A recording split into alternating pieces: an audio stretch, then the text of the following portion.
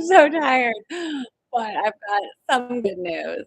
Not like great news, but I've got like a little bit of good news. So let me find whichever one of my 10,000 tabs my Pandora is streaming on. I'll pause that so we don't have music going. Um, no idea. Where is it? There it is. Okay. Pause. Hey. Took me a second. Okay, let me kick on with some more lights. I was laughing like right as that came on because I just posted on Instagram that I like spilled coffee. Wait, hold on. I'll just pull it up. And somebody goes, "Why do I feel like this is such an autumn thing to do?" And I was like, because it's like classic me to try to carry 3 full cups of water upstairs at the same time. And then like legitimately so delicious. I knew I would spill some of it, but thought I'd get most of the way up here without spilling any. But oh, look at this. This is cool. It's a dad who lost his house. I mean, obviously not cool, but they house right out from under him. You know who else sold their house right out from under them? My ex's attorney. It was a trash bag. Oh, don't worry. Let me go cover this up because I found out today that Monterey County changed its like online filing thing. So I had to like register for a whole new one, but the new one is actually a lot better than the old one. And so I've been doing my e-filing today, which I hadn't been doing for a while. But first, let me just cross off something on my to-do list. So I had all this stuff to do over here on my thing, on my board of chaos, but I'm like legitimately making progress. So strategic grounding right now, power is precision. You're not attacking, you're protecting. The issue is not The issue is whether the court declarations state the truth. The distinction protects your credibility. Okay, so we are going to go over some things that I just filed. One is a motion to strike proof of service because my ex-husband's attorney has like an overseas gal, and we got those done. But I was going to show you guys it, but I should probably wait. I don't know. Let me see. So I got this, and now I need to do the stipulations. So I did that. So now tonight I need to file motion. So I was supposed to start paralegal school. But now I'm just like learning through the process. So while I take some notes, you guys watch this because this is basically what happened to me.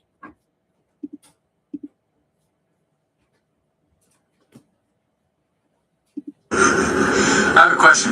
Yeah? Tell me how you feel, how this was for you to see this evening. Can you tell me that? Yeah, what, the whole thing? Yeah, just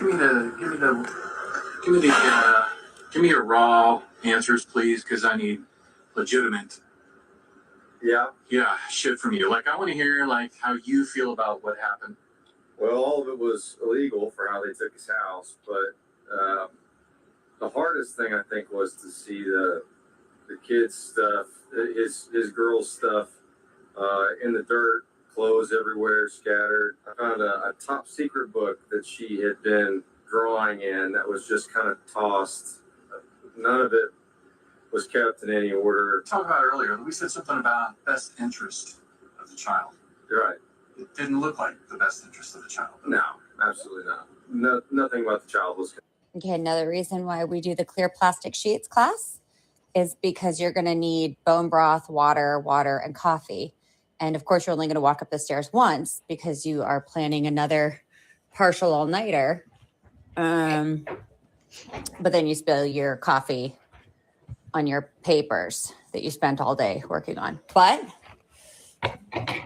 that's exactly why we keep everything in plastic binders. Because look at that. No harm, no foul, except for the fact that this is a memorandum where my ex tried to obfuscate his duty to pay the mandatory support that the military gives to family members, because I don't know if you guys know this, but if you're married in the Army, you actually get more money just for being married. But my ex kept that. Anyways, yeah, he sure did. Sure did. Okay, let me share my beep, beep, beep, beep, beep, beep. Hold on. I really do have to keep this covered up. This is top secret information that I'm using to get Instagram famous, you guys. Can't look at it. I now am like, here's the best part about this lawyer of my ex-husband's. She doesn't know that I have obstinate shitballs.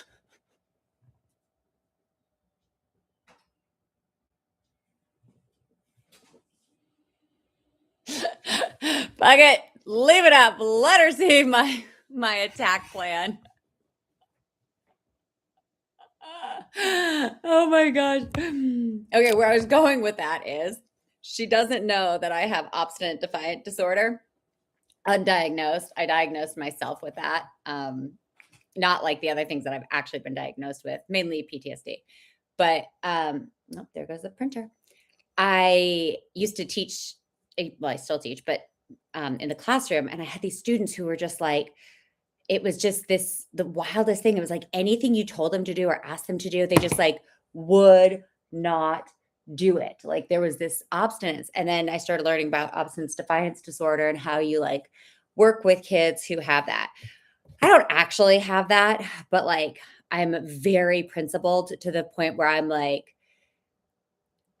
there are some things that are not worth fighting, and I'm getting a lot better at that. And then there are some hills that like I'll battle on, but I'm not going to die on. And so like I walk away from it a lot faster than I definitely used to. But I also now just like pray. And if I'm like, God, I'm fighting a lot of battles right now. Is this a battle that is going to ultimately move me closer to what it is that I want or need in order to like get my kids and like restart and like do like live this chapter, right? And then it like helps me ground and like move in and out of whatever is pissing me off and whether or not I want to like continue to engage in it or not. So that said,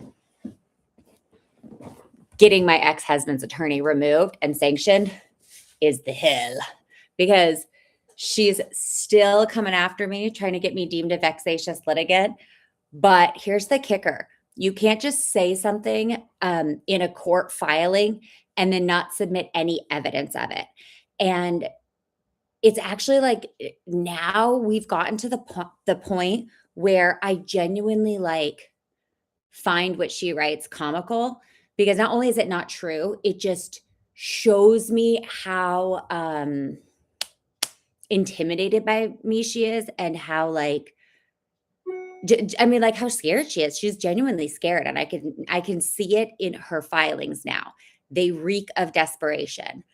I'm just trying to figure out where to start with what I want to show you guys today. Let me share really quick a few let me share this link with a few people.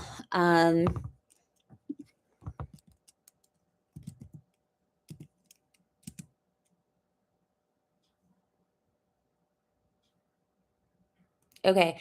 New e-filing systems just hit California courts. Tune in for more for pro se. Okay. Tune in for pro se tips on self-filing. Family courts are a business for social services, or a business. Here we go. Let me grab this.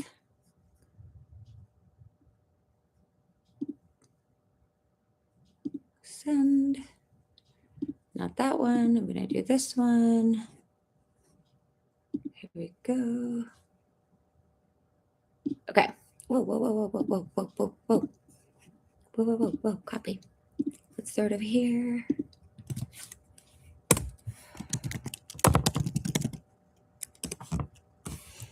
And then let's go to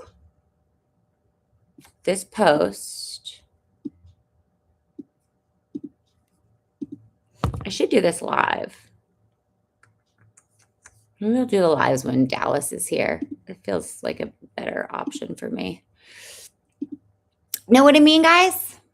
Know what I mean? All right, where do we want to send this tonight? Let's, here, I will show you guys what I'm looking at. Close. Oh, we have somebody live. Hello. Wherever you're, if you want to drop something in the chat. Okay, so we're going to do Parents Against Corrupt DCFS, Family Court Corruption, CPS and Family Court Corruption, Stand with Meg, Kansas. Did I not post on her? We're going to do We the Parents Court Watch, Family Court Survivors Speak Out, Love a Good Crooked Judges. I'm going to do the Washington chapter because Wes is really good about sharing everything. And then let's see. If anybody has any like good groups that they think I should be sharing in, please let me know. I'm just kind of, you know, picking whichever ones seem to resonate the most. Ooh, should we do U.S. veterans? I'm kind of like weary about being in the like veterans groups or like any of these like I don't know. I'm just weird about being in the veterans groups right now. Okay, taking, because I just opened up the comment section on my videos.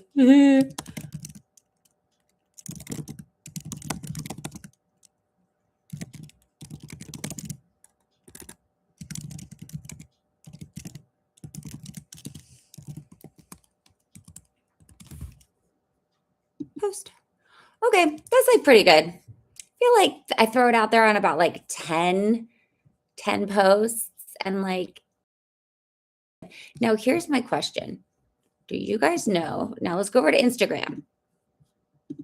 And again, we will get there. Mind you, I work all day on my case and I like, by the time I get to these lives, I'm like, whew, I don't know if I got it in me to do this, but I know I have to create. Can't do a live, so I can only do a post. All right, well, and we will cut that off and we will go over. Oh, wait. I want to show you guys something. We're living through historic times. Did you guys know that today, I fell asleep yesterday when the news happened. Prince Andrew was arrested. So we literally have gone from the Epstein arrest count 0 to 1. And it's a fucking monarch. It's a royal. Guys, to understand how historic this is, a member of the royal family has not been arrested for over 400 years. That means that since our country became a country, since like we, declared our independence from Britain, there has never been a royal arrested for anything ever. And they didn't just like get one. They got like, he's like 8th in line to the throne. It goes King Charles, Prince William's 3 children. Who's next? Harry's 2 kids. And then him. Wild, right? Wild. But that means that like the public outcry is doing something. So like the court of public opinion is doing something. So with that, hold on. Let me pull this up. And then I'm going to show you guys some videos that I've got. Oh, what's this? Okay, hold on. Don't sign police documents to get public records. Susan Bassey.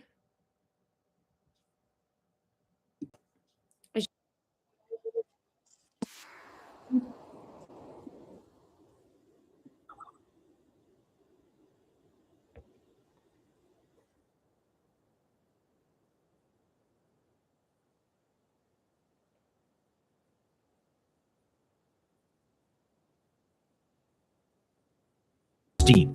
And this is a freaking barn burner. The world will never be the same. Here we go. A couple of weeks ago, James O'Keefe referenced Virginia Roberts, one of the foremost Jeffrey Epstein victims and someone who was sex trafficked to the royal family. Virginia Roberts, who was suicided and killed, had said she wasn't suicidal. And that if anything happens to me, you cannot let this go. There are powerful people who want to see me gone. James said it's time for citizen journalists to release more on Epstein. If they're going to kill us, they're going to have to kill us all. Coming soon. James has followed that up today with his first massive expose detailing from firsthand witnesses that Prince Andrew of the royal family, King Charles's brother, Queen Elizabeth's son, was sexually engaged with minors. Now, ladies and gentlemen, this comes at great personal threat to James, who has said that he fears that someone will kill him for releasing this. I'm not suicidal. Pray for me. This one scares me, guys. And who said, okay, I will say this. I am following a story for season 3 that I have not talked about at all. Nobody knows even remotely close to what I have been tracking. And once it all kind of comes out, you'll be like, whoa, you were there when it happened? I'll be like, yeah, I was there at 5 a.m. the morning they went to go talk to James O'Keefe. And we decided I shouldn't go because it would just be a distraction and blah, blah, blah. So anyways, point of the story is he's not suicidal. We just talked to him. Okay, sorry. Back at it. as in his teaser for this series, that it's going to be about the deep state and Epstein right here. They can't suicide us all. So here we go, ladies and gentlemen. James O'Keefe and his newest bombshell expose, world exclusive. Prince Andrew was effing underage girls, from a royal family advisor who saw it all. Prince Andrew, he was in the Navy. He was 250 days at sea. He never saw it for me. I was really pissed because he lied to me about Epstein. And then I did a big thing in the Daily Mail saying that I believed Andrew. And then I found out he was lying. I was so pissed. No, he was underage girls. That's not cool. John Bryan has been a close confidant to the British royal family for a long time. He worked for Queen Elizabeth II, was, quote, best friends with Princess Diana, and had a long-term intimate relationship with the Duchess of York, Sarah Ferguson. According to Bryan, he practically raised Sarah Ferguson's children, the princesses Beatrice and Eugene. And Bryan said that he maintained a friendship with Ferguson's husband, the Duke of York, Prince Andrew. Tell me like your story. So my story, you want to know my story? What? Like I've been so famous at times when I was on the front page of every newspaper because I was working with the Queen of England. Okay. You know, she's Queen Elizabeth. I was working with all the families, Princess Diana, my best friend. And I met the Duchess of York. Okay. That's Prince Andrew's wife. They were separated. And then Sarah and I sort of fell in love. And we lived together for like 7 years in my house in England. And I raised their 2 little children. Wait, her Beatrice and Eugenie. Those were my children. Those were my kids. I raised those kids. Day to day raised. I was father to those kids. Prince Andrew's connection to Jeffrey Epstein emerged in 2010, when photos showed them walking together in New York's Central Park. Epstein had already been convicted in 2008 of procuring a 14-year-old girl for prostitution. In 2014, a woman named Virginia Giuffre alleged in a Florida court filing that Jeffrey Epstein paid her to have sex with Prince Andrew when she was 17, a minor. On April 25th, a few weeks ago, Giuffre died by, quote, suicide. Prince Andrew denied Giuffre's sex abuse allegations in a now infamous 2019 BBC interview. She said she had sex with you 3 times, once on his private island in a group of 7 or 8 other girls. Listen, it's called Connect Team, and it's insane. I don't do schedules or timesheets manually anymore. And it works? Oh, like you wouldn't believe it. My team puts in their availability. I click autos. Okay, wait. Not very fun fact. Virginia Giuffre was Roberts. That's her married name.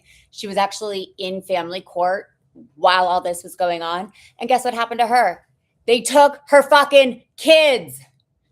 Are you guys seeing what's happening here? I really genuinely truly pray that she's not actually dead. But I was really hoping she just went into hiding. But that would be a real plot twist if all these people who got suicided start coming out because they're like, it got too dangerous, so we got suicided. Now we're back, but we will see. No. No to all of it. All of it. Absolutely no to all of it. The interview was a public relations disaster for the royal family and prompted the Queen to strip Prince Andrew of his royal duties. In the aftermath of that interview, the prince sought advice from a longtime royal family confidant, John Bryan. Wait, so you were not friends with her? Oh, very good. Oh, no, we were very civilized. We'd go have dinner at his house. He'd have dinner at my house and see his kids. So then, we go on a holiday in the south of France. And I get a big property, like 10 acres, right near Central Bay, right? Nobody has 10 acres. I'm on the biggest property, beautiful house. And I rent it so that we have privacy, right? Because the paparazzi are everywhere. There's hundreds of paparazzi, not 10, not 20, hundreds. I know. And this is already one of Prince Andrew. Yes, Prince Andrew. Yeah, he's out for that. Okay, wait, sorry. I just have to now that I'm single and men are men, especially older men, they'll try to tell me things and I'm like, oh, really? Oh, okay. Whoa. And I'm, sometimes just being nice. And sometimes I'm just like, what will make this get over faster? And then sometimes I'm like, maybe I could learn something. And other times I'm like, oh, they just want to brag about the glory days. So I'll let them do that. But then at the same time, that's how these dingleberries, I don't know why I said it like that, get honeypotted. So this is a honeypot. What we are watching, and I talked about last night or 2 nights ago when I was talking about Epstein, how he would honeypot. We have now cracked the code and we are reverse honeypotting. And I would also like to just take a minute and thank, what was his name? There was this soldier who saw my OnlyFans accounts. And he messaged me on there and he's like, so is this just a full-blown honeypot? And I go, what do you mean? And he goes, well, you post revealing pictures on Instagram, but then I click them and it's just domestic violence awareness. And I was like, yeah, just kind of, you're right. It's a catfish. I put a sexy picture as the cover. And then I was like, you watched all of them though, didn't you? And he was like, yeah. I was like, hoping that there'd be more. He's like, yeah. He's like, did you learn anything about domestic violence? He's like, yeah. And I was like, well then, job accomplished. And he goes, no, but your OnlyFans page is there's nothing there. It's just random pictures, whatever. I said, yeah. And he goes, so what's the point? I was like, oh, it's just a giant dox. I'm just trying to really dox my ex.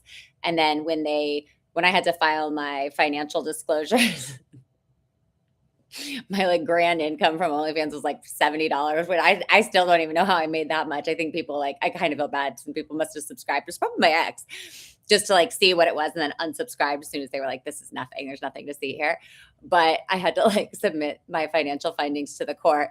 And I could just feel it through osmosis that my ex is probably fuck, she's not even good at being a whore. Can't even make money in a hobby whore business.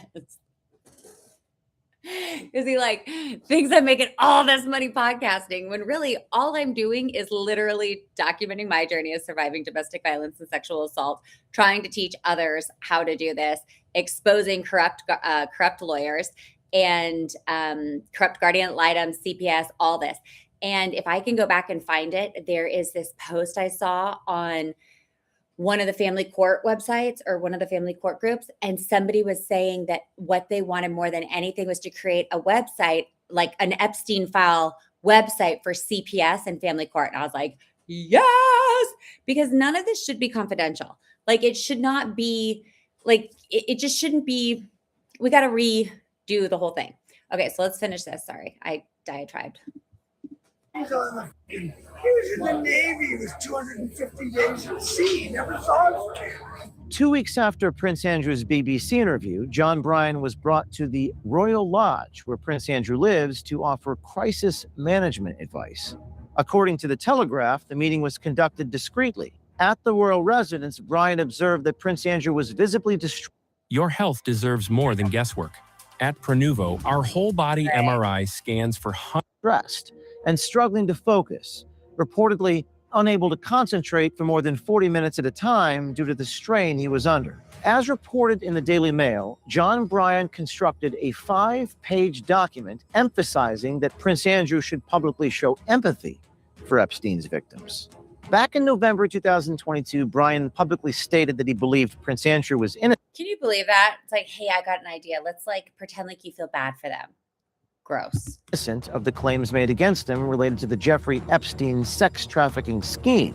Now, in our exclusive hidden camera undercover footage, John Bryan reveals for the first time that Prince Andrew did in fact have sex with underage girls. What's your involved with like Other girls. I was so pissed about that. I was really pissed. I was really pissed because he lied to me about lied about Epstein. Yeah. No, I knew he saw him, but he lied to me that he was such a close friend. I was so pissed. And then I did a big thing in the Daily Mail saying that I believed Andrew. I was so pissed. No, he was underage girls. Now, our newsroom has some concerns about where the Okay, so granted, this guy, you gotta like I mean, I fully think that Andrew's guilty, but benefit of the doubt, this guy was dating Fergie after him, and now Fergie's back with him, or not really back with him, but like they are like ducking for cover together. And guess how Epstein got to Andrew, Prince Andrew? Through Fergie, through the ex-wife, because she had been basically kicked out of the royal family through a divorce. And after Diana died, she was just kind of like adrift and became friends with Epstein and Ghislaine Maxwell.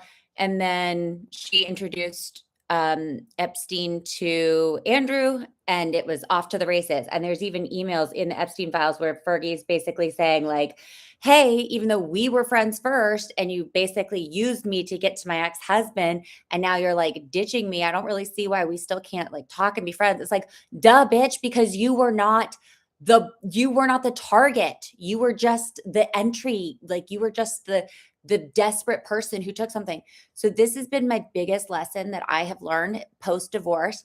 Everybody wants something from you, especially men. Men always want something from me. So I'm very, very protective of my time and energy now. And I give it to survivors of domestic violence and parents fighting for their kids.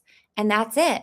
It's like outside of those two things, I literally don't do anything else. I mean, like, and I'm going to read you like a thing later about that my ex did, but like, I am literally spending all day, every day going through hundreds of pages of documents, thousands of pages of documents, and documenting every single lie that my ex-husband told me, told the court.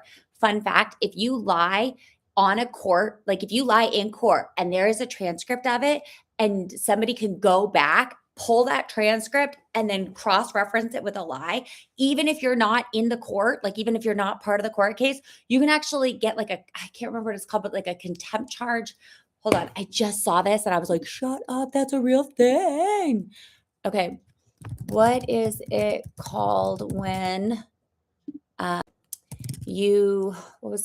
did I see that? I'm like low-key studying for paralegal school because I was supposed to start, but apparently I'm just learning my case instead. What is it called when you compare a court transcript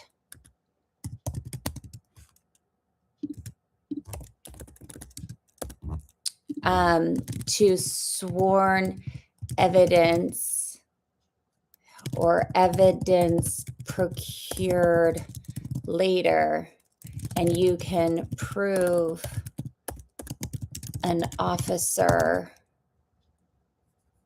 I think it's a military officer lied under oath. Okay, well, no, sworn declarations, perjury. Okay, so there it is. So under federal law, somebody can be charged with 18 USC 1621 general perjury, or 18 USC 1623 false declarations before the court. So guess how I learned this? My ex-husband, Greg, literally filed like a document somewhere, basically saying that the Army was going to try to press charges against me for lying to them. And I was like, what the fuck are you even talking about? Like, I'm a civilian and I didn't lie. And then somebody's like, well, technically they could file charges against you under this federal code. And then I looked up this BARDA post that Colonel Klein had issued, and I read it and I was like, holy shit, they really could. Like, the federal government, I'm sorry, the military, if they wanted to, they could bring federal charges against a civilian for violating federal law. So it would have to be somebody like within the military that would do that. And they'd have to like obviously be giant dicks and have a really specific reason, like covering up a crime. But they obviously knew better than to do that, because like they would get in trouble. And then military is Article 131 UCMJ. So, and then it could also be prosecuted under California Penal Code 118. So this is what I'm working with the prosecutors on now with my ex-husband. They're having me go through every single transcript page and identify where he misstated something or like misquoted or like just blatantly lied.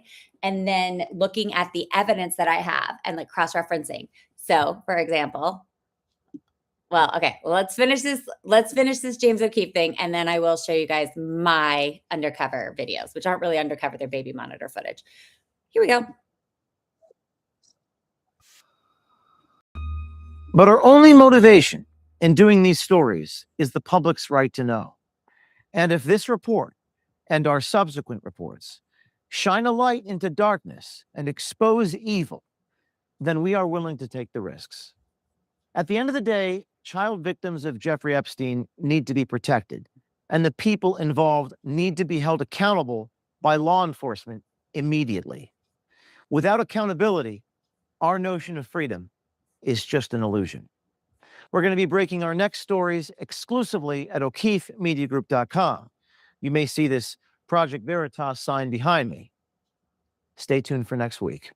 Well, now you can see why James O'Keefe was worried about his safety and saying that it might be suicided, given the fact that so many people that have, well, posed a threat to the royal family, whether it's Princess Diana or Virginia Roberts, well, they end up dead under mysterious circumstances. This was posted just minutes ago and already has hundreds of thousands of views, 7.8 thousand likes, 4.4 thousand reposts, and James O'Keefe alluding to the fact that he's purchased Project Veritas. Now, just you, building your app. Okay, let's be on base 40. Let's be done there. Okay, so I'm back. I've got my videos pulled up. The end of that thing is perjury. You can basically impeach by contradiction. So when you compare testimony to other evidence to show the witness is lying, the process is called impeachment by contradiction. This is a trial technique. It means you use external evidence to show that the sworn testimony is false, or impeachment, or extrinsic evidence of false testimony. If you are using documents obtained later to prove the testimony was false, that is often referred to as introducing extrinsic evidence to impeach credibility. Okay, so that's what we are doing right now. Extrinsic evidence of false testimony, introducing extrinsic evidence of false testimony because I'm using documents obtained later to prove the testimony was false. So I have spent the last year, since December 2024, getting FOIAs and public records. And it took me a year. The military did not want to give me this shit. They fought me tooth and fucking nail. But then my ex, Daniel, I don't love you, but I love how arrogant you are and how entitled you are and how like greedy and malicious you are, because you didn't stop when you were ahead. No. You were like, you know what? I'm really going to stick it to this bitch for finally having the courage to leave me and for outing me as gay and for all the other stuff that you fucking did, right?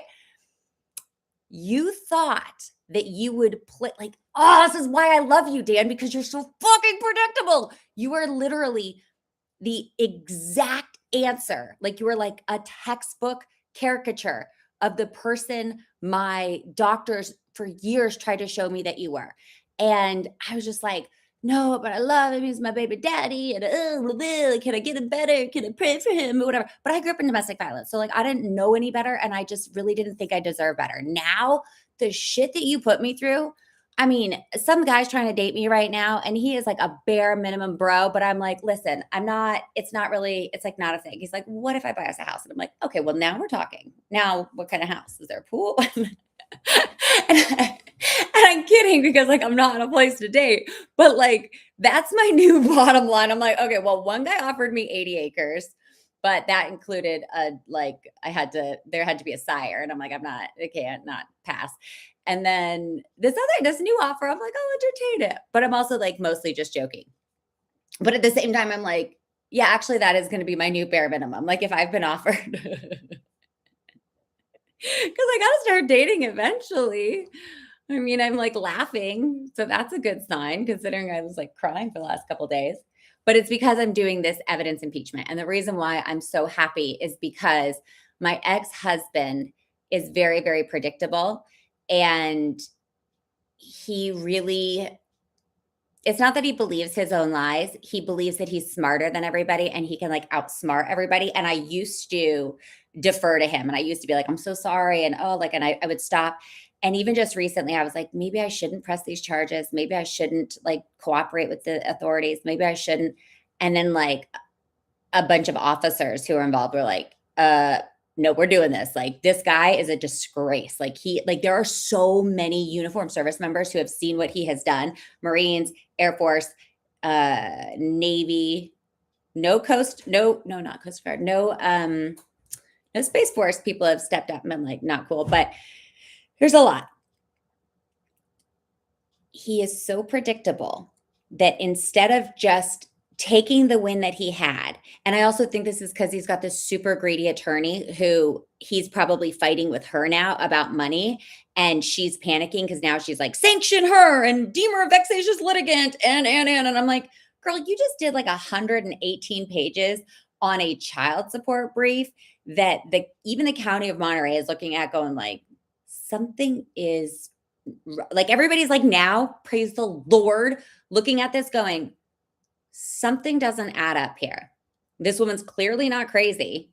She's very articulate, which, it takes me a while to get my shit together and write these emails. But like, once I have like now that I am no longer trying to prove that I'm a victim because the county of Monterey doxed me and they like literally published documents that are like the epitome of the truth. And like the truth is now out there.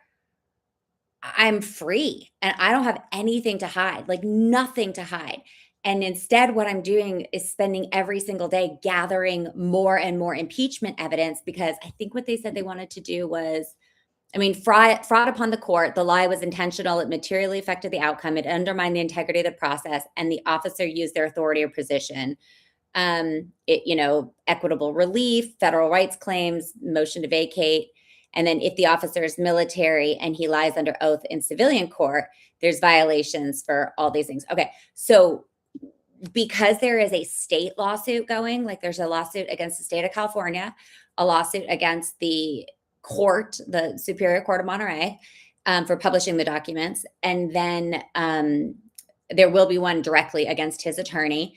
And then I'm not going to go after Judge Wilden or I'm not going to go after Judge Wilden or Commissioner Mendoza like directly. I'm going through the judicial process. And they're like, she's attacking the judges. And I'm like, no, I'm reporting them to the judicial oversight committees and then discussing it on the internet every night, which is my right as an American citizen. Oh, and furthermore, Commissioner Mendoza, hold, I'll find it. This is good.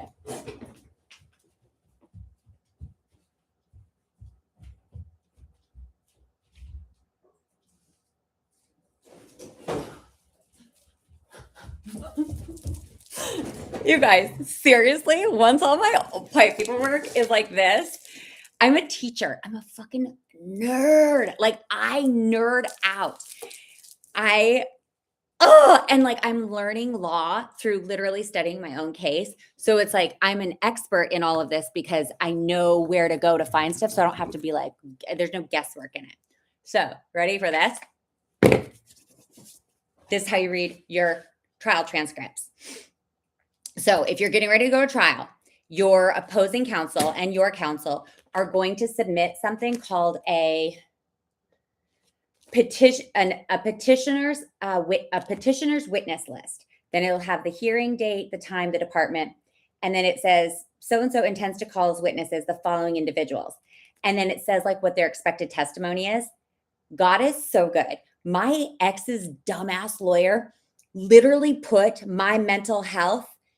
We're going to call Elizabeth Seibel to discuss mental health, physical, like just her mental health and health issues that led to concern for safety of Mr. Chat, blah, blah, blah. Her ability to work and be self-supporting, custody and visitation issues, blah, blah, blah, blah. Okay, so anyways, and then ready for this? She put my mom, my mother, who was my doctor, and she lists her, Dr. Natalie Baylor. Elizabeth Seibel's mental health issues and each of the parties' claims of domestic violence against each other. Observations of the petitioner's parenting relationship with the respondent, Mrs. Seibel's witness intimidation against her. So it's so good, you guys. It's like literally all in here. And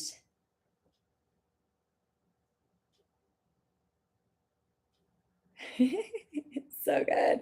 It's so good. Like literally all I have to do every time we see a new person on this list that I'm like, oh, wait, I can prove they were lying. And then I just go grab my evidence that was never submitted, because I think I told you guys this the other night.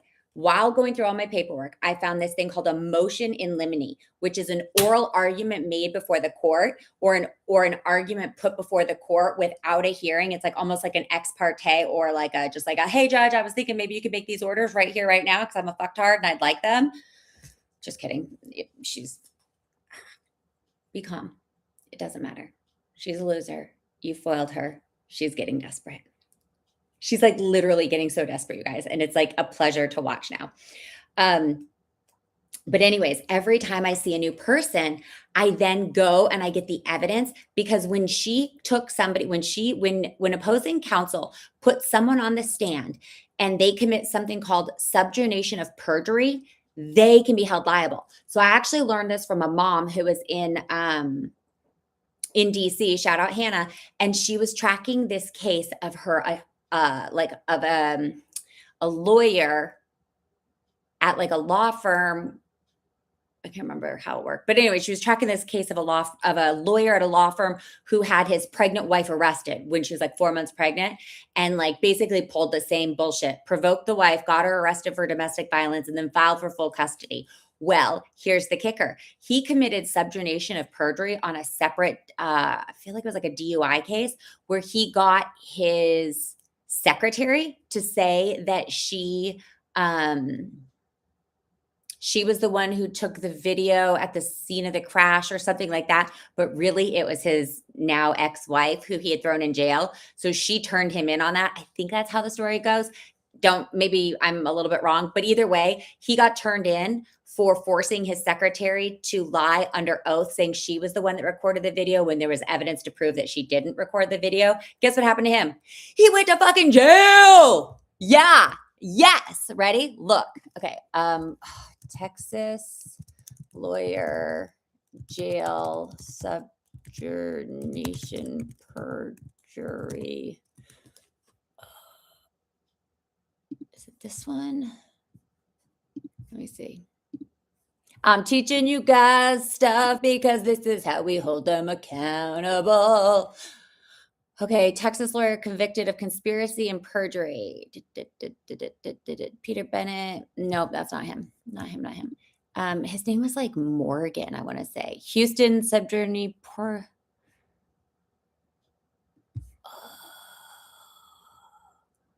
I want to find it. Morgan. That's his name. I think this is it. Ha-ha! Sorry. Guys, I'm sorry. I'm in a good mood. And it's because I'm a nerd and I'm like learning so freaking much. So just by studying my own stuff. Okay. So back home. No, I don't. Oh, come on. There we go. Okay. So he's facing perjury charges related to evidence in a 2023 DUI trial. And then basically that's him.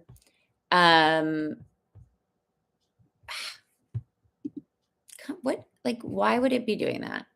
Read more.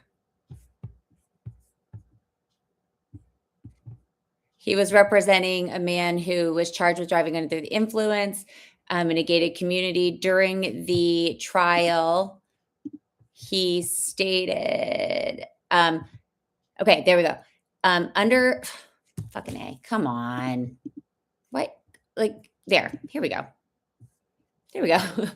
Charges: aggravated perjury in the third degree is a felony in Texas, generally punishable by 2 to 10 years in prison, up to a $10,000 fine. Incident: the charges stems from a 2023 driving a DUI case where Burke allegedly submitted fraudulent video evidence. Following the indictment by a Monterey County grand jury, he was booked into jail into Walker County. So he's from this law firm, Morgan & Morgan. It's defined as procuring. So subjugation of perjury is defined as procuring another to commit perjury. It is a district offense. So that is what we are working on, making sure that my ex-husband's lawyer is charged with, because we were able to go through and find the witnesses who she was going to call and what evidence she was going to use. So like for my mom, who's a doctor, she straight up was like gonna have my mom, who's my doctor, talk about my mental health and my medical records, which guess what she did do? She submitted as evidence my medical records that were never subpoenaed, that were never disclosed, that were never authorized. So basically what she did is got like documents that they can't even verify are true. And then Commissioner Mendoza allowed it in, which is so against the law. So against the law. It's like literally all the way against the law. And the person who will get in the most trouble for it is my mom. She'll lose her medical license. Like by the time that this is done, she'll lose the medical license. And I'm going to put a lien on the house. Like I'm going all the way because my family knows what they did is wrong, but it's because I come from a generational like background of domestic violence on both sides. So there's a difference between knowing what they're doing is wrong and then still doing it anyways. And that's what my family did. They still did it anyways. There are two people in my family who are not part of this. It's my little brother and my older brother. My oldest brother is dead.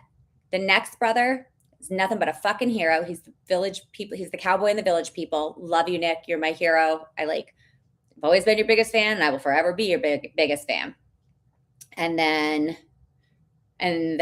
who's next? Oh yeah, my asshole chiropractor, alcoholic brother who's a liar and whose text messages I printed off today because like I told you guys, my ex-husband is a predictable predator, meaning as soon as the doctor showed me his patterns, I started to track them and realize like the ways that he would like try to use things to hurt me.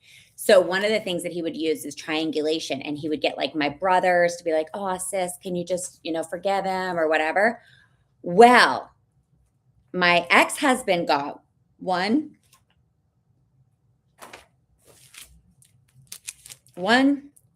2, 3. He got 3 pages of text messages entered into evidence, and they made it look like it was just like one consistent stream, but really it was edited. You know how I know? Because those are my fucking text messages, private, between me and my brother. So what did I do? In going through my transcript class, and remember this, we talked about this last night. Oh, sorry, guys, I forgot. I didn't tell you the whole thing. Okay, so when you are getting ready to go to trial, they're going to give you a trial binder, or they should. And then they'll usually do it online. And then when you get there in person, you get this. It'll have who the witnesses are. So like I said, I'm going through and I'm marking everybody who I can prove my ex-husband's attorney committed subordination of perjury with. There's gonna be some shockers on there. Like my aunt, she's really not gonna like this, but she's a liar. Like she stole money when she was a guardian ad litem. My aunt was one of these fucking monsters that worked for family court. Yeah. Oh, that reminds me. I should like try to figure out. Save that for later. Okay. My ex-husband's sister-in-law, who is just a trash bag of a human, and it talks about my delusions. And it's like, girl, you're just jealous. You're fat, you're ugly, you've got an underbite, and you're jealous. I said it. It's very mean, but it's the truth. And it's classic. Like I tried for years to be nice to you. I tried for years to like make family peace and just ignore the fact that everybody liked me better, but like, tolerated you. You couldn't handle it. You were jealous. And I like, this is the mistake I made. I should have come out of the gate swinging and just been like, I'm not going to tolerate any of this. Because then once you set your bar at, I'm not going to tolerate this, people don't fuck with you. Homie's trying to date me. I'm sorry. I have a lot of work to do. And so I can't. Okay, well, what if I take you to Japan? Okay, well, tempting, but I have a lot of work to do. Okay, well, what if I do? All very tempting, but like outside of like the house offer, I'm like, oh shit, might actually consider that one. Kidding-ish. But it's like when you tell people like, this is my bottom line, and like anything below that is just a no. So like, unless you're going to come at me with unless you're coming at me here, it's all a no. And I'm seeing that pattern with a lot of, especially women in domestic violence, because we have such low self-esteem. My amazing friend was here the other day, and she was just, getting down on herself as a mom. She's older, and she's just like, oh, like at this and that. And she goes, I never let anybody see me without my makeup on. I just feel so ugly. I was like, girl, you're stunning. And she's like, no. And then I didn't have any makeup on. I looked like a mess. I was like, you know what? I feel the same way. I'm so ugly. I'm just like, I don't want anybody seeing me without my makeup on. Like I look like a trash bag. She's like, are you kidding me? You're gorgeous. And I said, yeah, so are you. Like, do you not see like how? And she's like, oh, okay. But it's like, we get so down on ourselves and we listen to the person. We start to believe that we are the person that our abuser tells us that we are, or that like my grandma literally used to call my brothers and I Satan's spawn. Like, and my mom used to say to me, Autumn, to be loved, you have to be lovable. So like there was always conditions on what I had to do to be a part of that family, my family. And like, there was always an inherent knowing that I came from a bad bloodline on my dad's side, according to my mom's side. So, and I will say my dad's side never talked shit about my mom's side. Like for all their faults, and they really don't have that many, they're just like scared people. Like I know that they're just really scared of what is happening right now. Because they're just small town people. They don't want they grew up, my dad's family grew up in so much turmoil and had such a hard life that they are in their older years just like, we just want peace. And which I totally get. They don't want like, they just want to go to my brother's like Village People shows and be like, yeah, we've got a family member who's on the Village People YMCA. I've never actually talked about this, but maybe I should. Hold on. Let me find my brother. Nick, you're going to be so annoyed with me. That's okay. He knows I love him. He knows I love him. That's my brother. He's my favorite. I do have a favorite brother. He's my favorite older brother. And then my little brother's my favorite little brother. Kennedy Center. He's the straight brother. Just kidding. Okay. So that's my big bro. Wait, you went to the World Cup? Dude, he's always like going places and doing things. Good morning, Switzerland.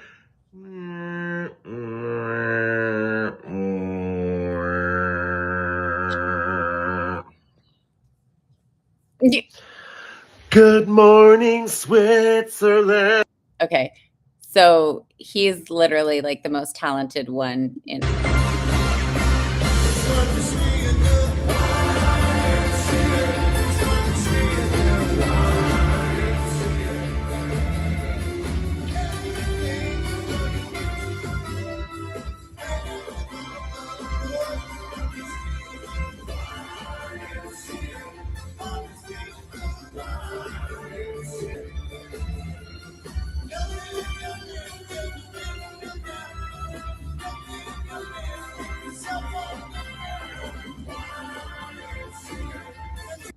Okay, wait. My daughters were telling somebody that they were telling the teacher at school, this song came on. They were like, oh, that's my uncle. And they were like, they didn't believe it. Okay. So, like, that's my favorite brother because he takes me to do fun things.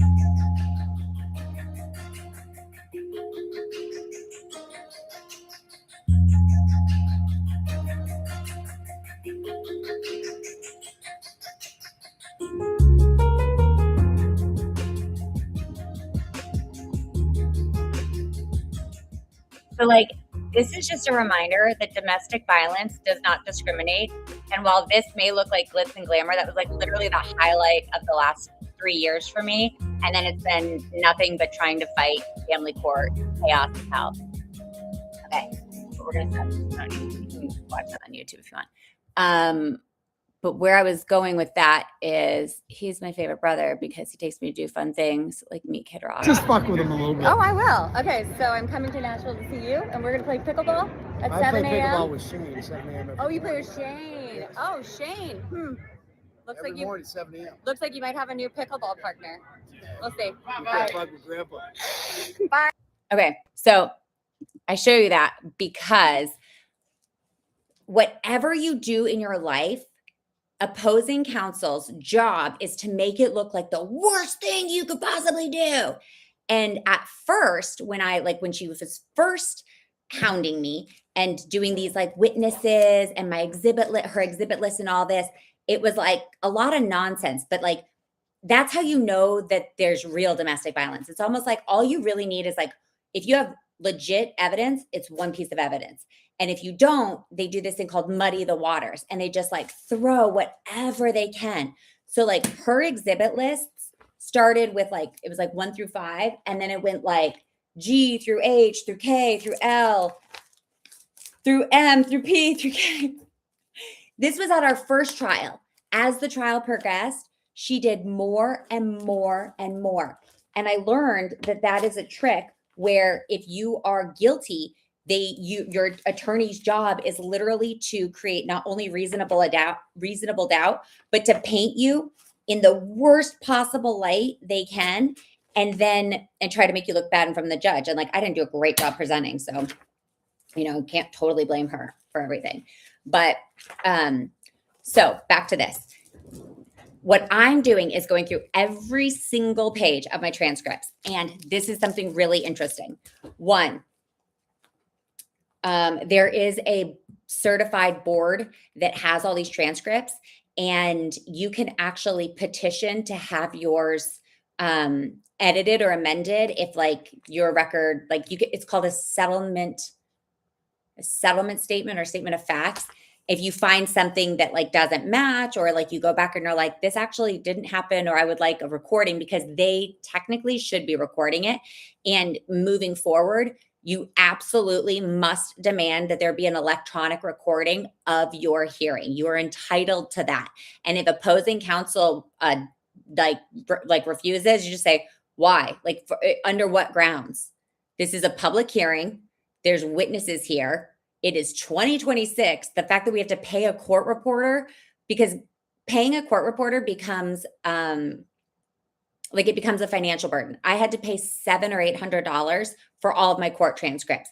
And I only had to pay for copies because he actually paid for the court transcriptionist so that he could like do exactly what he did. And it was so smart. Like, now that I see it, this is how lawyers win cases over time. They develop a strategy And then they just run the playbook, run the playbook, run the playbook. And in her case, because she had an apex predator like on her team to do this, she really thought she got checkmated, or she really thought she checkmated me. But then I am a cockroach and I stayed alive. So first, going through all my documents, I discovered that there was a motion in limine. And I think I showed you guys that the other day, or I talked about it. Basically, in August of 2024, while I was still represented by Michael Moreno, the court issued a motion in limine at Cornwall's request that basically said, fuck this bitch. She should not be allowed to talk about anything. And you guys, I talk like this because then nobody can argue that I'm actually sharing evidence, because we all know that on the court record, she didn't say fuck this bitch, right? I think we can kind of like use our brains on this. But in order to make sure that I'm not directly quoting anything and breaking the confidentiality of these records that my ex really wanted under seal, but then posted about publicly, and then continues to pull excerpts out of and republish them in our now not confidential divorce filing, make it make sense. She said, fuck Autumn, she sucks. And she obviously has a shit ton of evidence about what her ex did to her, but she also is pretty easily manipulated and seems like we could probably bury her. So let's not let her testify about any of this. They literally excluded evidence of assault, which is like so wrong. Like, and that's why you have to start to compile your case at the very beginning. And now I'm like, because ultimately what happened was like my records got publicized. Why did I have to submit those to the judge? Because she made a credibility finding saying I wasn't credible. But how can you be found credible if every time you go to give testimony and present evidence, the judge says, no, that's not admissible? So she prevented me from defending myself, because after this motion in limine was granted and my ex-husband's or my attorney realized he wasn't going to get lawyer's fees and all that was left was the money out of the escrow, he just did as much of a behind the scenes grab as he could, contacted my escrow company behind my back and tried to fudge the numbers. We caught him, but damage was done, you know? And he's been reported to the bar. He's under investigation, XYZ. Now, here's the other thing that I discovered when I was going through these court transcripts to try to figure out how the fuck he got so much evidence in and I didn't. So in our very first day of trial, and you can see, here's the other thing. He claims I committed litigation abuse. But when we actually look at the record and there's, oh no, oh no, oh no, oh no, it's open. No, no, no, no, oh no. Ah, that could have been bad. Could have been a lot of clear sheets all over the ground. So what you need to do to disprove, so like right now they're trying to claim that I'm a vexatious litigant. Well, to be a vexatious litigant, you have to be the one making the majority of filings. And if you are simply responding to a filing, that doesn't make you a vexatious litigant. So what I did was I got the register of action for all three of our cases. And it actually goes down and it says who it was filed by, and then what was filed. And in this one, he's the respondent. And then we do like okay, ready? So I'm the petitioner in the divorce case. He's the respondent. Filed by petitioner. I should do like a tally. I'm going to, ready? Here we go. Okay.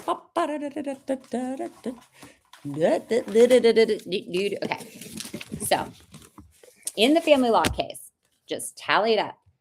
Petitioners and what did I say? He's called respondent. Okay. Here we go.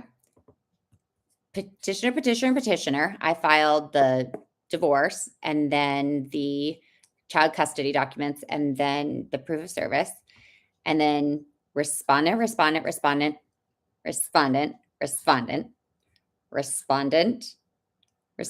1, 2, 3, 4, 5, 6, 7. Okay.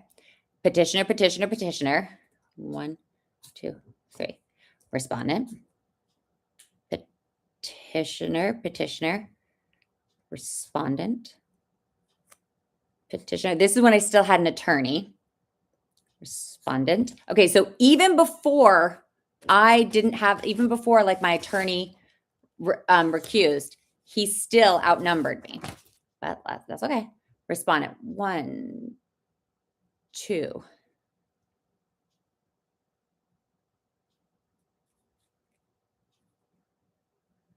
One, two. Okay, 1, 2. 1, 2, 3, 4, 5, 6, 7, 8, 9, 10, 11, 12, 13.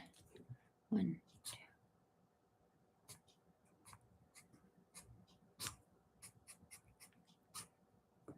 Okay.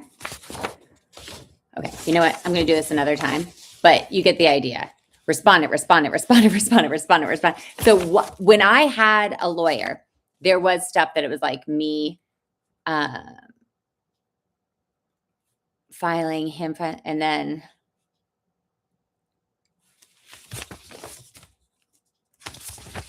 anyways, so you can go through and you can count how many times they were the petitioner, how many they were the respondent. And that's how you prove a vexatious, or you disprove rather, a vexatious litigant response, because you're going like, well, these aren't actually frivolous. They were motions to be heard. They were heard or they weren't heard, whatever. Then what you do is you check your exhibits. So in my first day of trial, this is day 1 of 6, he was able to enter 1, 2, 3, 4. He was able to enter 4 exhibits. And I wasn't able to enter any. And then what I'm doing is for every exhibit that he was able to enter, I'm going through and pulling my rebuttal evidence that by the time it was my turn to present in December, mind you, he presented in June. So I didn't get to do a rebuttal until December, way after I was already in trauma therapy, and way after my counsel had recused, like just eons later. So I didn't get to present the evidence. So now what I'm doing is going page by page of my transcripts. I'm locating everywhere he lied and providing it to the military investigators. And I don't know if they're going to UCMJ him for that or for the actual crimes, because IDC is getting reopened, which I'm like, fuck, I don't really want to go back through a FAP, but if it's a matter of making sure that the FAP program is running the way that it's supposed to be running, then I will do it again. A lot of the people also, though, who were involved before have retired. And anyways, back to this.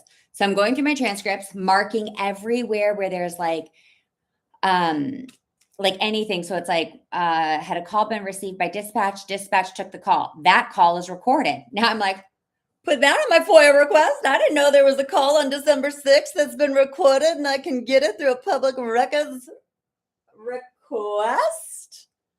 This is all I'm doing with my life. And then anywhere where there was a contradiction in his statements, I'm literally just putting the evidence in. Come on, where is it? Again, this is why the clear sheets are so good, because you can like flip through things pretty fast. And then what I should have done is flag it, but I was still working on this. So where is it? Did I really make it that far? There it is. Okay. So I found the, like if there's an error, I then go and I get the evidence and then I put it in there so that when I report it to the authorities and give it to the lawyers, they just flag it, copy, flag, and then we put it in the brief. Now, I started telling you guys this. Oh, okay. Last thing. When you are going through your trial, you're going to have this exhibit list, and on it, it'll say the exhibit number or name. And then it'll usually be like numbered or alphabetical, like exhibit A, exhibit B, exhibit 1, exhibit 2, description. And then whatever it is. So like he entered his redacted marriage journal, which guys, I cannot wait to show you that. The number of pages that exhibit is, and then marked for ID and admitted to evidence. So marked for ID is the first time in the record that somebody brings it up. So for example, there was something that they brought up on page Okay, so like my podcast, they brought it up on page 67, but then it wasn't admitted into evidence until page 129. And the whole reason I'm telling you guys this about my podcast is because at some point I'm going to read you the trial brief that my ex-husband's attorney submitted, that we filed sanctions and a disqualification of her, and she was reported to the bar. Like, she is in capital T trouble because she accessed confidential documents, did not deny that she accessed them, and then became aware of them, intentionally obfuscated that she was aware, and then didn't notify opposing counsel. But because I didn't have opposing counsel, it should have been me. And then not only did she not notify me, when I tried to contact her to tell her about it, this is what happened. Wait, sorry, fuck. Two more things. One, when it got admitted into evidence, my podcast then became a matter of record and like a subject that at the very end, the judge made credibility findings stating that I should be able to podcast and I could make all this money in the world. I make exactly $0 doing this. I do this for my health and to hopefully teach some people some things. But so she forced my hand on that. So all I have to do when Cornwall says like, oh, and she's on the internet talking, I just go like, well, you brought it up on page 67. And then it was admitted on page 129. Oh, that's weird. You know what else you put in there is my private medical records, which never should have been published. But the fact that you didn't act in good faith is kind of like what got us here. Oh, you know what else is here? Text messages, private ones between me and my brother, but there's only 3 pages. And there should have been 70 because you cherry picked the conversation to make it look good for you. But because I didn't know you were going to use that, I didn't do a rebuttal. Or I had my lawyer at the time, but I wouldn't have, I was not in an emotional place to do that. So you're going to mark it on there. And then, like I said, God, I love this so much. Like I said, there's Commissioner Mendoza was basically like, you can go back to work as a podcaster. Those are the 2 things I was going to show you there. But this is what I wanted to show you about my ex-husband's attorney. Let's see if I can find it.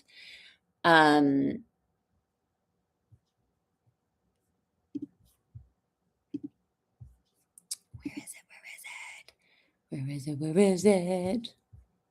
So what we've entered now is it is called a motion to strike. Here, let me show you guys.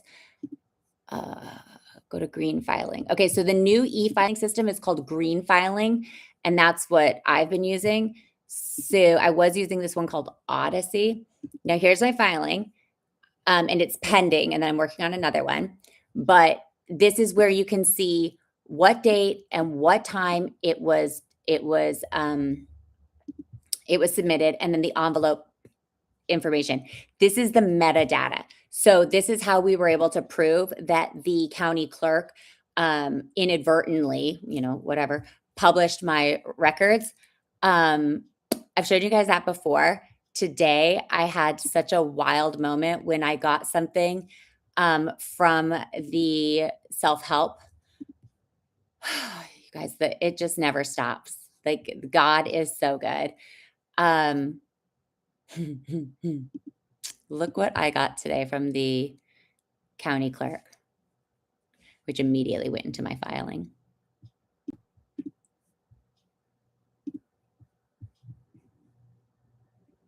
Where is it? Where is it? Oh, open with preview. Okay. This is a proof of electronic service filed by Donna Cajon, same deputy who inadvertently filed my confidential documents or published my confidential documents on the 22nd of October at 12:04 p.m. So that's the metadata. So that is when she published it. So now what we would go back and look at is what time it was submitted. So like if it was something that I submitted, it would have like my submission time. Where was it? Right here. And then it would have my envelope number, and that's how they check the metadata. And then once it's accepted, they do, oh, you guys can't see my screen, sorry. I'll show you in a second. But anyways, that's where you go and look for the metadata. Now let's scroll down. Do you see this here? This woman's name states that she is 18 years old, not a party to this action, and she's a resident of or employed in the county where the mailing took place. Her county, the mailing address was San Jose. This is where his attorney's office is. And weirdly, that one was file stamped by Donna Cajon. Like, you can't make this stuff up. And now here is another one that is file stamped. Let me just go ahead and bop on over to that one. And file stamp means that it was like successfully submitted to the judge. It is now on the public docket. Anybody could go find this. So, and I'm not showing you guys the documents. I'm just showing you what a proof of service of documents looks like. So this is electronically filed by Superior Court of Monterey County on 10/29 at 3:55 p.m. And once again, she's saying she's 18 years old, not a party to this action, and she's a resident of or employed in the county where the mailing took place. And here's her name. That's her signature. And again, she's like, I deposited the sealed envelope with the United States Postal Service with the postage fully prepared. Okay, that's cool. That's cool. Let's see what else she submitted, stating, you know, who she is and what she does and all the things, right?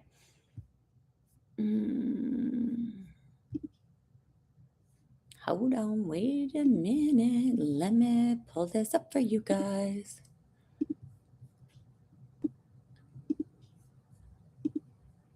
Defective service. Okay, so just for the record, my ex-husband's attorney subbed into the case. Look at that, file stamp, January 2nd, 2024, 4:17 p.m. So from this date forward, when he signed it on the 29th of December 2023, and then she signed it on the 2nd of January 2024, Brianna Cornwall, she is now legally responsible for anything filed into that case. Here's another woman, Nirvana White. Like I said, get your dossiers. And there is the case that is now, everything's consolidated. So as of 3:18 p.m. on the 2nd of January 2024, Cornwall takes, full responsibility for anything that she or her employees put before the court. This is where the subordination of perjury comes in. Now, there's an order to request a rescheduling hearing. And it was stamped on the 22nd, signed by Judge Wilden on the 15th before she recused. And then the order was granted. And then, there's another order. She signed it. Wait, are there two of these? Yes. Okay. So there's two orders she signed. And then here is the proof of service by mail stating that these two, copies were served. And here we've got Lane, again, signing it under penalty of perjury. I declare under penalty of perjury and under the laws of California that the foregoing are true and correct. Date 10/22/2025. And again, she's saying I'm 18 years old, not a party to this action, and I'm a resident of or employed in the county where this mailing took place. This is my resident business. Okay, right? So you guys get what I'm pointing at here, right? Now we've got a notice in lieu of subpoena to produce a documents code. And this I'm actually going to share because this she demanded while there was an active restraining order against them. Or against Dan. So on the 28th of October, there was an active restraining order in the state of Arizona against my ex-husband. And then they were saying basically that they wanted any and all documents filed with Pima County, court on this date, And then any documents filed with any court in any state in the United States, other than those filed with Monterey County Superior Court under this case, but not because basically she's fishing. She's trying to figure out who I'm suing and why. Any and all documents submitted to any law enforcement, investigative, or governmental agencies related to Daniel, his family members, Jillian, Brianna, or any judge or employee of the court from December 18th to the date of production. So here's the kicker. I hadn't filed anything yet as of these dates. And since this was submitted, things have changed a bit. But here we have, wait. Is this still showing you guys? Yeah. Okay. Proof of service, right? Yes. Okay. Here we have under Civil Code of Procedure, Section 103, I am a citizen. I am a citizen. I am a citizen. I'm a citizen. I am a citizen of the United States of America. Just stay with me, guys. You're going to enjoy it when I push play. And I am employed in the county of Monterey. I am over the age of 18 years and not party to the within action. My business address is 123 San Carlos, San Jose. Okay. So we have once again declared I am a citizen of the United States and my business address is in San Jose. Sending it by electronic transmission and P.O. box. I declare under penalty of perjury, under the laws of the state of California, that the foregoing is true and correct.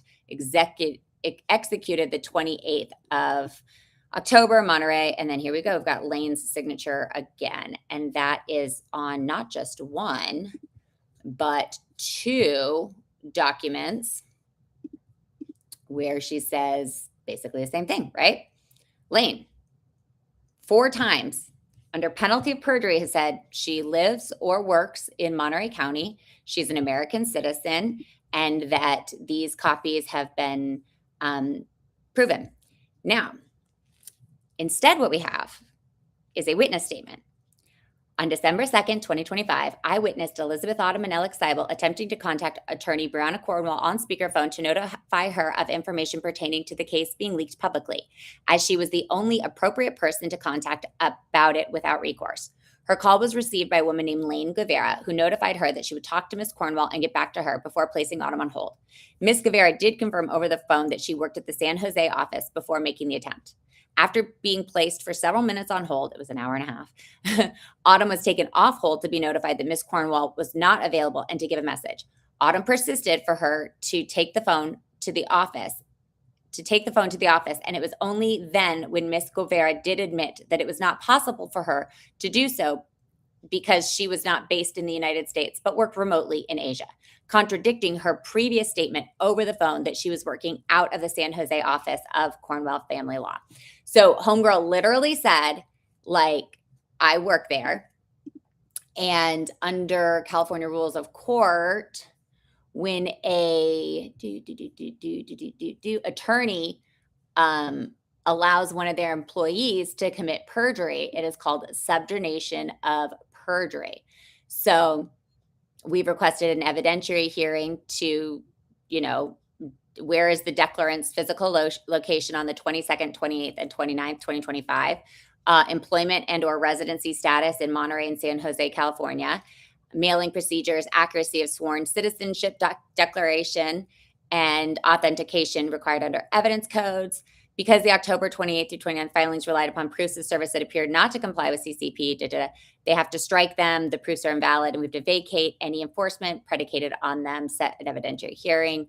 But here we go. So proof of service requirements were not met because it has to show time, place, manner, and be in compliance with the statute. And if any statutory element is not met, service is invalid. And then it talks about under CCP 2015.5, a declaration under penalty of perjury must truthfully state the place of execution.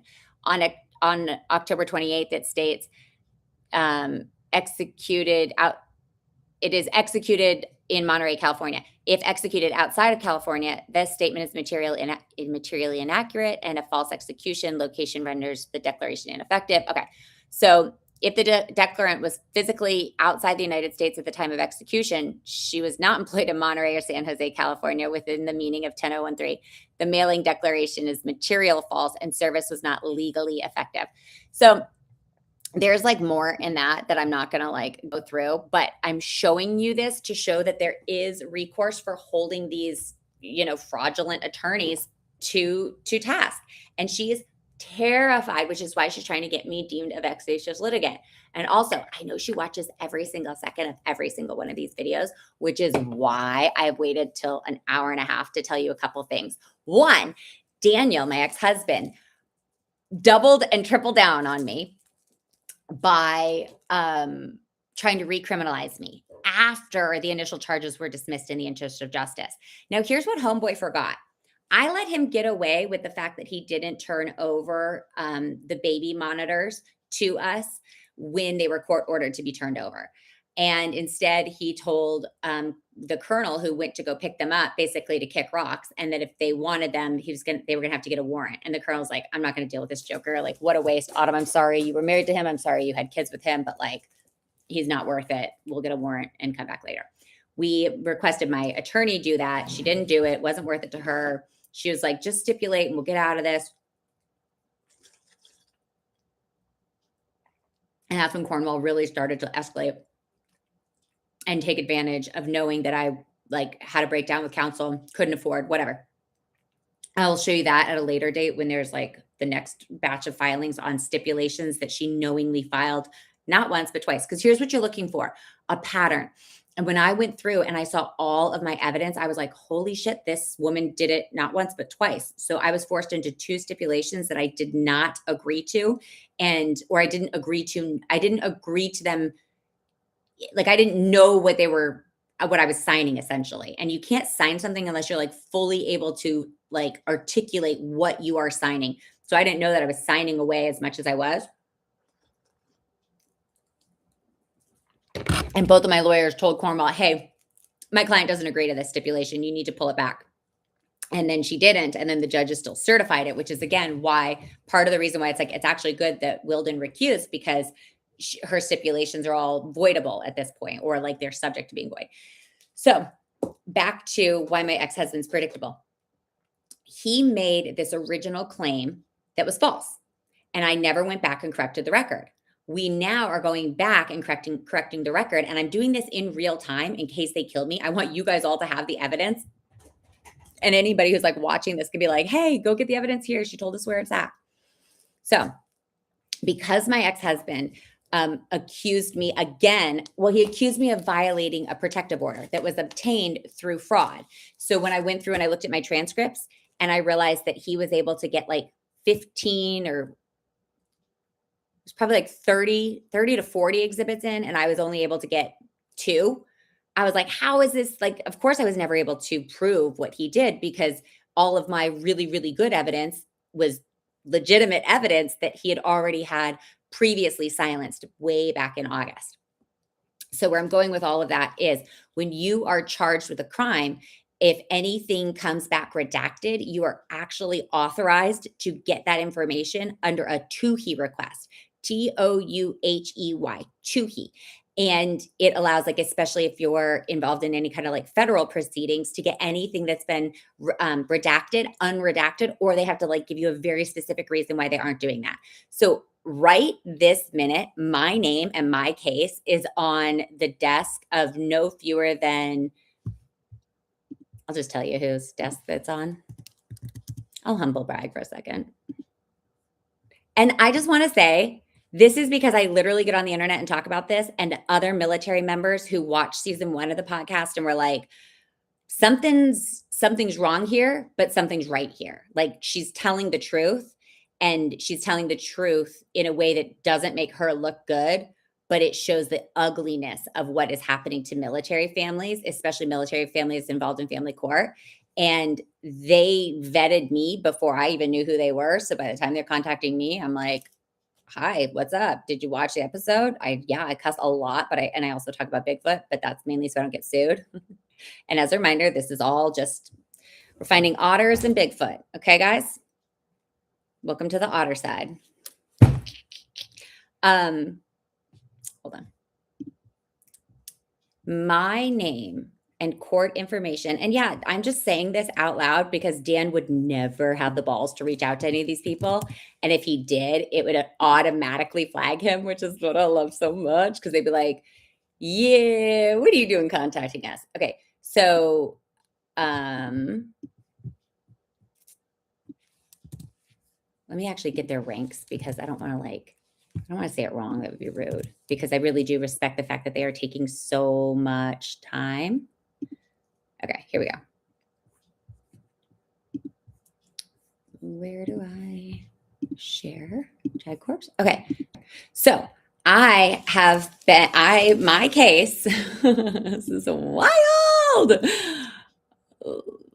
This is crazy. Okay, so my case is now on the radar of, because my ex-husband's Army, right? Bobby Christine, Major General. He is the Judge Advocate General. Major General Bobby L. Christine assumed duties as the Judge Advocate General of the United States of the Army on 1 July 2025. We don't need his whole bio. Although, if you were doing a dossier, like I've been telling you guys to do your dossiers, what you would do is you would go in here and you would figure out who their you would figure out like what school they went to, who their alumni network is, what their spouse's name is, anything and everything that you can find out about them, because chances are you might know them somehow. So let's see. He knows who I am. I guess I should know who he is, right? He's a graduate of Stanford University, Cumberland School of Law, holds a master's in strategic studies from Army War College. Okay, that would be a great point of conversation for me and this gentleman. I'd be like, oh, Army War College. I'm a published United States Army historian through the U.S. Army Center of Military History. My office used to be just down on Fort McNair, right where you went to, the U.S. Army War College. In the old stables. Isn't that fun? Fun fact, right? Okay, he was a Maxwell Scholar of Harvard, Homeland Security. Okay, what else? He was acting general counsel of the National Guard Bureau in that role. Okay, lots of National Guard stuff. He held a litany of positions, including duty as trial counsel, engineer group Iraq. Prior to becoming a judge advocate, he served as a combat engineer for nearly a decade. Okay, so that's what you always want to go and find out what their basic branch was. So his basic branch was combat engineer. He was the DA of Georgia's Columbia Judicial Circuit, previously served.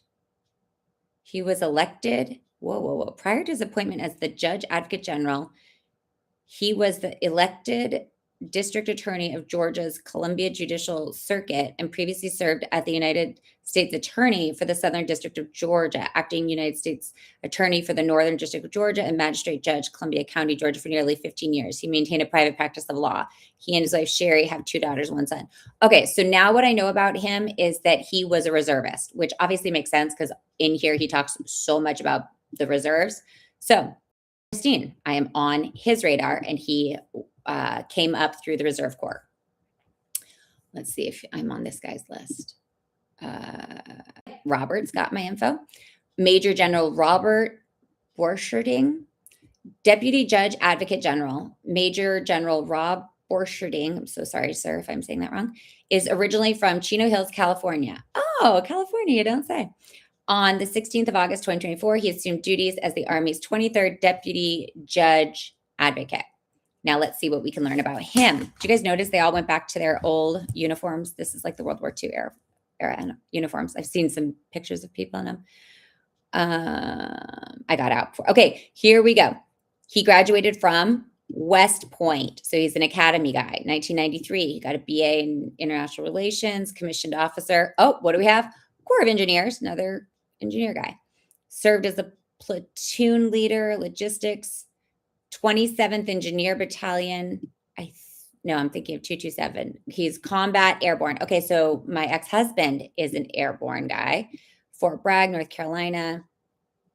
Army funded legal education. Okay, so the Army paid for him to get his Juris Doctorate from the University of Virginia School of Law. And then he went from an engineer, Corps of Engineers, to the Judge Advocate General's Corps. Oh, so you know what I'd love to talk to him about? Ground leases.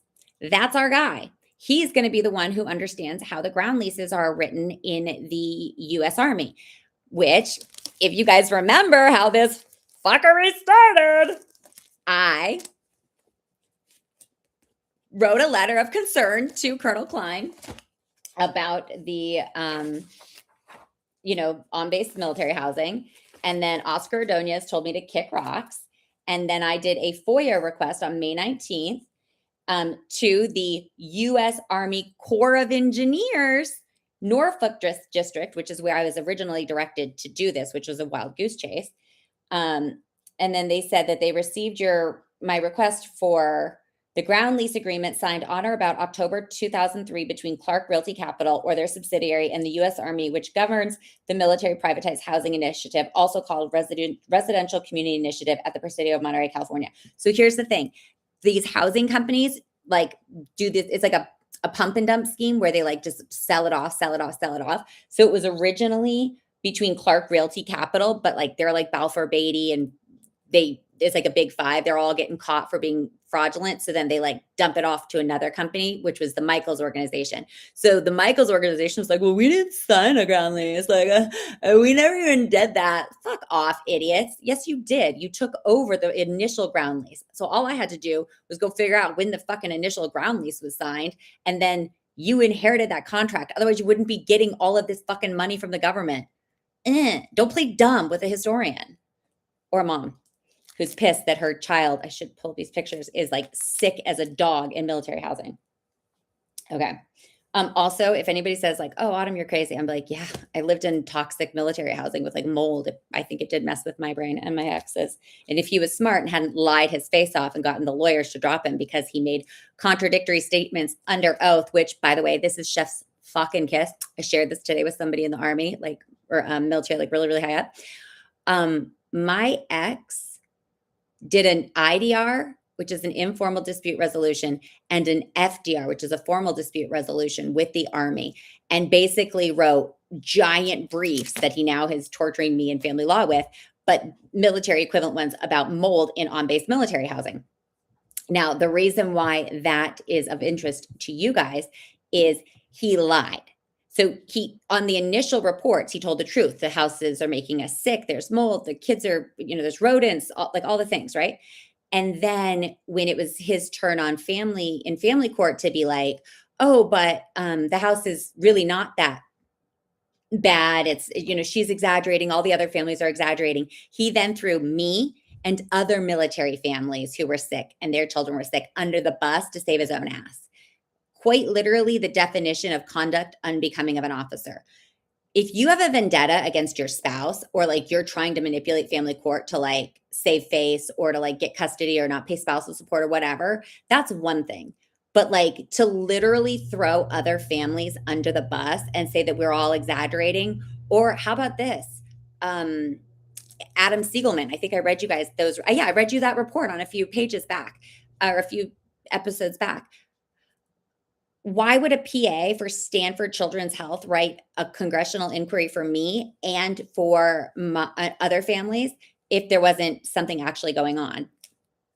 Anyways, my ex lied. So I did this FOIA request to the U.S. Army Corps of Engineers, Norfolk, and then they said, the ground lease agreement signed on or about October 20th, and then I wanted the transfer of ownership documents from the original ground lease agreement signed in 2003 between Clark Realty Capital LLC or their subsidiary and the U.S. Army, transferring ownership of the ground lease to the Michaels organization on or about August 2021, which governs the privatized military housing initiative, also called the Residential Community Initiative at the Presidio of Monterey, California. The Norfolk District completed a search of its records. It was determined that there is one document responsive to your request, and then they were going to send it to me, right? So that's right. So the Norfolk District was the correct one, but I think they had me go to somebody else first, and it was wrong. Okay. This is a letter in response to your request. Here's your ground lease, and this close it. Boom. And then they gave me the ground lease completely unredacted. And then later when I went and I FOIA'd emails with who is his name? Klein, they redacted all of them. I was like, gee, tell me you're hiding something without telling me you're hiding something. So anyways, and then here is like a memorandum for distribution about privatized housing policy for grade branding and special homes. Now, we learned something.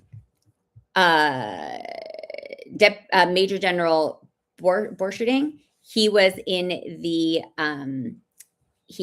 a Corps of Engineer guy, which means that he will know about the ground leases because it's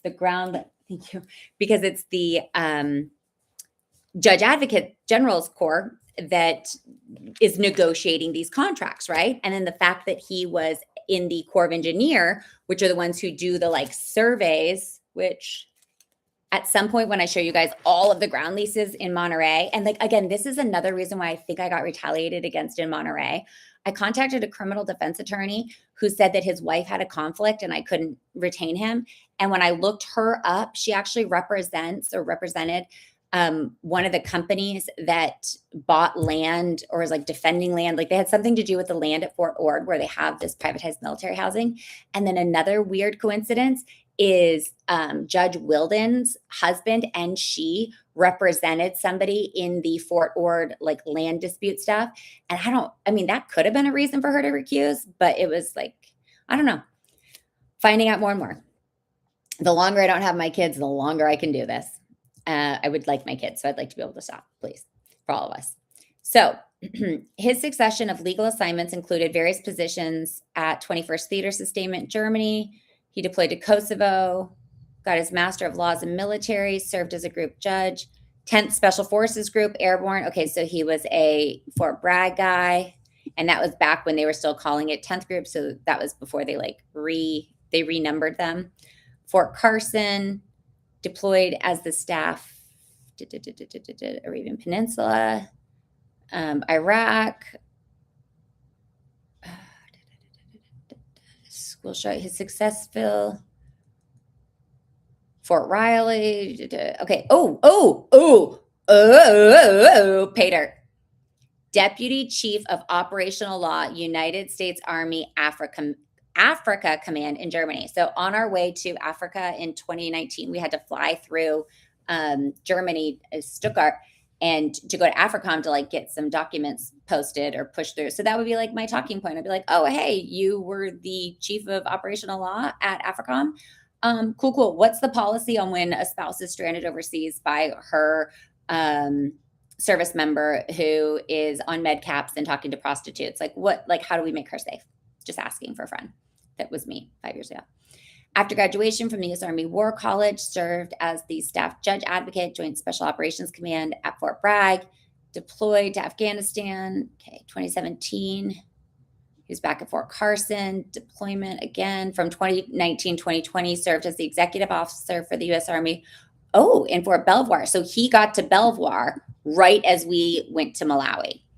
His last assignment before promotion to Brigadier General was a deployment to Iraq as the staff judge advocate. Upon promotion, he served as the legal counsel to the chairman of the George Chiefs of Staff.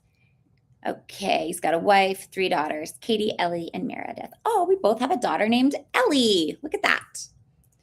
Okay, and now I know what he looks like, and so I will remember that. So what do I have to talk about with this guy? I can't remember. What did we decide on him? What would my talking point with him be? Oh, War College. Okay. And I'd be like, oh, I'm a historian. And then his would be Africa Command. And then obviously like Army Corps of Engineers and ground leases. Now let's look at this senior leader. So he is not a uniformed service member. He's a civilian, but he's like a super, super, super high ranking. And they have these at every base. And there was one named Adam Hallrith, was like our equivalent on the Presidio of Monterey. And he's actually one of my outcry witnesses. And it will be really interesting when we call him to testify in the federal suit about what he knew about what he told me when I said, I'm desperate to leave this on-base housing. He goes, well, if you're so unhappy, just leave. And I said, I can't. And I said, what if I'm not safe in my home? And he got the memo and he was like, call family advocacy. Okay, so this gentleman, Mr. Coons, he is the functional chief's representative for the legal career program. Okay, so that's like to help people get into the judge advocate MOS. He is the primary legal advisor to headquarter proponents on policies, programs, plans affecting the Army's civilian employees. Leads a team of attorneys who advise and counsel HQDA officials on civilian personal matters and represent the Army in administrative litigation. Oh, so this is the main guy who, when I'm in suit against the Army, this is who I will be, whose policies, like he's at the top of the chain, right? Okay. Also, emphasis on professional development for over 500 civilian attorneys, 600 civilian paraprofessionals, and administration of the Army-wide Labor Council program. Prior to his current position, he served as the chief personnel management, National Capital Region, military district. Okay, so he's like, oh, and he also preceding that, ready? He did the base realignment and closure at Fort Ord, California. You guys, this is why it pays to study and do your dossier, and also don't fuck with a historian. Just remember that. This is literally what I was just talking about. The base closure and realignment that happened at Fort Ord. That was like the case that Judge Wilden's husband and she are somehow involved with. I've got to look that up. But in 2016, he retired from the United States Army Reserve after 33 years of service, enlisted in 1883, commissioned 87 through the ROTCs, served as a, where'd he go to school? Let's find out. Department of the Army Civilian. Okay, so he was also a reservist guy, Fort Jackson, career chronology. Fort McNair, look at that, June 15th. So we got to Fort McNair on, I just missed him. So, okay, so he was the director of base realignment and closure, Fort Ord, California. Oh man, right before the base was privatized. So as you guys just heard me say, the base realignment happened in 2003 is when they signed that initial ground lease. Okay, so these are definitely, oh, Army War College is in Carlisle Barracks. That's right. So what is the one on Fort McNair? I gotta look. I always forget. Let's go down here. Okay, and then let's see, Tammy. So we've got Christopher, Tammy, yep. Tammy got my email. I shouldn't call her that. Her name is Chief Warrant Officer. So she is the highest ranking warrant officer, which is in between an enlisted and an officer. So they're like not, usually they go green to gold, but usually sometimes they just get as high as they can in the enlisted and they stay enlisted. Okay, so she's a warrant officer from Oklahoma, enlisted legal specialist. She attended warrant officer candidate school in 2004. Charlottesville, Virginia, headquarters, Fort Rucker, Alabama, Fort Hood, Fort Carson, Kandahar, student detachment. Oh, detachment executive officer and detachment commander, student detachment. I don't know if that's for Fort Bragg, North Carolina. Okay.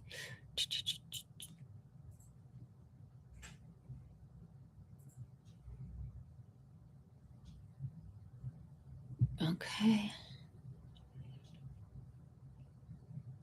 All right. She's married, 2 sons, 1 grandson. Not a lot I know about her.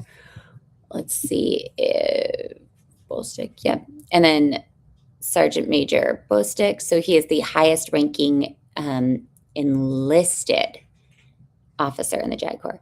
So Command Sergeant Major Mike Bostick is a native of Bennettsville, South Carolina. He completed, okay, Fort Sill, AIT Fort Jackson, Fort Benning, 2 children. Look at that. He put his wife and kids right at the top. That's sweet. So he writes, they write these. So the fact that he did that right up front, that speaks volumes about this man. At the very end, like the other officers, like he's got a wife and 2 kids. Oh, that's so nice. That whose like literally career was built on that. Okay.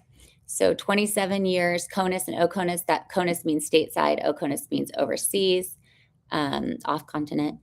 A paralegal, various NCO, non-commissioned officer leadership positions, special operations, brag, Fort Drum. Yeah, look at all these places he's been.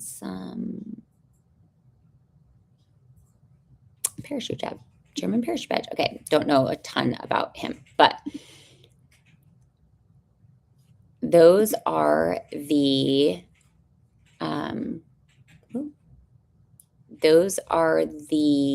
desks that my information is on. And then this one also was involved somehow. I don't know why he got involved, but let's see. Assistant Judge Advocate General, Army Litigation. Schofield Barracks, Hawaii, Deputy Staff. Kent State, my sister-in-law went there. Okay, 1 adult sentence. All right, so these are the people who I'm on their radar. Major General Christine, Major General Borcherding, Senior Civilian Director Mr. Kuhn, Chief Warrant Officer Richmond, and then Command Sergeant Major Bostick, and Brigadier General Rainier. So they're tracking, and they're probably watching this right now. Hi. I'm just your friendly Army historian who's going to make you guys actually do your job respectfully.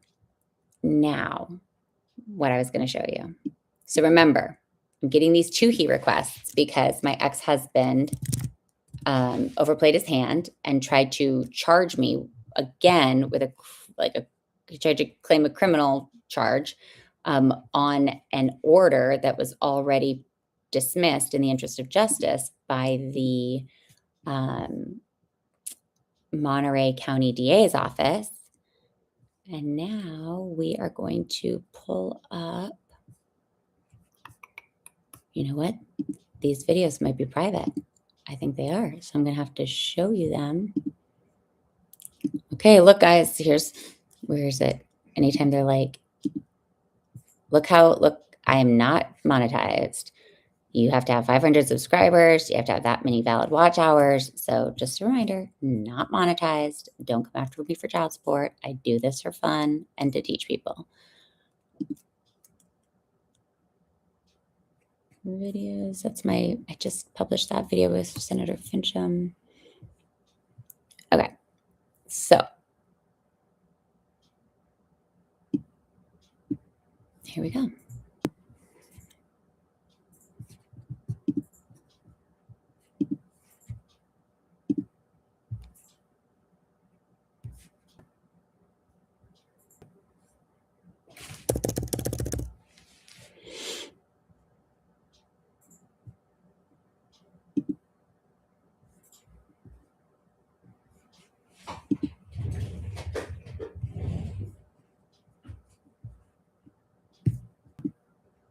What's happening? What happened? What happened?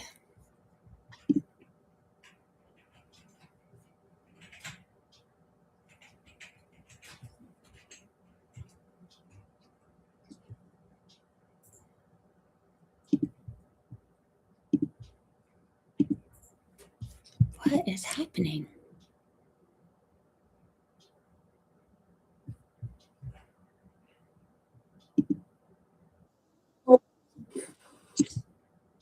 Here we go. Okay.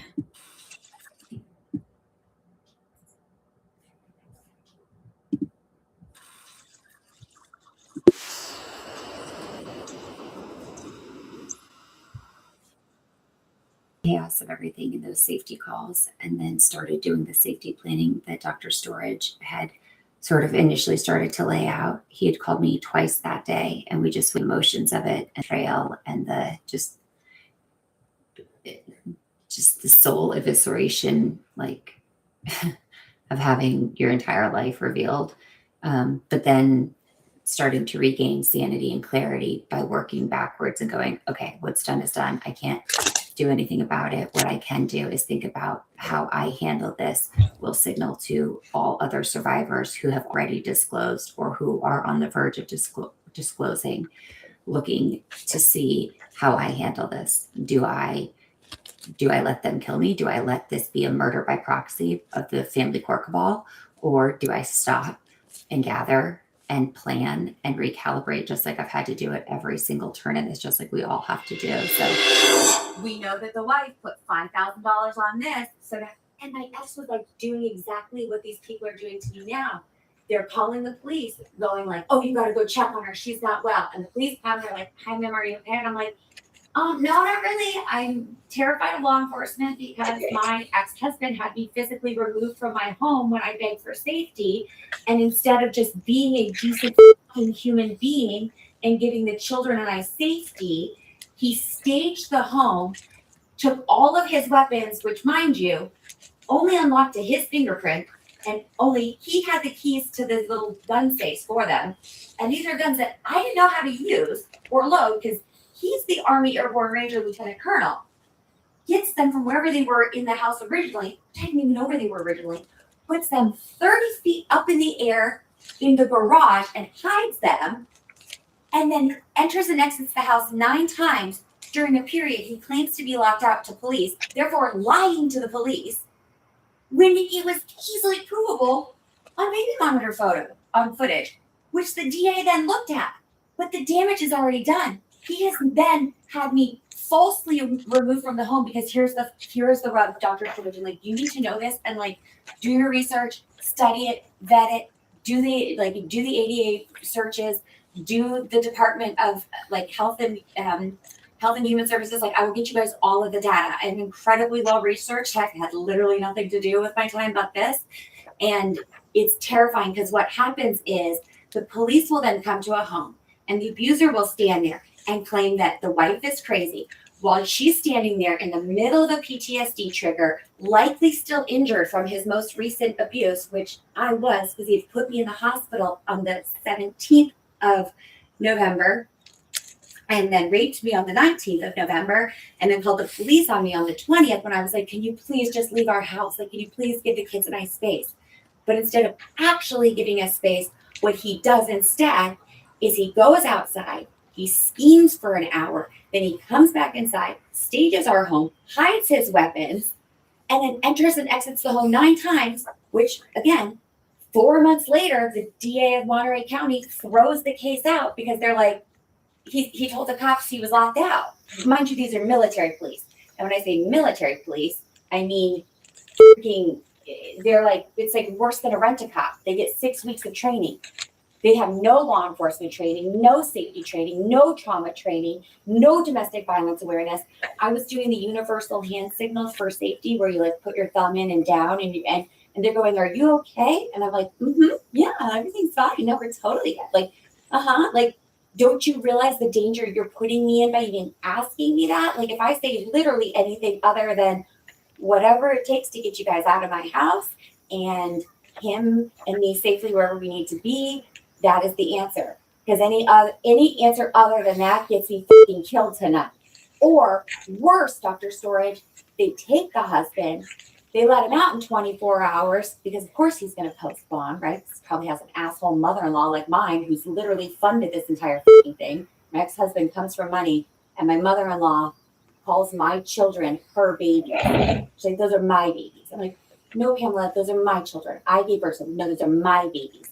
She literally paid this unscrupulous attorney, Brianna Cornwall, over $100,000 to do this to me for a year. And we finally caught her and she's finally getting sanctioned. And she's finally we're now in a position to go back and be like, yeah, you guys, you whoever published those records, for as horrific and gut wrenching as it is to even think about what that signals for all, think about all the other survivors who right now are like, whoa, look what happened to that bitch when she spoke up. Fuck that. I'm not stupid. And they would be stupid to speak out.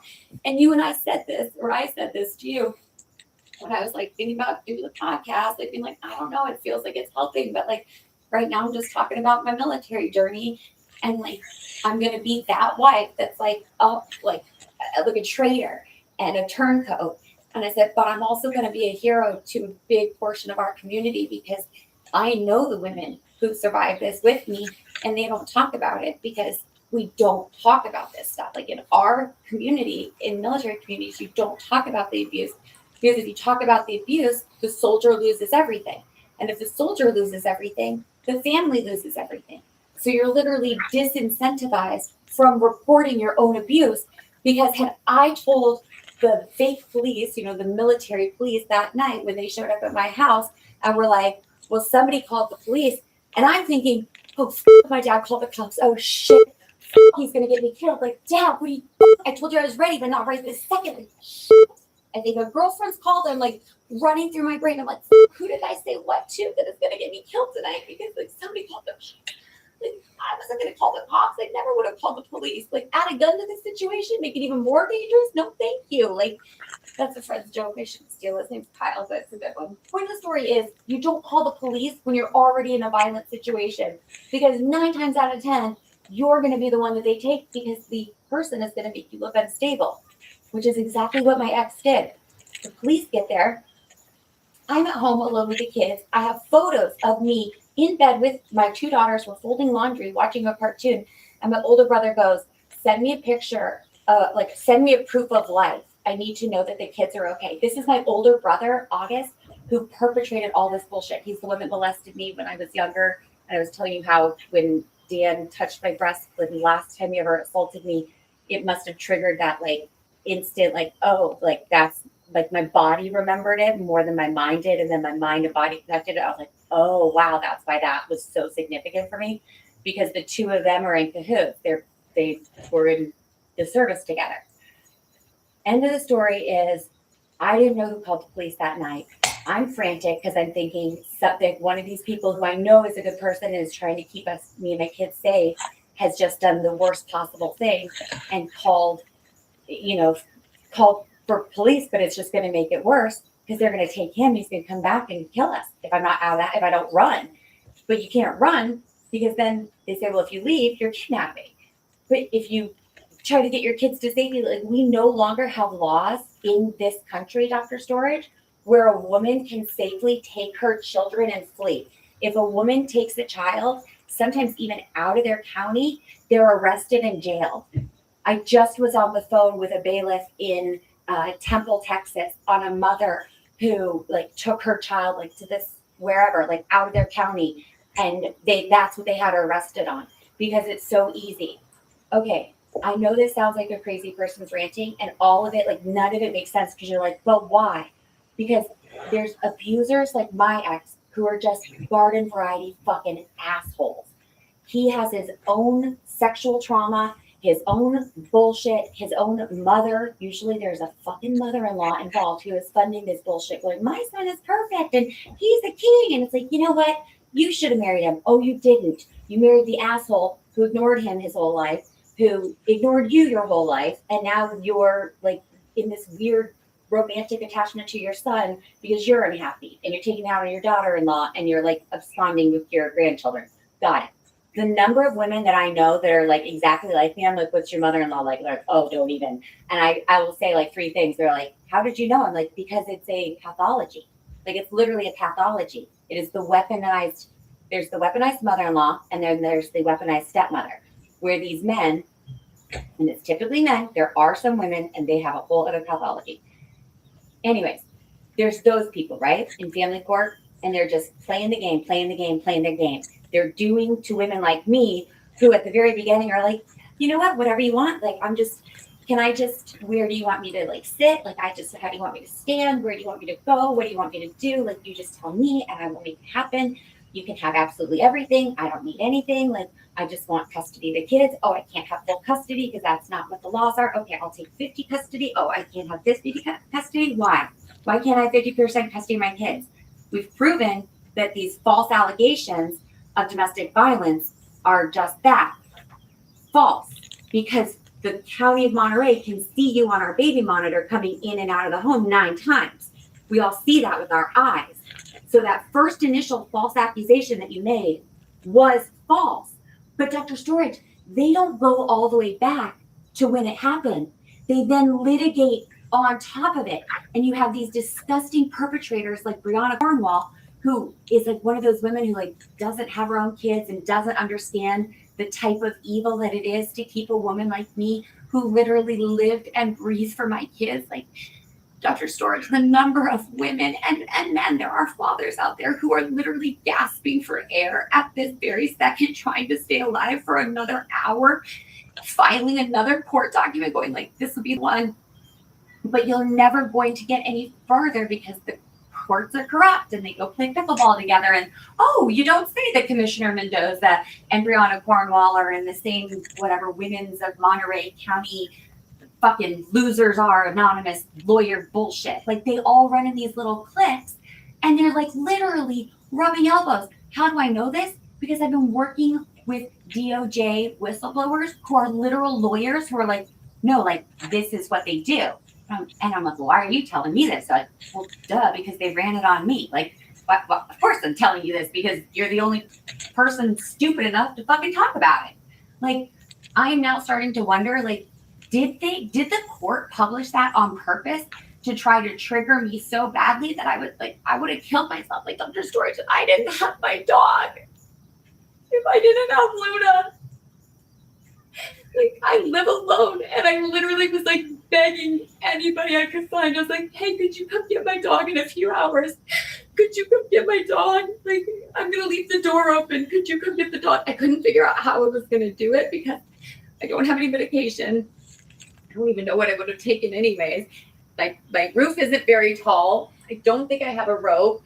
Like I don't have any weapons. Like, so I couldn't get far enough into the planning of it that I was gonna do it. But I was far enough into the planning that starting on Thursday night, after I spent Thanksgiving alone, and I realized, like, wait a second, the judge recused, that's good. But oh my God, she recused because they published my records. Yeah, I'm so sorry. I can't even wrap my head around.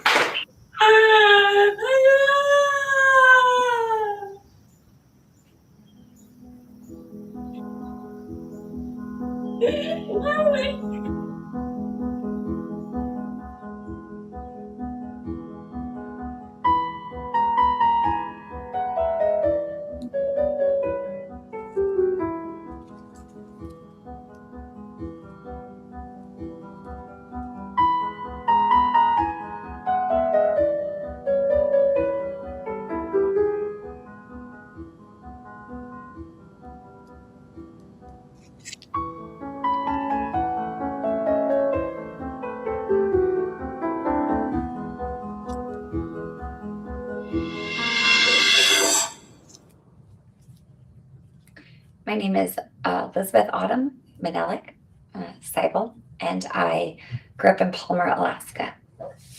I grew up in Alaska. My parents were military. That's how they ended up in Alaska. But their family is actually from Pennsylvania, and both my mom and my dad's side.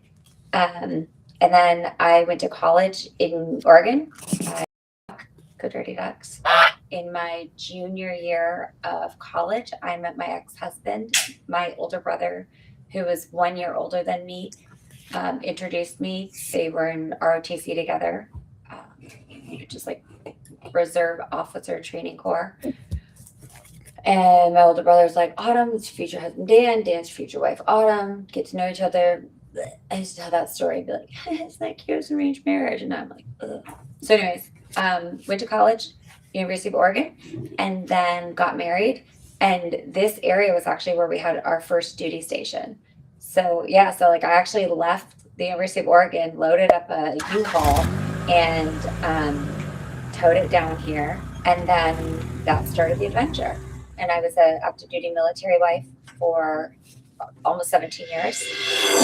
This is a matter of urgency about the safety and welfare of my 3 minor children. Do I need to call the police, or are you able to pull Miss Cornwall for a 30-second conversation? actually where we had our first duty station. Fortunately, Here. And then Miss Malik, for so just so you guys know, this was like during the actual doxing.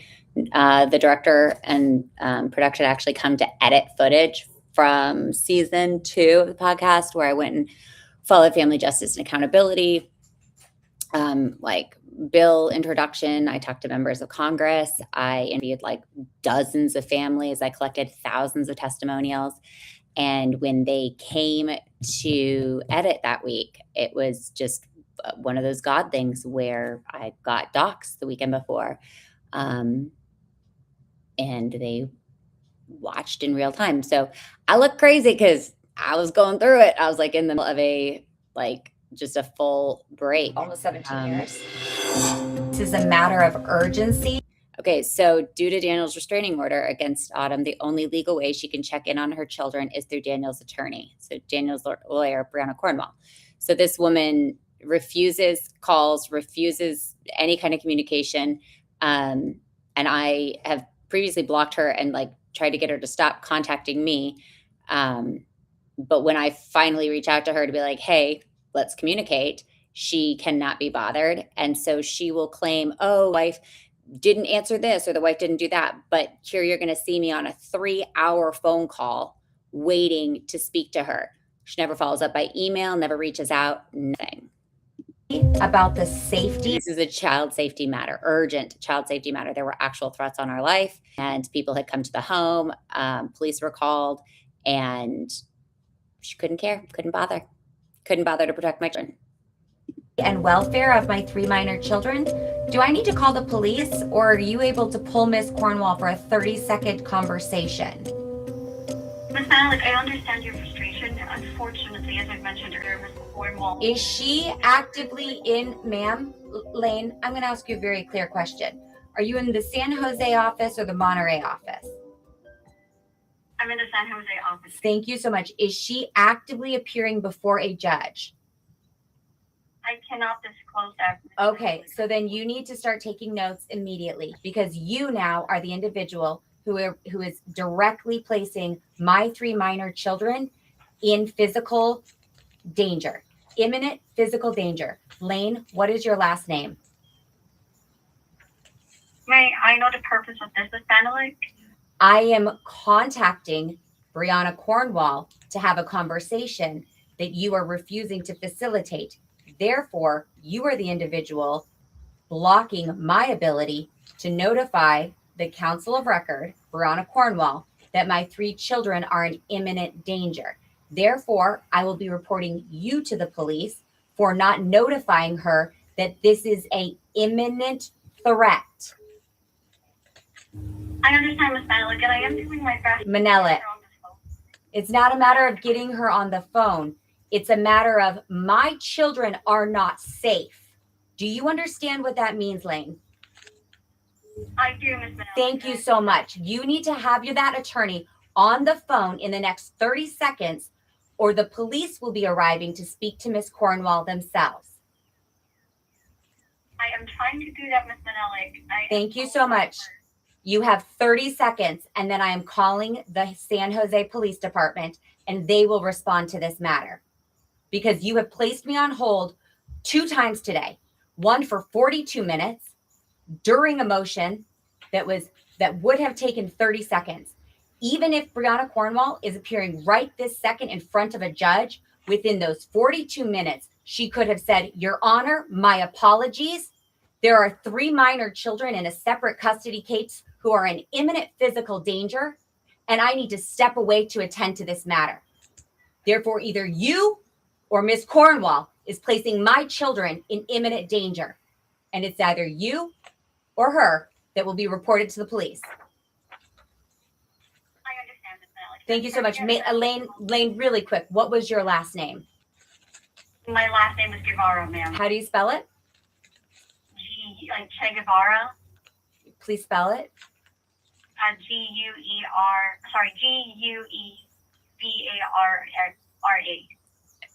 Ma'am, do you know what is your last name?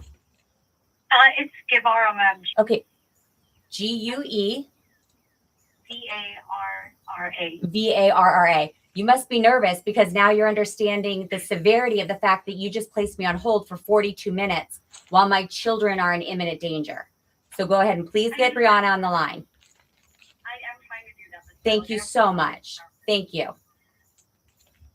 So I won't put you on hold, Ms. Manelli. That's fine. If I'm on hold for longer than 30 seconds, I just immediately disconnect this call and contact the San Jose Police Department. Because I was already on this call with 2 witnesses who are right at this minute submitting affidavits that Cornwall Family Law is placing my children in imminent harm by refusing to take an emergency call, which is grounds for immediate sanctions and immediate removal of Cornwall from this case, despite the fact that she should have recused a long time ago for the witness tampering, evidence tampering, coerced medical, doesn't matter. My kids are in danger. Let's get her on the phone.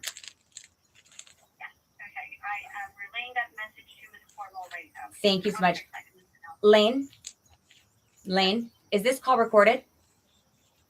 No, ma'am. You're not retaining a copy of this conversation? I am not retaining a copy digitally or anything else aside from taking down your message. Is there anybody else in the office with you to provide a witness statement to how long you had me on hold? No, ma'am.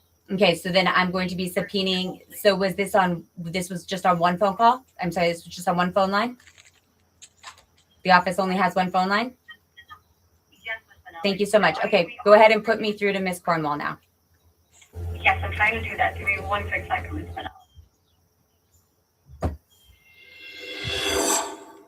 Is Brianna Cornwall in that office? Could you physically just go knock on a door? Because I'm now going to just disengage your office and note this as willful negligence and willful, like you are willfully putting my children in a position of danger. Ms. Manelli, I just want to clarify, I work remotely. Oh, so you're not even in. Oh, so you literally have no idea the level of danger that my children could possibly be in because you don't even reside in the. Where do you reside? I work remotely, ma'am. I'm so sorry. I didn't understand your question. No, I asked where you are physically right now. I don't know if I can disclose that. Yes, you absolutely can disclose. This is a matter of child safety. And you said to me earlier that you were going to go talk to her as if you were going to walk down the hallway and speak to her while there were witnesses on the line that heard you say that. My apologies, Manelli. What I meant. Manelli, you earlier misrepresented that you were in a physical location with this individual. Where are you physically residing? You don't have to give me your address. I need a city and a state. I am in Asia, ma'am. Oh, you're not even in the United States. I manned the reception remotely, Ms. Manelli, and I've been trying to get Ms. Cornwall on the phone with you. I've been relaying your message. Okay, so you now need this. Okay, so now this has gone beyond you. You are now legally responsible for contacting law enforcement. If you cannot reach your employer and there is an egregious safety matter, because right now I could be potentially calling to notify Brianna Cornwall that she's in danger. I don't know, and I actually don't care if she is. All I care about is my 3 minor children. And the fact that you misrepresented that you were in, ma'am, you misrepresented that you were in a physical office with this individual. The children that are going missing it's predominantly through the CPS system, which is Child Protective Services, or Department of Family Services, Department of Youth Services. So it's got a different name in almost every state, but they're all funded under Title 4E funding, which is the funding that foster care is essentially built upon. Within that system, what has happened is there's Title 4E funding, which is entitlements, and Title 4D, which is like the money that the state gets for child support. So there's these funding pockets that were developed by our government, our federal funding, to ensure, like, to get rid of the deadbeat dad crisis that we were seeing in like the 80s and 90s, where fathers weren't paying their child support, they were just ditching out. And so that's Title 4D funding. And basically what was happening is for every dollar that a parent collects in child support, the state actually collects like funds for enforcing that child support. Yeah. And then if the parent is late, then the state can then like levy fees, right? It's almost like the IRS. It's like, what does the IRS care if I'm paying my baby mama, right? So it's a way to create accountability. But then what they ended up creating is this incentive structure for perpetual unrest in this system built. It's like a profit model, right? And then on the CPS side of it, it's for every child that's displaced and put into foster care, not into the care of a family member, they receive a certain amount of funds. And if those kids are medically fragile, they'll receive another amount. Like, I was talking to this one family the other day. The child was a medically fragile child in Minnesota. Guess how much they receive per day for funding? Just ballpark it. $1,200 a day. Well, my name is Senator Mark Fincham. Mark Fincham. I don't identify myself as a senator very often because I work for you. So my title is senator, but Mark Fincham. I live in Prescott, Arizona, which is about an hour and 20 minutes north of where we're at right now. The mess that is the family court. And it even now has extended into in Arizona Department of Child Services, DCS. Child safety. They Sorry, guys, call I'm it, rewinding but, it. I would Okay. call Fragile, they'll receive another amount. Like, just talking to this one family the other day, the child was a medically fragile child in Minnesota. Guess how much they receive per day for funding? Just ballpark it. $1,200 a day. Well, my name is Senator Mark Fincham. Mark Fincham. I don't identify myself as a senator very often because I work for you. So my title is senator, but Mark Fincham. I live in Prescott, Arizona, which is about an hour and 20 minutes north of where we're at right now. The mess that is the family court. And it even now has extended into in Arizona Department of Child Services, DCS. Department of Child Safety, they call it, but I would call it the Department of Disservice to Children. And then, of course, we've got juvenile court, which is responsible for the separation of children from their parents. I was made aware of a number of cases much earlier this year, around March of this past 2025, which really disturbed me.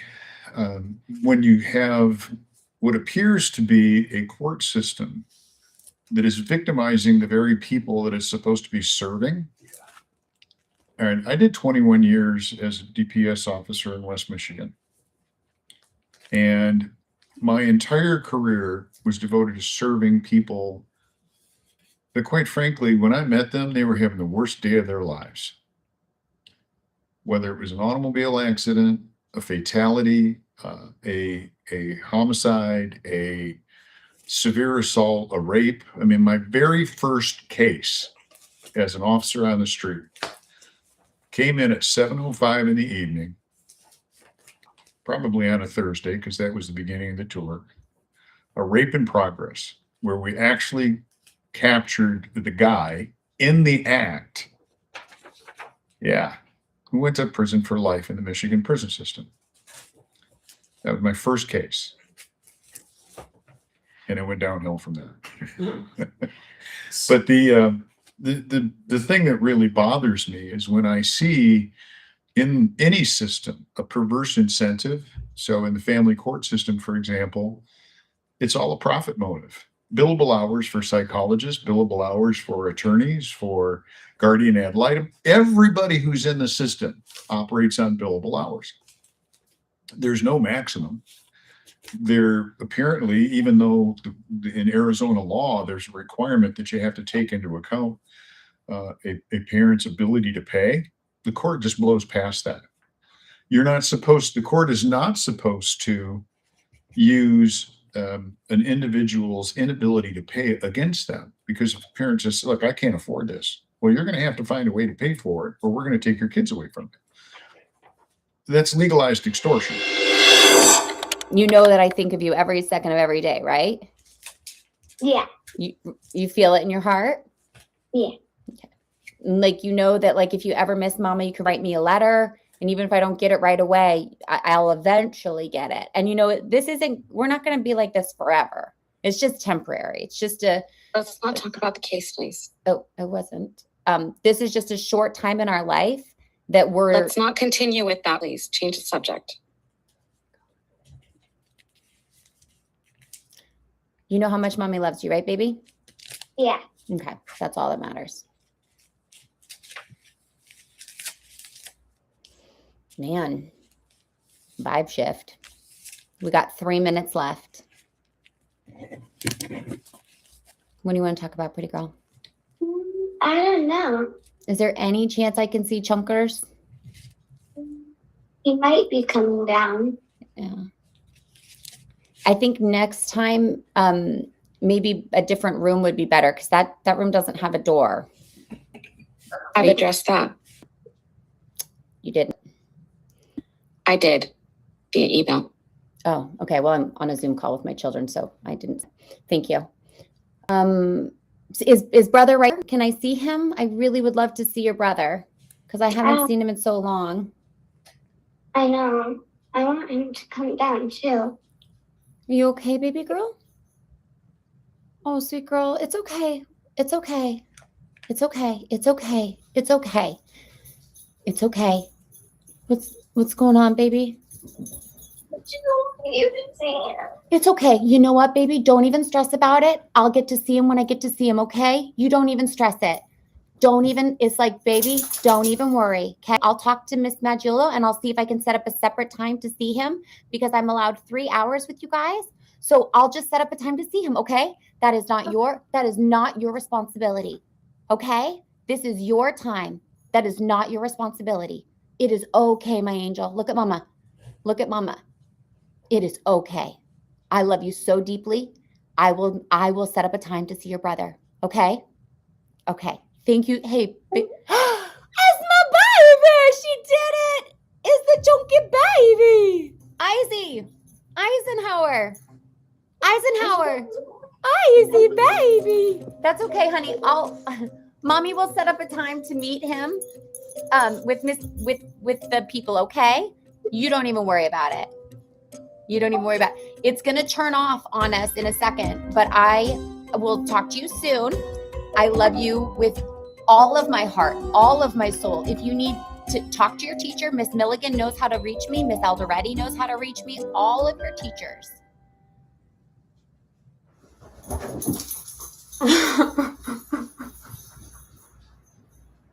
I hate to call them children, because these are children who are wise beyond their years based on what they've had to go through. So for the record, that recording is why I wasn't able to have visitation anymore, because I documented the supervisor violating her own policies, which she had repeatedly done. And then when I actually caught her on camera and told her that I had recorded it to provide to my doctors to go over, because like those visitations were so horrific and hellacious. It was literally like being in a concentration camp with my children, where we were watching for the guards to make sure they didn't see us passing notes, to make sure the kids didn't get caught telling me something that they weren't supposed to tell me. No child should be subjected to that unless there is actual sexual assault allegations. Supervised visitation, especially paid supervised visitation, is a farce, and it is strictly a money-making system. And when at some point, I did the math the other day, we'd spent $5,000-$10,000 on supervised visitation, and my children were deteriorating during it. I made the choice to report the supervisors and double and triple down on my reporting, knowing that it could cost me. And it did. I had to wait 6 months on a wait list for the Family Services Center to get to go into their parenting class, which by then I had already we'd already moved on to different supervisors, but I still took the parenting class just to show good faith. I completed it, And then they not only didn't put me back on the list, they let me think I was on the list for 6 months. So in July of 2024, Commissioner Mendoza said that I could only basically go to Lily Maggiolo or the Family Services Center. Lily Maggiolo would not see us anymore because I called her out for not abiding by mandated reporter guidelines, for dropping off the call, for making sure that the dad was abiding by like the rules, because there's always like the rules for the parent that's being supervised and the rules for the parent that's not being supervised.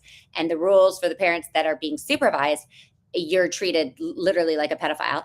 And they intentionally make you fail so that you have to continue having paid supervision, because then they make money off of you. And with that said, my ex-husband was able to get the cost of supervision transferred to me 100%. So then I literally couldn't afford to travel to Monterey to do these. Plus, it just wasn't safe and it was detrimental to my children. And so I took the time to heal and to request virtual visitation. Like I've done everything. So that's why when like the lawsuit against Brianna Cornwall goes through, all I had to do is just pull up my emails and show the lack of good faith that she showed as a litigator. And like, hopefully she will actually get her license suspended. So I was talking to an attorney the other day who did get their license suspended. And it was the result of 2 complaining, sorry, what are we called? Not employees, customers, basically clients, and then like an opposing counsel situation. Anyway, she told me the whole process for what happens, and she's like looking at what Brianna Cornwall did and just the complete theft of my children's innocence and the like violence of perpetuating the system on them. Like she's literally squarely responsible, because we have so many emails back and forth where she knew that her client was guilty and then still kept the kids from me, and then still sought to not just defend him, but like destroy me using the kids as the weapon. And like, I'll get into more of that later because there's going to be more evidence that I'm going to show, but I'm going to finish this and then you'll see why I did it like this. So we're going to call them minors, and very seldom do we hear the voice of the minor. In fact, one of the bills that we're running ensures that the court will have to listen to the voice of the minor once they reach a certain age, probably 14 to 15 years old. They have now formed organically a preference on relationship on where they would like to live, who they would like to bond to make decisions on their behalf. Now, the poll star, that thing which the court is supposed to be looking at, is what's in the best interest of the minor. The court abandoned that a long time ago. It's now what's in the best interest of the lawyers and the psychologists and the counselors and the guardian ad litems and all of the other, I'm going to call them parasites, that are on the family court system. Dr. Storage said it best. He goes, the psychological fallout of your children will take years, if not a lifetime, to manage. And he's right. And everybody saw this coming, yet nobody did anything to stop it. Like, what do you think is going to happen to a kid when you take their primary caregiver? What do you think is going to happen? Like, my daughters will never trust men. Never. When they think that their own father thought that it was okay for their mother to sleep in a car. Like, at some point, these little girls will be 18 and they'll know what their dad did. And then they will have to live with the realization that they were the hostages. So here's the thing. I've got a restraining order. They've got a restraining order against me. They're going to be like, the mother's calling. I'm like, yeah, I'm calling because I was doxxed. Actually calling the school is the best freaking move.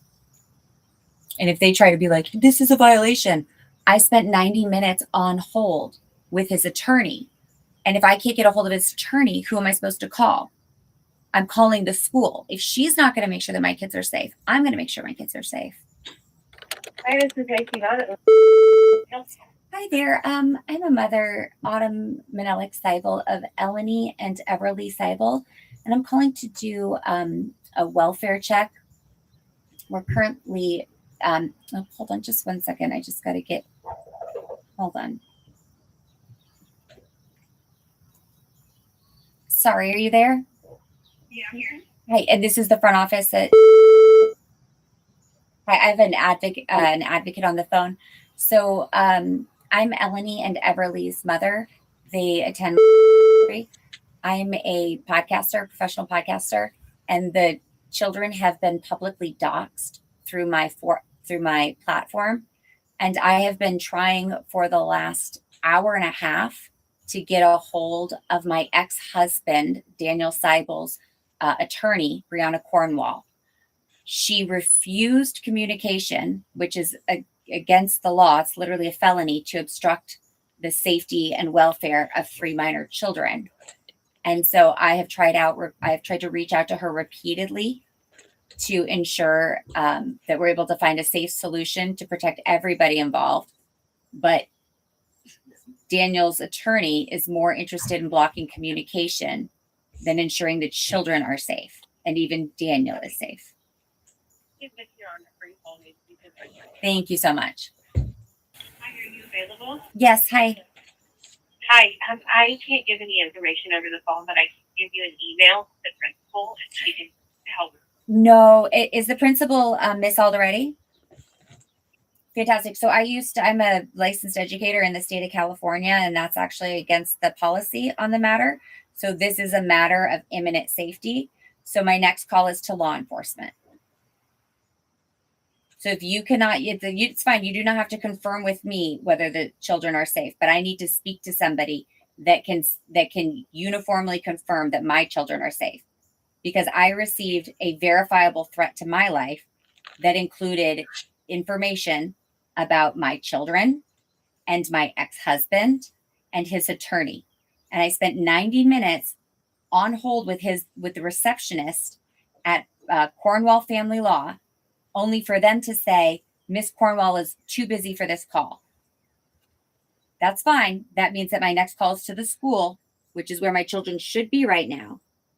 And if the school cannot confirm that they are safe, my next call is to law enforcement. I don't need Julie's email address. I've got Julie's email address. I used to teach at that school. I was on the PTA at that school. I used to bring my nursing infant into the freaking book drives and make sure that everything went how it needed to. I don't need Julie's email address right now. This is literally a safety issue. And are my children safe?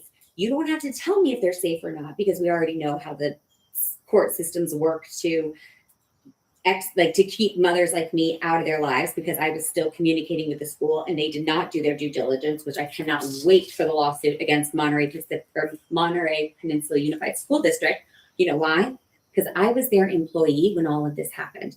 And they protected me in so much as they continued to move me safely into different teaching positions within the district as a super sub, where my ex-husband wouldn't have my daily calendar, because we had scheduled out the year for all of my assignments and he had access to that Google Calendar. But I had to ask them to reassign me on all of them and give me a new link. So he had the old original link, which I don't know if they disabled or what, but then they did a new link where my assignment basically changed every week. So even if it said I was going to be in one school, because that was the pre-arranged school calendar, I ended up being somewhere else for safety. And then, and so they helped me with that. But then when it came time for them to actually check to see, hey, did any of the mandated reporters who reported on the violence in my home get followed up with by the district? They're fucking crickets, which is really concerning, because literally, that is what a mandated reporter is supposed to do, is to ensure that there is safety for children. So my colleagues did the right thing by reporting, which at first I was like, oh my gosh, I'm going to lose my license. I'm going to lose my my only ability to support myself right now, and I'm done for. But because I'd been placed on administrative leave after my initial arrest, my arrest popped up, rightfully so, which is exactly what you want. If somebody's been arrested, you want the district to be able to ascertain why, and then figure out a plan. Because sometimes it's a Dewey, you get a little DUI and you got to check and make sure that, a plan is in place to make sure your students are safe. And then sometimes it's what, I got in trouble for, but what if that was real? What if they had what if what they had accused me of, I had actually done? Then yeah, there needs to be a safety mechanism in place to keep these kids safe. But nobody was doing that, right? Nobody was making sure that the kids were safe. What they were doing was penalizing me, but not making sure the kids were safe. So they put me on administrative leave until I could come in and explain to them what had happened. So I effectively lost my job because my ex-husband reported me to the district. So that's like a big tactic, right? Is like create financial instability. So that's what he did for me over and over and over again. Every time we went somewhere and got stationed somewhere new, it would create financial insecurity and instability because I would have to rely completely on him and completely on his income because we move so much. And the military is built on, it's a very antiquated model. It is built on a single income, which is usually the service members. And I've already explained why most victims of domestic violence don't report, because even if they do report, they then lose access to health care and finances and all that. And they do have a transitional service for survivors of domestic violence at the hands of a uniformed service member if the crime happened while the service member was serving. But the military doesn't actually even follow its own policies. And because I'm a historian, specifically an Army historian, I actually stemmed the tide with them. And I was like, no, listen up. You're going to follow your own fucking rules over my dead body. And if you're not, then we're going to keep a real clean paper trail so that when I come back to you, we've got a paper trail. Because at a certain point in this, when the first time you tried to cripple me financially by getting my substitute teaching job taken away, and I couldn't teach for a month, and then my dad tried to help me, and then my brother and him got into a big fight over my dad meddling, but I was like literally sleeping in a car. So like, is it meddling or is it just making sure that your sister doesn't get fucking like attacked by another homeless guy? Because like literally I was taken out of my home on November 20th so that my kids didn't go into CPS, because when I said to the police officers that night, when they said, well, what happened? I said, well, what happens if I tell you what happens? They go, well, because he's already made an allegation against you, which was proven false through documented evidence that was provided to the Monterey County DA, and it was dismissed in the interest of justice. Mind you, it took 4 fucking months and $10,000 that I had to raise on my own because I was sleeping in a car, and he systematically cut off access to everything. It's like a slow fucking bleed. This is like my ex-husband literally did to me what our government does to the enemy. This is Tracy. How can I help you? Hi, Tracy. My name's Autumn Manelik Seibel. I'm the mother of Eisenhower Seibel. Hi. So I've been calling. I've been attempting to reach the attorney for my ex-husband, Daniel, and she's been unavailable. She's not returning calls. And I'm attempting to do, I just need to know that somebody is ensuring that my son is safe, because there were credible threats made to my life, my ex-husband's life, and as by proxy, my children. So I'm doing a welfare check on my own children because my ex-husband's attorney will not pick up the phone. They basically kind of told me, and we are not able to disclose any information. Fantastic. Have you contacted have you been able to contact the father to ensure that the father has ensured that?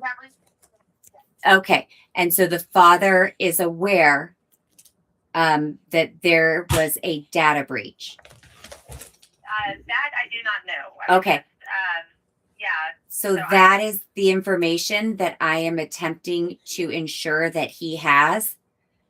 Right now, this is a matter.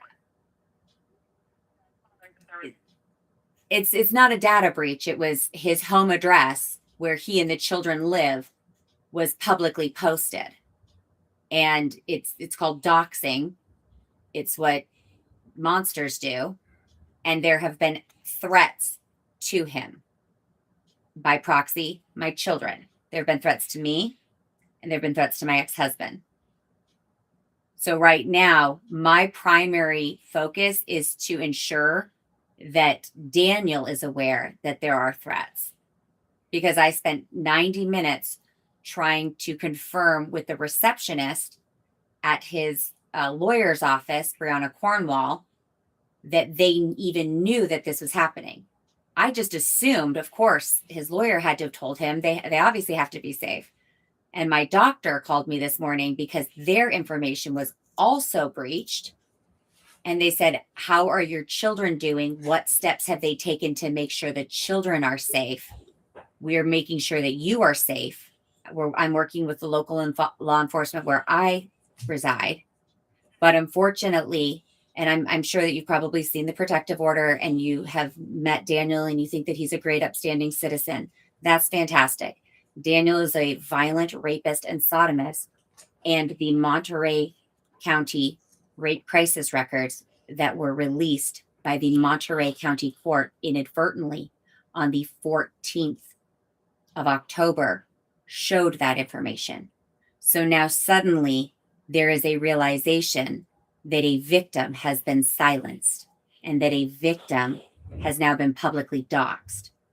So my medical providers, who have always known that I was a victim, who have always documented the harm that was done to me, have now started a safety plan that involves making sure that my children are safe. So right now, I just needed to confirm that you have contacted the father to inform him that there is a credible threat to my safety and his. The next step is that I will contact law enforcement in Monterey County, and I pray that they are contacting me because there is an active court order that says there is a no contact. So by me simply contacting you, that should trigger law enforcement to immediately contact me, if not do a safety visit on where I reside, at which point I will provide the documentation that shows that Donna Cajon on the 14th of October in the Superior Court of Monterey County publicly posted my confidential rape crisis documents that substantiate 2 years of assault and abuse predating the court order that you have that bars me from access. Yeah, I mean, that definitely sounds like this is something that's outside of our realm. Of course it is. You're a daycare provider. Yeah. Of course. All I need to know right now is, are you going to contact law enforcement to notify them that there's been a restraining order violation, or do I? Because my next call is, no, I need to speak to law enforcement right now because I have to ensure that my child is safe. I knew pretty much instantly when the police came that there was going to be somebody going, well, at least at that point, because they were there long enough. And they asked what I wanted. And I said, I'd like him to go to the barracks or just anywhere for the night. And then they said, well, they were like, somebody's leaving the house. And I said, okay, well, I'd like it to be him. They go, well, no, you're leaving the house. And I said, why am I leaving the house? And then they said, because he's made an allegation of domestic violence against you. And I said, what? And they go, he says that you pushed him. They said that I pushed him, which is absolutely wild considering he is a 6-foot Army Airborne Ranger. And he was blocking the bathroom door, literally barricading me and my children in. And I pushed him? No. If anything, I pushed past him while he was on the phone with my brother. I called my brother and I was like, Audie, talk to this guy. Please get him to get out of the house. I give my brother the phone to my ex. My ex is on the phone with him. He leaves. And what I think has happened is that he's actually just left the house and been a decent human being. Oh, no. He has spent the last 2 hours while I'm putting the kids to bed, folding laundry and singing lullabies, spent the last 2 hours scheming how he was going to hide all of his weapons 30 feet up in the rafters of the garage, which was noted on the police report that the police were like, where are the weapons? And he had to like go and get them. They're like, is that where you usually keep them? He's like, no, I had to hide them there because I was afraid that my wife was going to get them. I'm going to get them. I didn't even know where they were to begin with. 2, I don't know how to use these things. 3, they only unlock to your fingerprint and you've got the key. What are you even talking about that I'm going to get them? Like that, like it literally doesn't even make sense. And anybody who wouldn't stop and question that is a fucking moron. Talking to you, Presidio of Monterey, fucking rent-a-cops. Mind you, when I say I was arrested by the police, I wasn't actually arrested by police. I was arrested by a bunch of fucking rent-a-cops at the Presidio of Monterey who literally get less than 6 weeks of training. I'm the victim in the sense that my rape records were just. And actually, the best part about the Presidio of Monterey is that my ex-husband called them to testify. 2 of the officers came, Detective Gunter and Officer McIntyre. and they stated their qualifications. And yeah, they have like, the military does not train them. And one had been there for 15 years. And that was like basically her only experience was military enforcement. And then the other was actually a civilian attorney for, or law enforcement for like 30 years. So this was her retirement job. And interesting enough, her last job before moving to the Presidio of Monterey was with the Monterey County DA Investigative Office. Interesting.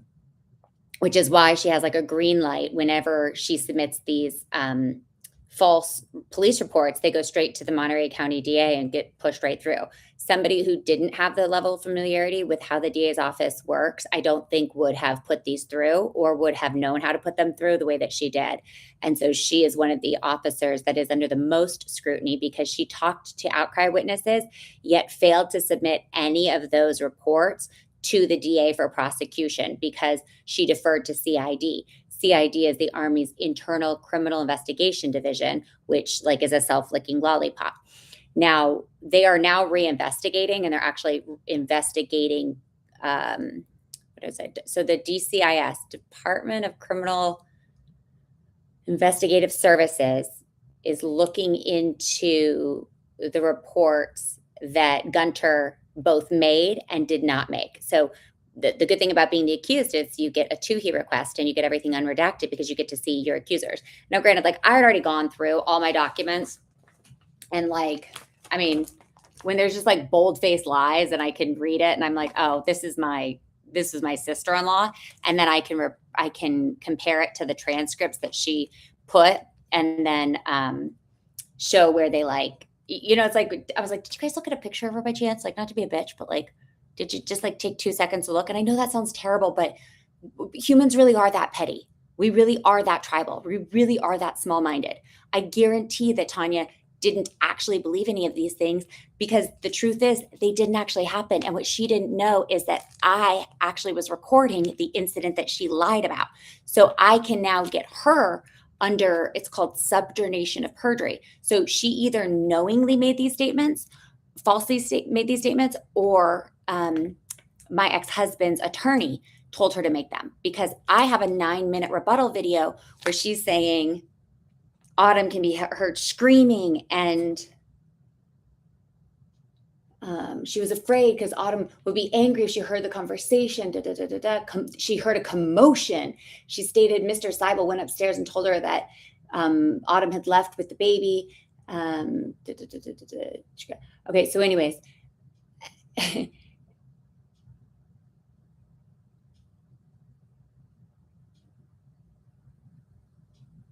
Anyways, it's just funny when I read these because like they thought that they could get away with the lies. This girl, my ex-sister-in-law, she had her like brother's wife, like her sister-in-law, stalked my social media pages for a while. And I was like, can you guys please stop, you weirdos? Anyways, it's easy enough to catch them in their lies. And I'm going to show you guys the evidence too, but this is the backstory. Sorry, I didn't mean to pause and like totally interrupt the flow. Sorry. Disclosed. My medical records were disclosed. My mental health records were disclosed. My own doctor's email was disclosed. Like their phone numbers were disclosed. Like now people not only know that I go to the Amen clinics, they know exactly who my doctor is, because whoever it is that went and pulled these from the county clerk, I mean, we've got printed copies of them with the timestamp. And it says Donna Cajon stamped those on October 14th at 2:19 p.m. So it's not like there's no argument that can be made that it wasn't published for those 29 days. It was published and somebody had gotten it. And a lot of the chaos that seems to be getting weird emails and texts and things just like all up in the air. Like that's like all of the chaos is actually finally starting to make me feel sane, because I didn't understand how and why it was happening. And it's like a slow doxing that I didn't even know was happening until now. I've revealed like what they actually did. But no, to answer your question, no, I did not hear back from anyone. Yes, I remember to text the DCF guy. I sent him the audio of the guy who threatened my life and my ex-husband's, and by proxy my kids, and even my ex-husband's lawyer. screaming, trying to get guns, threatening family, threatening politicians, just like all the crazy stuff. And then I called my local police department today and made an order of, or I made a report for like what to do from here forward. And because I was waiting to hear from the family of that individual, who are all also seeking domestic violence restraining orders. And the family are eligible for domestic violence restraining orders, and they're in different jurisdictions. But then on top of that, I'm not eligible for a DVRO, domestic violence, from this individual, because he's not family, he's not friend, like we just random person. So I have to take my police report and go get an order of injunction here locally. And then I can then take all that, as well as these records that the county published, and go get an order of protection against my ex-husband, because now I can show them, like, these are the records that, like, this is the crime that my ex-husband perpetrated. And then this is the crime that Monterey County perpetrated by doxing me. And now you all see why I live here and why my privacy and confidentiality is so important to me. I could not even be sure in the county in which I was living that the judicial officers would ensure my safety. And it, like, everything just makes sense now of how, like, for those 2 years, like, my ex-husband's attorney contacting the in-house counsel at Pebble Beach where I worked, and like posting stuff on his, hiring date to be like, congratulations. And I'm like, why is my ex-husband's attorney contacting the in-house counsel at my employers? And then it's my employers, Pebble Beach, who are the ones who actually subpoenaed the rape records that I didn't even know existed, because I thought that they were genuinely, truly confidential, because I'm a fucking idiot. And I this is why people don't report, because they lull you into a sense of complacency. I called anonymously for a year from all these different phone numbers. Then finally, when I feel safe enough to actually show my face and go into the crisis center for services and call from my own phone number, then all of that is tracked back to me. And then it ends up getting released through a subpoena from Pebble Beach Company, who my ex-husband's attorney, Veronica Cornwall, is like posting on LinkedIn to their in-house counsel, like, congrats, Ethan, like, congrats on your promotion, and blah, blah, blah. And I'm like, is this, like, she's literally sending emails to my employer, harassing them for my records, and contacting their in-house counsel, showing that there is a friendship at the very least there, which reeks of impropriety, on top of all the other things, her dismissing my star witness and the judge colluding to dismiss my star witness, who could have, like, validated everything I was saying. So, impacting my right to due process. Deflecting or rejecting every single negotiation for settlement, every single compromise, me going and doing my mental health evaluations, and them all coming back. She is not crazy. She's a victim of significant abuse. It's significant sexual trauma, significant, like, intimate partner trauma, intimate partner violence. And then that was... Hold on tighter to you.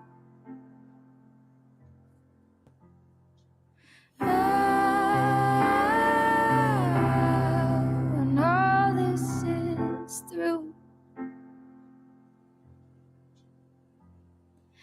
until I hold tight on to you. We'll just head down, carry on, 'cause what else can we do but get through? And we'll sing hallelujah, but what is that to you right now? But let's talk in a way that can give us some faith to go around. We'll hold tight as we can when it's better again. And that'll sustain me for now.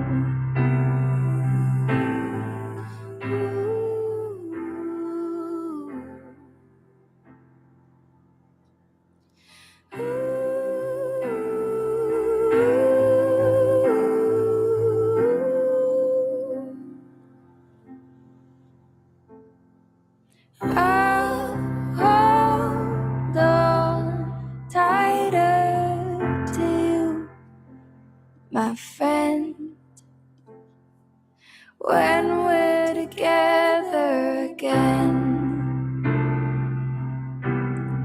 together again. When we're Okay, so that was it. That's the initial documentary. Obviously, it's going to go through a lot of edits and rewrites, and I'll probably get a couple of cease and desists for airing that. But at the end of the day, if it brings light to the darkness that is family court and CPS, I'm okay with it. And I'm telling the truth. And so are thousands of other families. And if my voice has to be the one that speaks up for all of us, and then they try to punish me, like my ex-husband's attorney keeps trying to get me to get there in person. This is why I cannot go to Monterey County. I cannot go in person to see my children, because anytime I am even in the zeitgeist of it, they threaten arrest. It's terrifying to live like that. But I've seen some other mothers fall on the sword and get arrested like a second time, just to prove the point of like, okay, well, now you've arrested me. Now let's do this the right way, because you apprise yourself of your rights, and then you demand that they actually follow them. And so for me, this is about my children's rights. Like, my children have a right to be with their mother. And as you guys have all seen, like, I went through hell, literal hell. I almost died. Like, but besides the thoughts of suicide and being terrified that random strangers are coming to my home, that people are showing up taking pictures. And like, I've got affidavits for all this. I've got evidence for all of this. But for whatever reason, the last thing I had to do, I cleaned my house. I got everything ready. And I was trying to make it really easy on people so that when I said goodbye, nobody would think to look for me for several days. And by the time that they did, because it was the holidays, I would have already cleaned my house, had all my goodbyes written, and everything would be done. And then I came to my lawyer's office to drop off all of my paperwork, and realized it was like a chaotic mess and she wasn't going to be able to make any sense of it. And if my kids stood any chance of understanding what happened to us, that I needed to organize it. And she saw how bad of a shape I was in. And she also was, or is, a active duty, so she's a reservist JAG officer, and in the Jaguar, which, how do you guys think I got my Pentagon contacts? Just kidding. It's not her. It's not her. And, you know, a lot of other officers started seeing what was going on. Officers who have known us for 17 years, officers who've retired. I'm looking for some enlisted folks to step up and let me help you guys get out of this hell. But we're making progress on the mold side of like the toxic housing that military families are living in. And through this saga, the military is going to have to change its policies on domestic violence, and well, not even change them, just start abiding by them. And this is the real life testimonial of a woman who gave her life to a service member's career. And, you know, this is how it's rewarded. And it's not done. It's not going to be done for a while, but, you know, thank the Lord, I'm now in a place where I can just start to like share my evidence without fear of like reprisal or repercussion or anything like that, because I'm a victim of domestic violence. I am a survivor of sexual assault, of childhood sexual assault, and intimate partner violence with my ex-husband. And the records that I'm going to be sharing, my Trebuchet files, are DOD documents.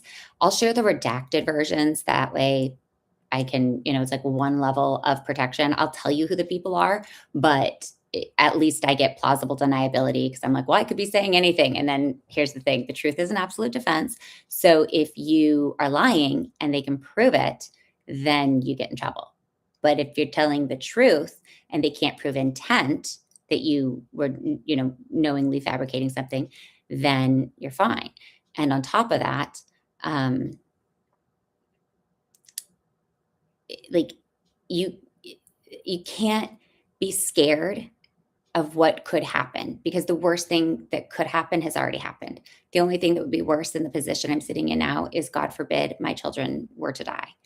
And at that point, I wouldn't be living, and I wouldn't be here to be, you know, amplifying this message and putting it out. So I'm going to show you guys a couple things, because because we are on a roll tonight. And so these are the these are the FOIA documents that I obtained. And I actually was going to what was I going to say? I was actually going to what was I going to say? I can't remember. But I have an email from my Special Victims Counsel that says that there is no gag order and I am free to talk about this. And again, these are the security ones. So I should probably go in order. Let's do that. Let's do that. So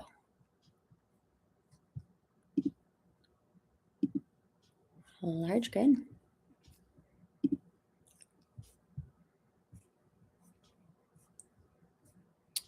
So we are going to start with, oh, ironically, I never put the police report in here. Where is it? Where is it? Where is it?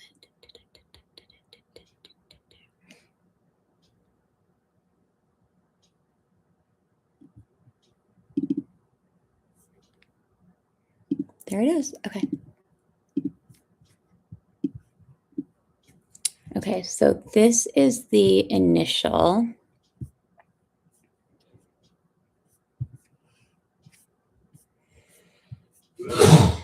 Bless you. Okay, so this is the initial police report.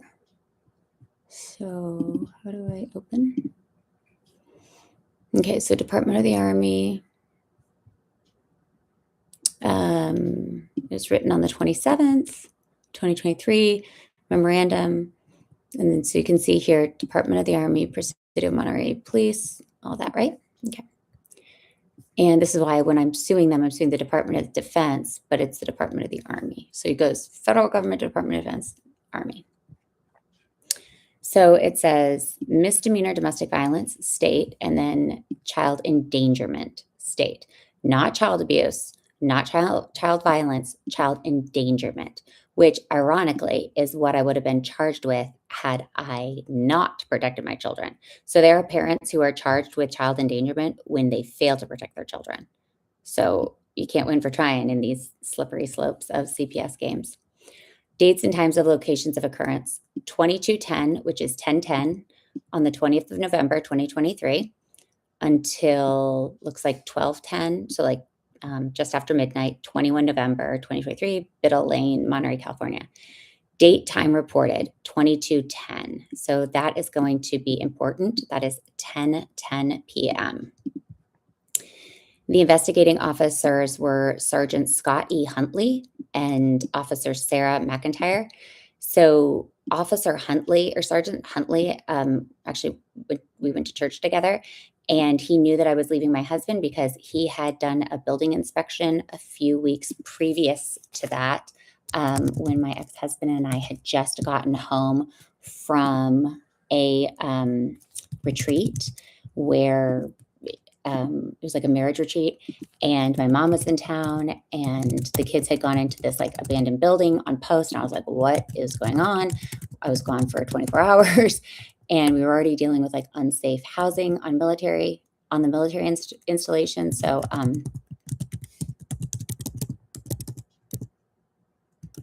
sorry. Okay.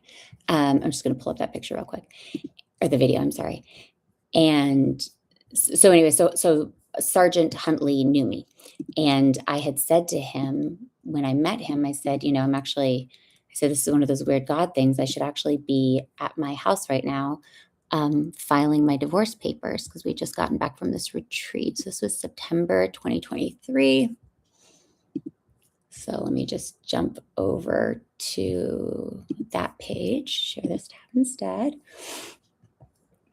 Okay, so our backdoor camera used to download directly to my phone. This looks like just like a screenshot.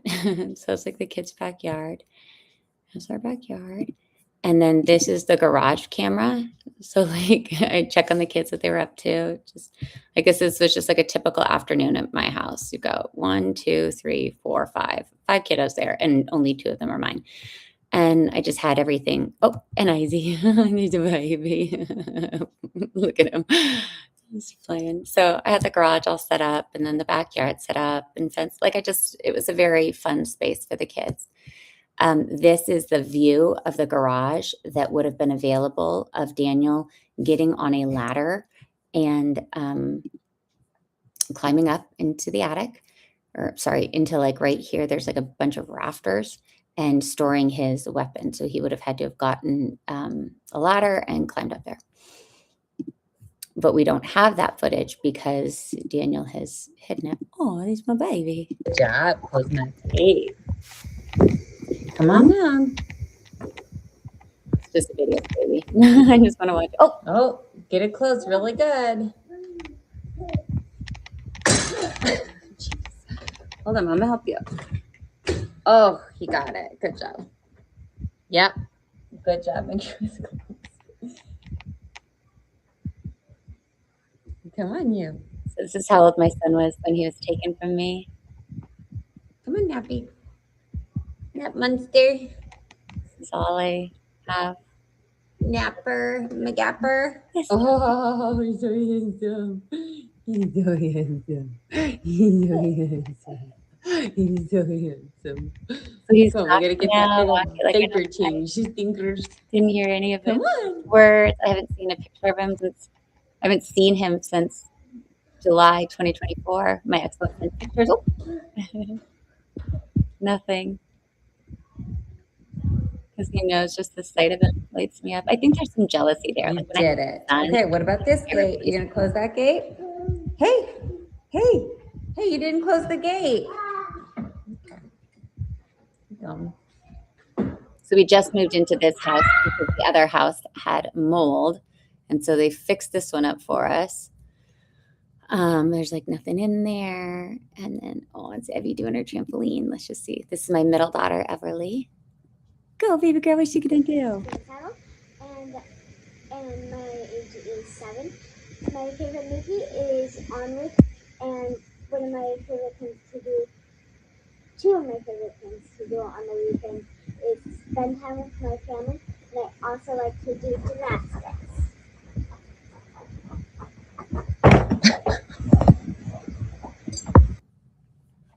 Love that kid.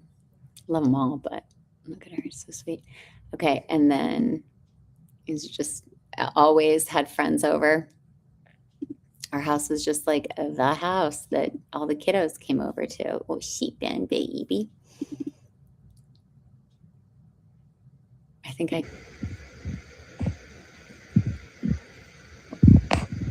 like watching her do something.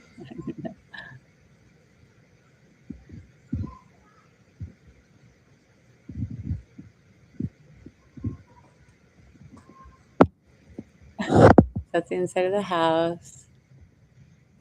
Oh, she was trying on this leather jacket. That's right. I wanted to see it. I was like, oh, girl, look at her, look at her, look at her. It's like, Strawberry, it's the dog he used to beat. Probably still does. Here's the chairs that I refinished. So we lost all of our housing. So all of our household goods. So like all we really had was like a few things, like our Paraguayan furniture, which we I wanted to see her in it so bad. And she didn't want me to see her in that jacket. Okay, let's see. Thank you, Eddie. The Parks will be in touch eventually about the new move. Okay, so these are like the movers. Adam Hay, Vicky Ataid. Man, I really had all their names. Sherry Ferris was with the Parks in Monterey Bay. Just kids after school. Mommy just having a nap with the baby. Girls. So these are just like leading up to the days that this happened. Okay, so this is, here's a good mold video. I forgot about this one. Wait, where is it? Oh no, this is my brother's at bear camp. Never mind. Here's Eisenhower with his breathing treatments that we had to do all the freaking time because this is how that kid looked, like 24/7, just sick. Sick. Those are dead rats in there.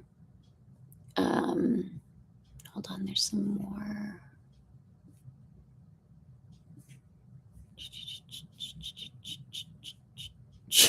Look at this cute baby. This is my life. This is like my morning routine, getting them ready for school. I'd take them, we'd get them to school, they'd go to work, or I'd go to work. This is the PA from Stanford Children's Health who wrote the amazing letter about care. This is one of my favorite pictures. Look at him. He's like, he used to always do that with me. I need tongue snap. So funny. This is Everly getting her cast off. She broke her wrist while Daniel was watching her. And I reported that to Colonel Klein, and he did nothing. And then, look, these are all just like, just normal pictures, just me.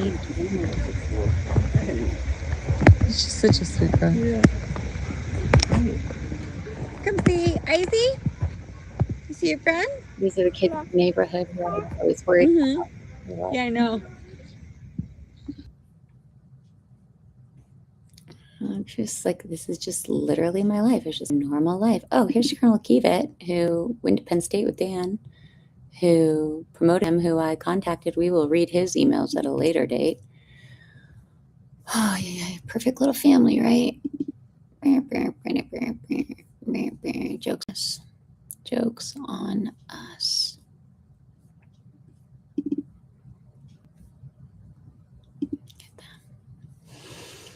Okay, so this was leading up to it. We'd moved into the new house. The baby was still super sick all the time. Had to do breathing treatments. This is what the mold looked like, and it was raw sewage leaking through the ground. I'm sorry, not through the ground, through the floorboards. Sing this song singing.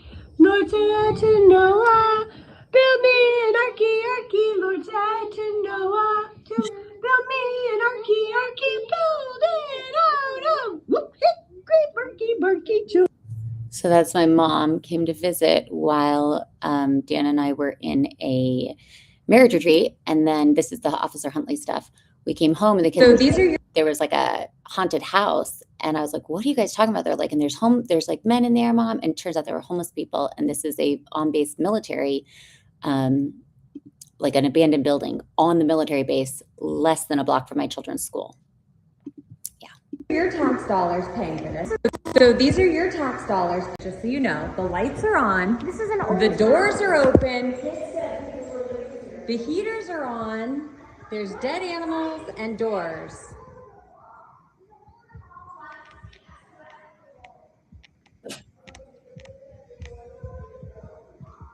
This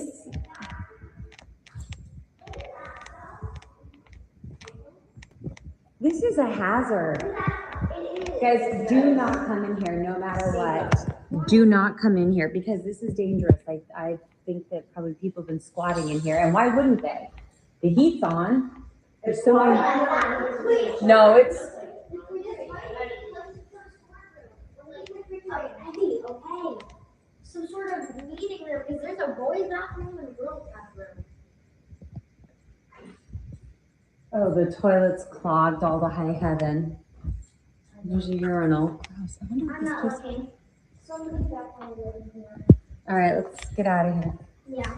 Okay, look at that. There is a In-N-Out cup on the floor. Somebody definitely lives here. All right, come on. Let's get out of here, guys. That's really creepy. Do not come back in here, okay?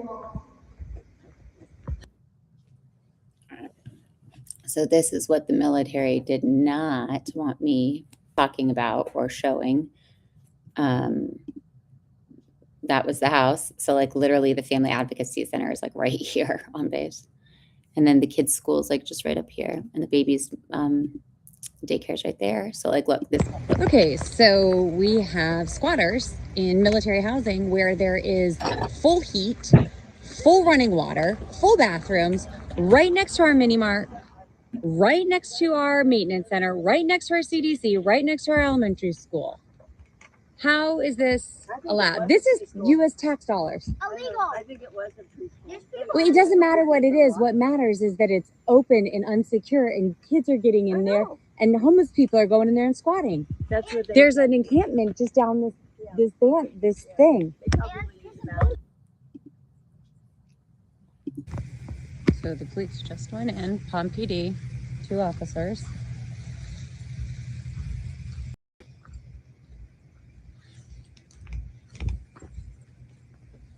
They're in there doing an inspection right now.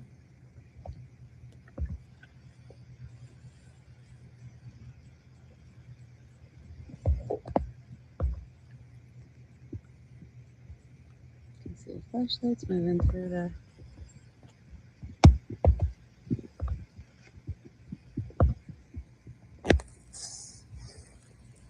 Door was wide open.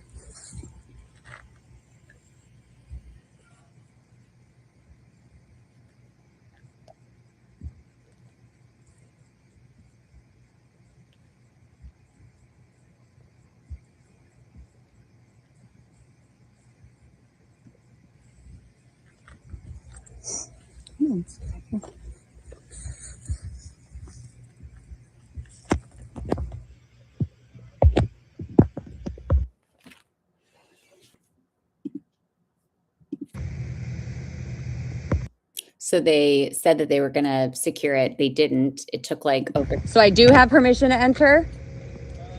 No? Well, my kids did. Yeah, okay. Okay.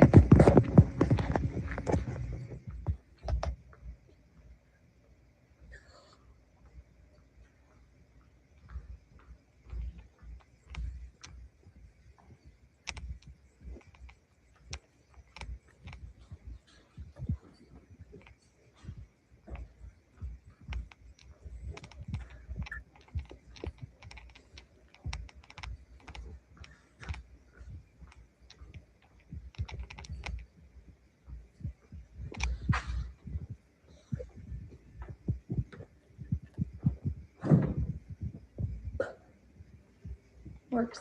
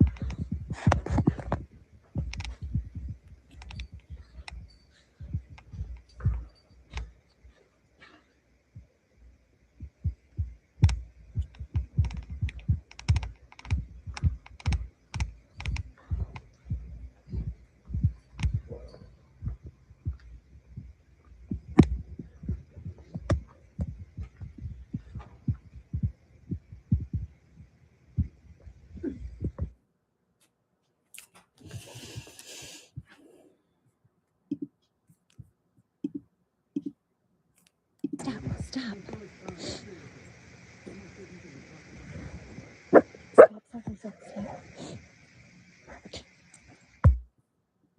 So let's see, what time did this start? So they came at, so the kids found it at 6:45. Took them like an hour to get there, hour to clear it, and then have it secured.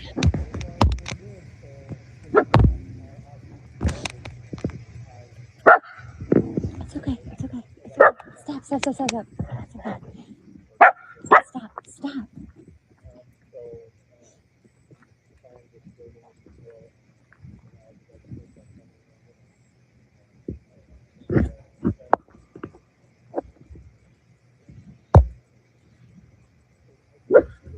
You're all right.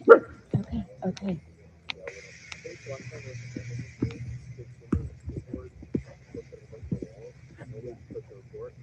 Yeah, so I'm pretty sure it's probably ours. Yeah. It's not the same vandalism as what?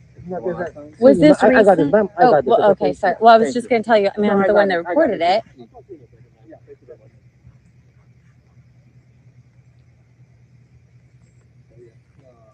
I mean, our project 100, I think it's the one, or I don't. Yeah, he's still working. Yeah. So he's there with the hogs guy. We'll be right back. Thank you for reporting it. Yeah. My kids were telling me about a scary house in the woods, and I literally thought we were walking down to look at somebody's scary Halloween decorations. She goes, "There's dead bats. There's blood on the walls." I was like, "Oh, somebody really went all out." We'll take care of it and then Yeah. There's reports of strange men being in there too, so they've cleared it, but.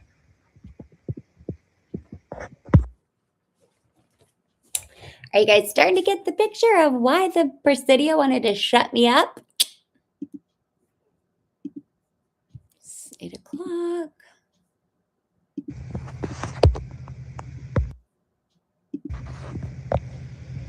Oh, they're back in the building, clearing it again.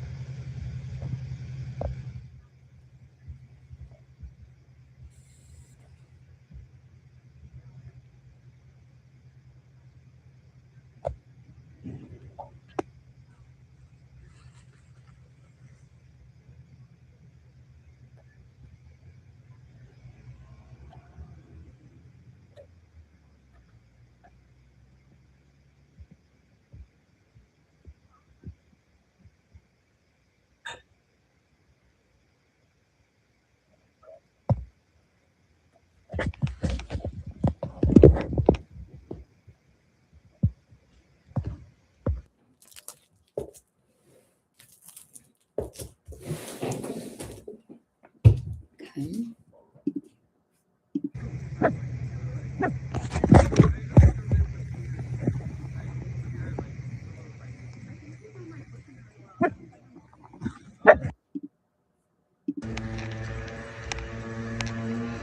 So they let me go and like inspect all of the windows to make sure everything was completely locked so that no kids could get in and it was a totally safe environment. Well, here's what I found. So you guys are securing it? Do you want to go take a look so you can see what? Yeah. So I didn't get to go all the way around. I only got to the second door. Okay. You want to hold your dog? Oh, I literally was on the outside. Yeah, I did it through the outside. That was the. He's putting out multiple like wood dowels. Okay. So the windows can't be open.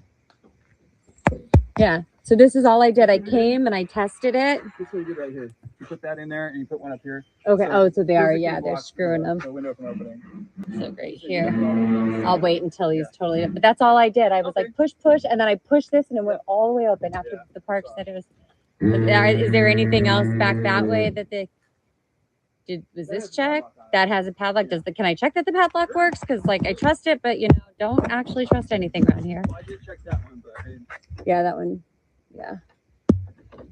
I feel better if there was another one down there, but Yeah. What are these even for? it's so swollen. Yeah, it's not gonna close. It's I don't know what's for. Is it strawberry dog? Gosh, that goes right into Bella's house. I think my kids kept saying that's Bella's house. It's Bella, like right there. That's it. You can go right through there. I was gonna go. I saw him close the window on the other side. I wanted to make sure, but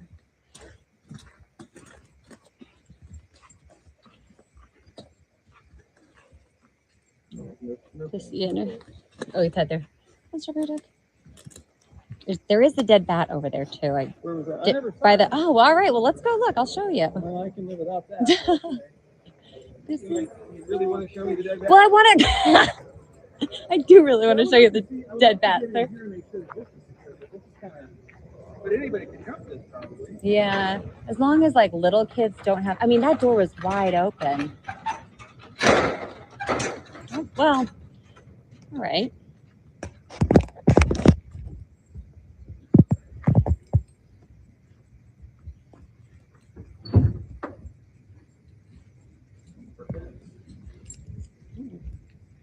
All this should be secured.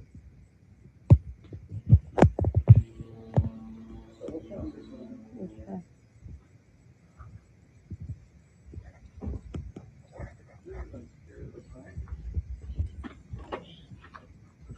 Oh yeah. This should all be secured.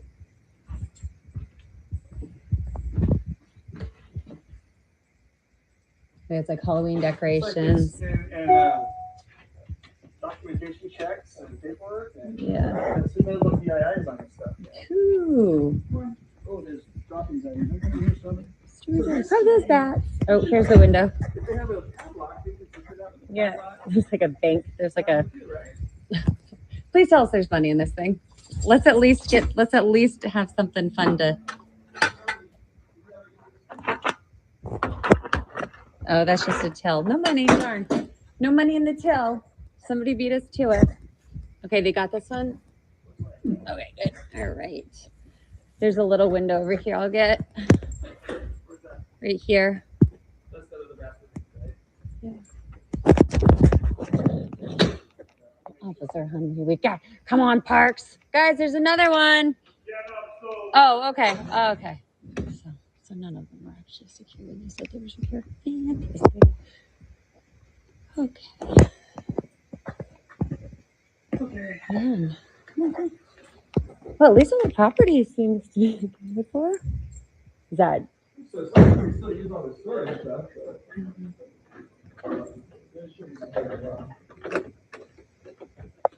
Yeah, it was locked.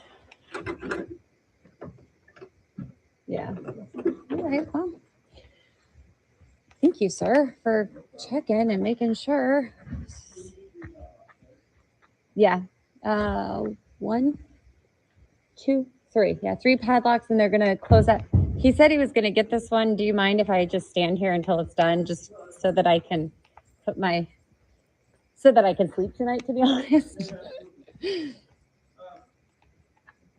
Oh yeah, they're still.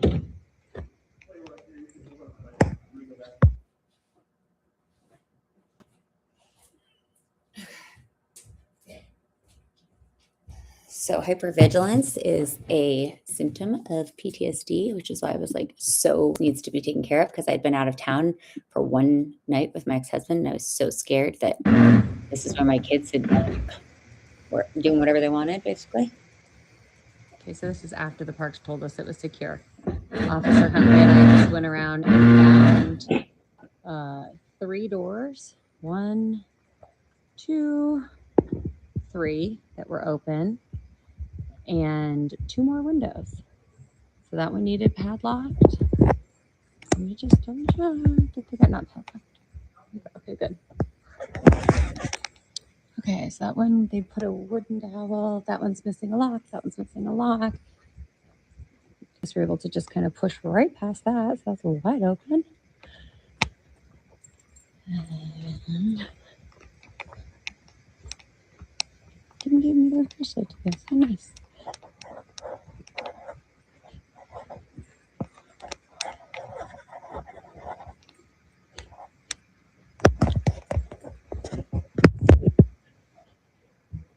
Okay, all right, that one's closed. That's good. Okay.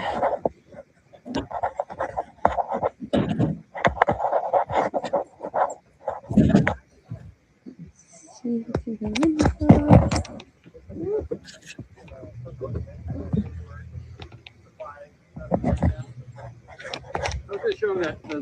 Oh, okay. I was going to show you the dead bat, but I'm going to show you.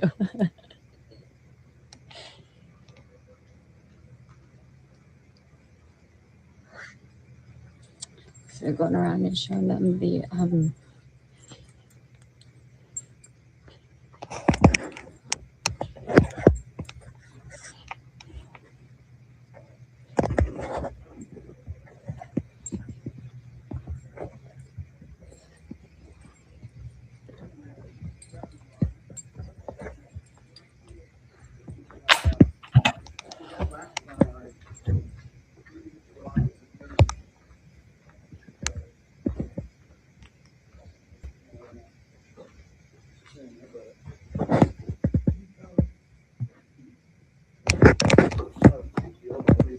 So we got people coming out to go get these buildings. Well, if you use those plywoods that are in there, the plywood to do what? Just seal the whole door. Oh, to seal it? Yeah.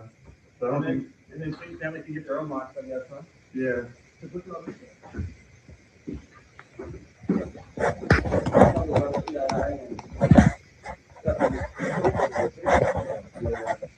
PII is personally identifiable information. To be shredded, October 2020, to be shredded, 10/20/20. So there is stuff that obviously it would need to be shredded. There didn't have some sort of information on it. And then this room here. So I don't know if you can seal it. If you could either just fix it the way you're going to fix it with the, and then let them family. So yes, this is their building. Yeah. They can get the locks, and that could be their project. Because if you put locks on here, they're not going to be closed anyways. Yeah, that's all for them. So it's still in one way from here. Yeah. So yeah, I mean, whatever you think. Yeah, I'll call the director to see if he wants to come out and get the locks, or wants to just put the plywood on there. Okay. Hold in place. Yeah, just if you could let me know so I know how long I'm gonna be here too. Okay. Let me move on. I forgot. What's your name, sir? Andrew. Andrew. Yeah. Thanks, man. Yeah, I really appreciate it. Thank you. Yeah, so it's 3 doors in the box. 3 doors? Okay. Yeah. Sergeant Huntley gave me a flashlight to use, which was so sweet of him. Well, we went around and made sure that everything was closed. And that no Nice kids flashlight. molested. Gotta get one of these. Oh, you know what? Get the rechargeable one now, because that one I bought on clearance, Mm-hmm. and the batteries are more expensive than the flashlight. I Thank meant to you, bring my sir. rechargeable one. It's like as bright, if not brighter than this one, and I just plug it in every night. Nice. You know what I want to? I want to invest in a pair of binoculars. Like binoculars and a good flashlight. That's binoculars for the sea otters. I guess I should have been more specific. So did you hear? I don't know if you saw, but there's So Officer Huntley was just like a really nice guy. And the night of the arrest, he came over to the police, talked to me for a little bit. So I was there until like almost 9 o'clock at night. Okay, and then there's the next morning. Now let's go back. So here's my mom. Oh, look at that. Just me, a teacher. Wah, wah. Just being a teacher, me being a teacher, me being a teacher.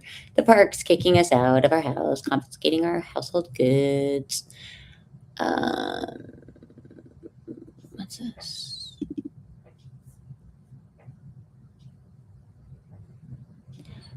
Oh, just more information. Let's see, what's this one? An email from Dan.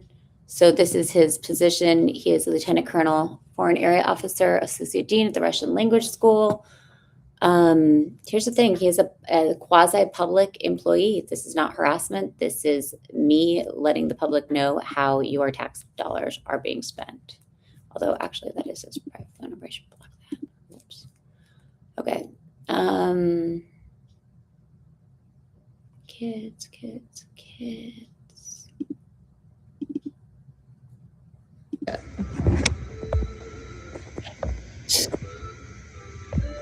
Just dancing, just silliness. The baby, okay, that's fine. The rest of these pictures. Oh, they had to come and fix the toilet base on this one.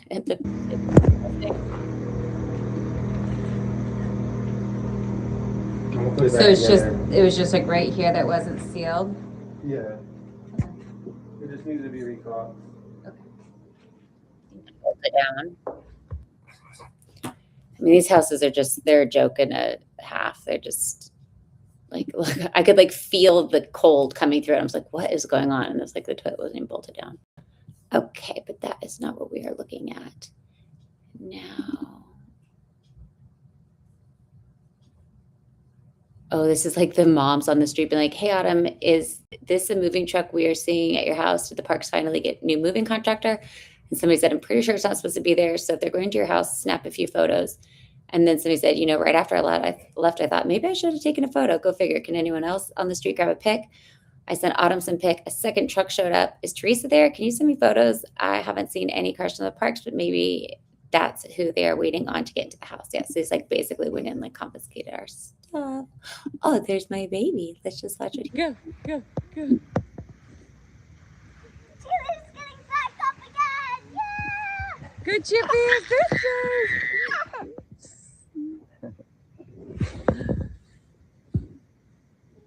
Mom, he's doing the thing! What? He's doing the Light. you are so cute! Oh. That is so cute. Okay. Oh, here's a picture of the mold that my ex went into our old house and cultivated and went on the stand and said, no, the mold's really not that bad in the house. Okay, so that's your name. That's the address of the on-base house, and that's most certainly a petri dish that you went in and collected samples of, which, Dan, tell them how you got in. Okay, I'll tell them. You climbed up and broke in through the balcony door.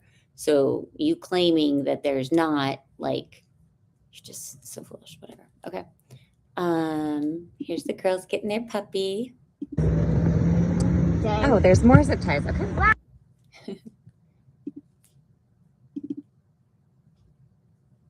Okay. It's like our life. Hi, Truffy boy. Oh, mama. Oh, mama. Come on, sweet girl. Can mommy get her? Congratulations, it's a girl. Can we get her? Sure. This dog is amazingly cute. I'm gonna explode from her cuteness levels. Oh. Can I cuddle you? Because we would get very sad. I would get very sad with me. Oh my god. Okay, go ahead, pick her up, honey, so she doesn't tinkle. Give her cuddles. Bring her close. I have not. Bring her close. I've not picked up. Okay, we stay right there. We're gonna take her potty. Okay, come on. Hi, sweet berry. Hi, sweet berry. Oh, blueberry. Blueberry truffle. Oh, she's like, this is my house. Oh, she looks so. Oh, pretty girl. Okay, go ahead. Sit over there, go potty. Evie, do you want to bring Strawberry over on a leash to go potty to show her? I have not held a puppy in so long ever since Strawberry. You gotta go potty, little Chuff? She's right here. We didn't get her. So junky. So Jones. So Jones. Oh, so Jones. What a good day. Hi, pretty girl. She's excited. Yeah. Okay, watch her. Stay close to her. Stay close to her. How does Hi, she somehow sweet know girl. Oh, she's so that we're pretty. her for everything? Do you know that we're your forevers? Do you know we're Okay, so we just gotten the puppy. That was like part of moving into the new house and just all of the changes. So we got the puppy to, help. She's been following me around the house. She's so hot. No. It's like a hot day for her. Hi. Bluey. Hi, Blueberry. Hi, Mama. Hi, Mama. I know. Too cute. We get into Mama's tiny baby's pet. Let them know. Let them know. Do we need to go get her a chicken? I got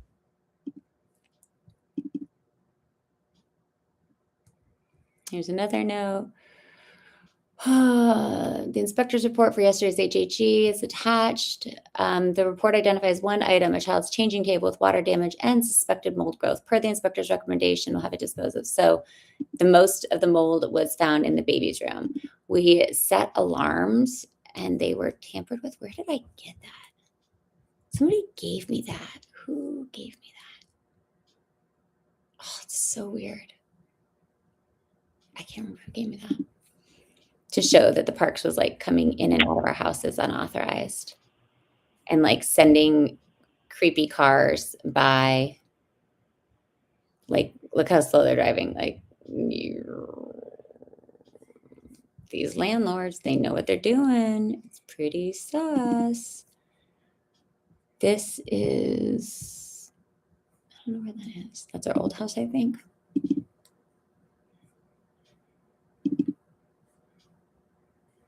That's our old front door. Let's see.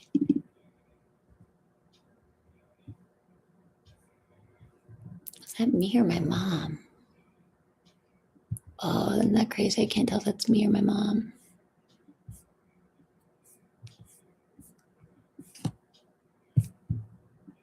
Man, I look like her. I think that's me, though. All right, more email. Oh, U.S. House of Representative. A Democratic member of Congress seeks motivate, organize an affordable person to serve as a caseworker in their Monterey, California housing office. This position acts as a liaison to federal, state, and city agencies, communities, and local stakeholders for members of their constituents, specializing in managing veterans casework. Bloop, bloop, bloop, bloop, bloop. Yeah, we joked about that because they couldn't keep anybody to save their lives.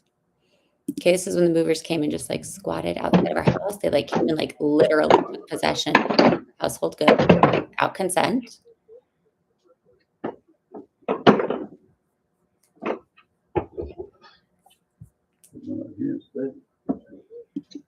Okay. And they basically just like sat out there. Who are they? Mine. I know, I heard. Yeah.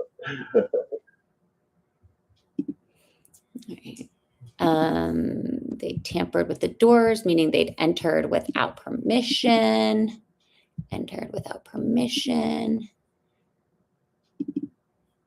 They took our security cameras and literally destroyed them by like throwing them. Device reset successfully. Please set. Let me see if I can find that video. That's our neighbor's house. They also had mold. More assessments. This was just like our life. Oh, and then we get into the new house, and what do we have? Rats. Oh my gosh, this is like, it was just non-stop. They literally chewed through the wiring of our brand new Wi-Fi. And that thing stunk to high heaven. Like if there was smell-o-vision, it was so nasty. You can see the parks people getting into it. This was like on our laundry room. It went straight into our house. Okay, what's that? Again, don't know what that is. Oh, here's the wire that the mice chewed through, our cable wires.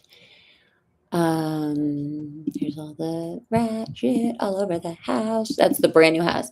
Here's my son and I allergy testing because we were diagnosed with the illness. Okay, oh gosh, that's okay. Okay, let's sing Baby Shark Doo Doo Doo. So this is the kind of stuff that I had to do as the primary caregiver, that my ex was never subject to this torture. Baby Shark Doo Doo Doo Doo. Baby Shark. Let's go swim, doo doo doo doo. Let's go swim, doo doo doo doo. It's okay, baby. It's okay. Oh no. Oh, chonkers. I know. Let's go swim, doo doo doo doo. Let's go swim, doo doo. I know, baby. Can you imagine this is the baby being stabbed in the back to test him for allergies because he had the misfortune of being born into. All right, I'm gonna turn him.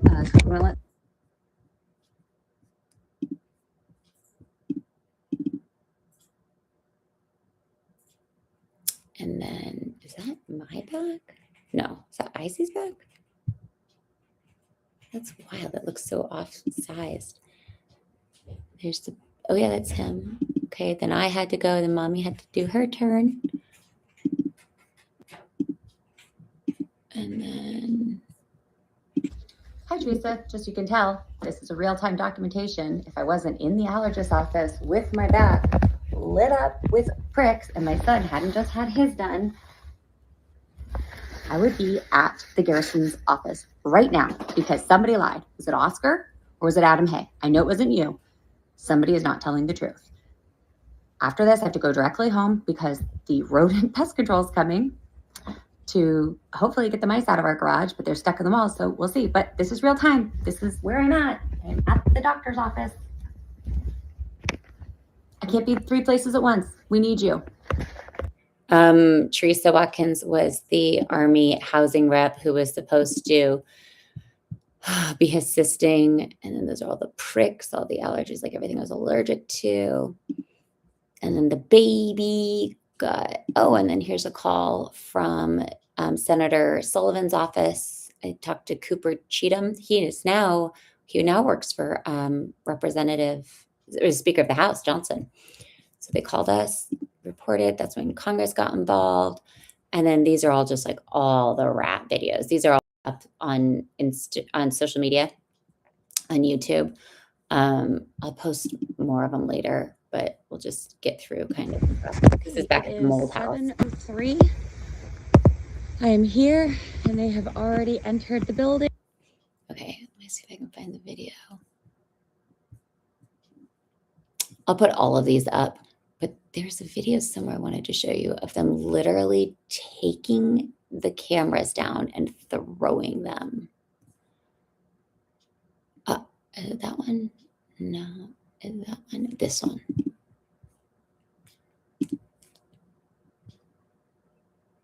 Look, he sees the camera. He's like, get out of here.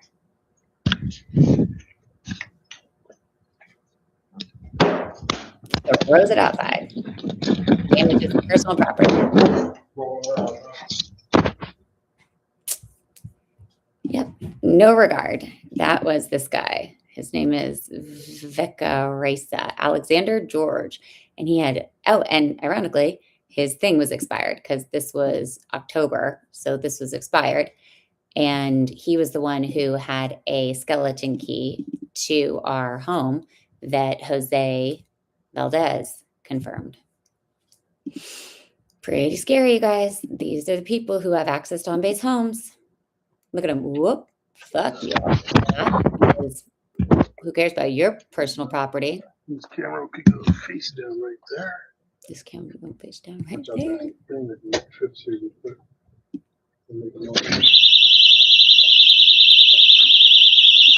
Yep, no concern. Okay, that's when I end up in the ER again. We're gonna stop there because I can't remember which video I was actually trying to show you guys. Oh, was it this one of my baby stuck to a rodent trap in on-base housing? This is how normalized we've become to having mice traps in our house. The baby just gets stuck to it, carries it around, and knows that we'll take it off in a minute. All right, come on. Okay, I had to get rid of all our furniture. More mice. I've got more of these. Oh, there's a dead one. It's military housing. Rats. They were up in the roof. They were everywhere. Ooh, I don't even want to watch that right now. I'll post it so you guys can see it. Trick. Okay, now let's go fast forward. Oh, my baby. Sick baby.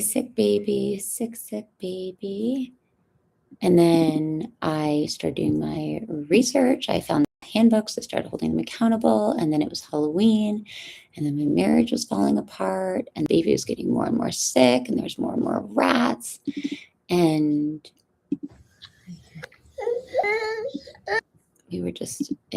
everything was falling. Like the wheels were falling off at this point. Meanwhile, we're like trying to pretend like everything's fine. Got family pictures. Miserable. Okay, hold on. Date night, tried to leave him. I'll tell this story a later date. Kids had a photo shoot. Hold on, let's find it. What's that? Oh, that's it. The baby. This was when my stepmom got suspicious of Dan's chaos. Oh, what's this? Oh, it's just more of a video. Okay. These are all the videos Dan does not want you to see, but I will show them.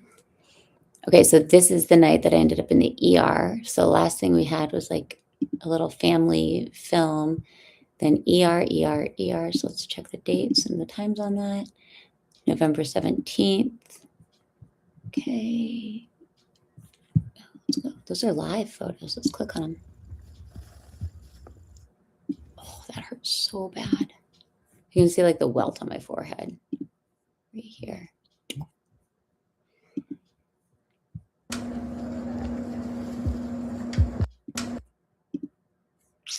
November 17th, 7:53.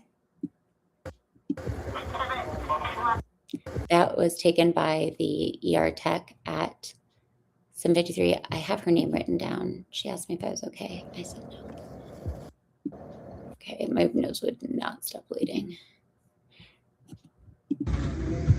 This is when they took me for an MRI. I tried to disclose, but I was vomiting. More pictures. Okay, go back.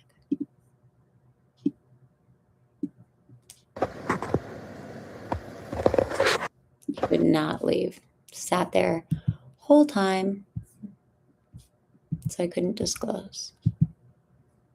Like watched me like a freaking hawk.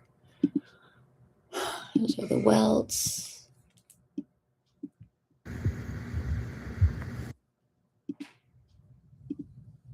Not sure. See how big the welt is there. Saggy booty. Look at that. No idea how that happened.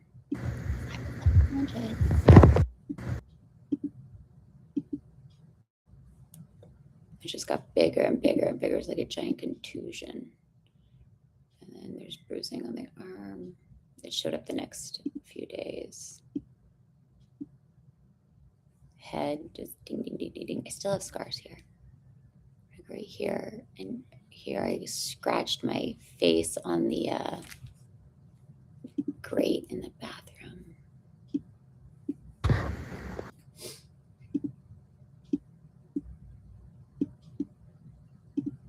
And this is just like us as a family the next day. I like avoided him like the plague. And then the bruises started really showing. And then the infamous arrest.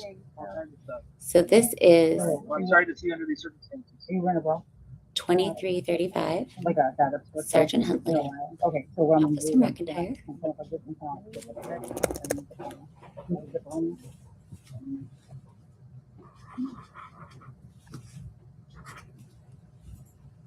I wish we could hear what they're saying.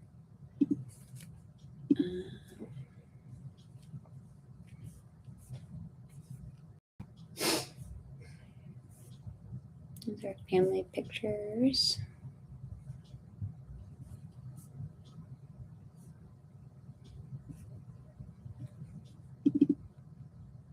Hey, Mom, I know you can't read my message, but I wanted to say I love you and miss you. This is after we'd only been apart like 3 days. Here is a screenshot from November 20th at 10:25 p.m., which was, if you guys remember from that report, 15 minutes after Dan called the police and said that, quick, come quick, the children are in danger. This is our first supervised visitation where the supervisor wrote a horrific report for Dan and he had her removed. And I begged her not to do it because I knew that this would be the outcome.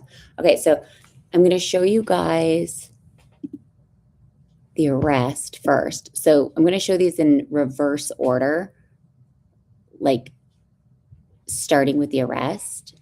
So this was, there you go, 11. Police department. At 11:32, or I'm sorry, 10:32.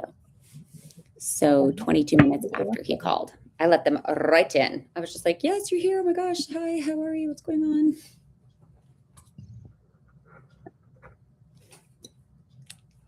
Police department.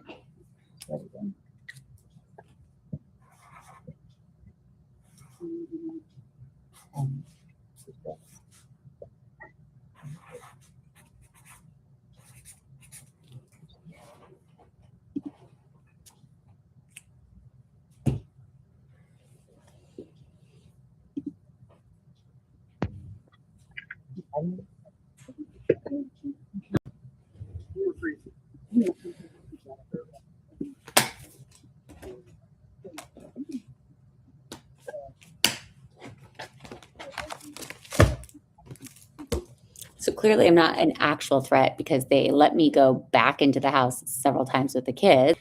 And they're discussing, like, what are we going to do? At this point, they could tell I wasn't going to turn on him. And so they're just out there being like, okay, so what are we going to do? And they talk about it for, let's see, they showed up at 10:30.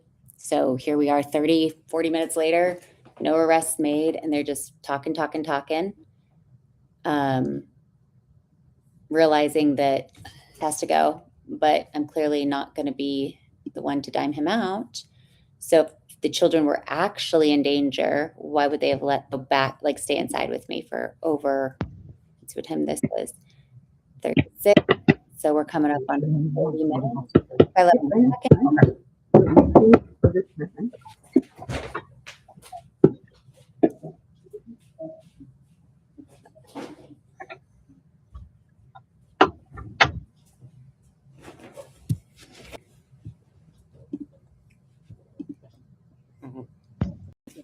Again, here we are. We are like over the 1 hour mark when an emergency was called in.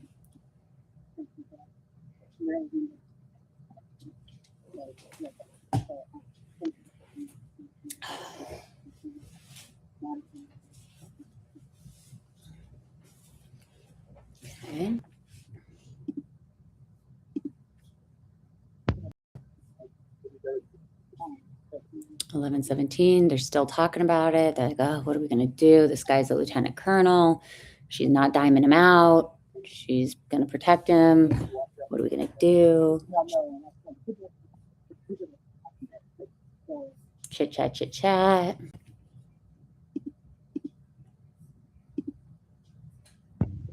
And this is when he's like in the car. So look at this. Over an hour and 10 minutes since he called with an emergency. Doesn't look like an emergency, does it? They seem to be coming in and out at a pretty relaxed pace. And then this is the moment that they almost got me killed. Officer McIntyre, Sergeant Huntley, and Sergeant Lakin, pay attention, because this is the moment when I knew I was a dead woman.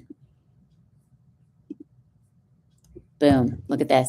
They bring him back after I'd asked him to leave. Oh, I'm shaking just looking at this. 11:23, an hour and 15 minutes after he's called, and he's made a false report of domestic violence. When he walked back into the house, right then, I knew I was a dead woman. If I said a single word, and they didn't actually tell me I was under arrest yet. They had not told me yet. So he comes into the house at 11:23:24, so an hour and 15.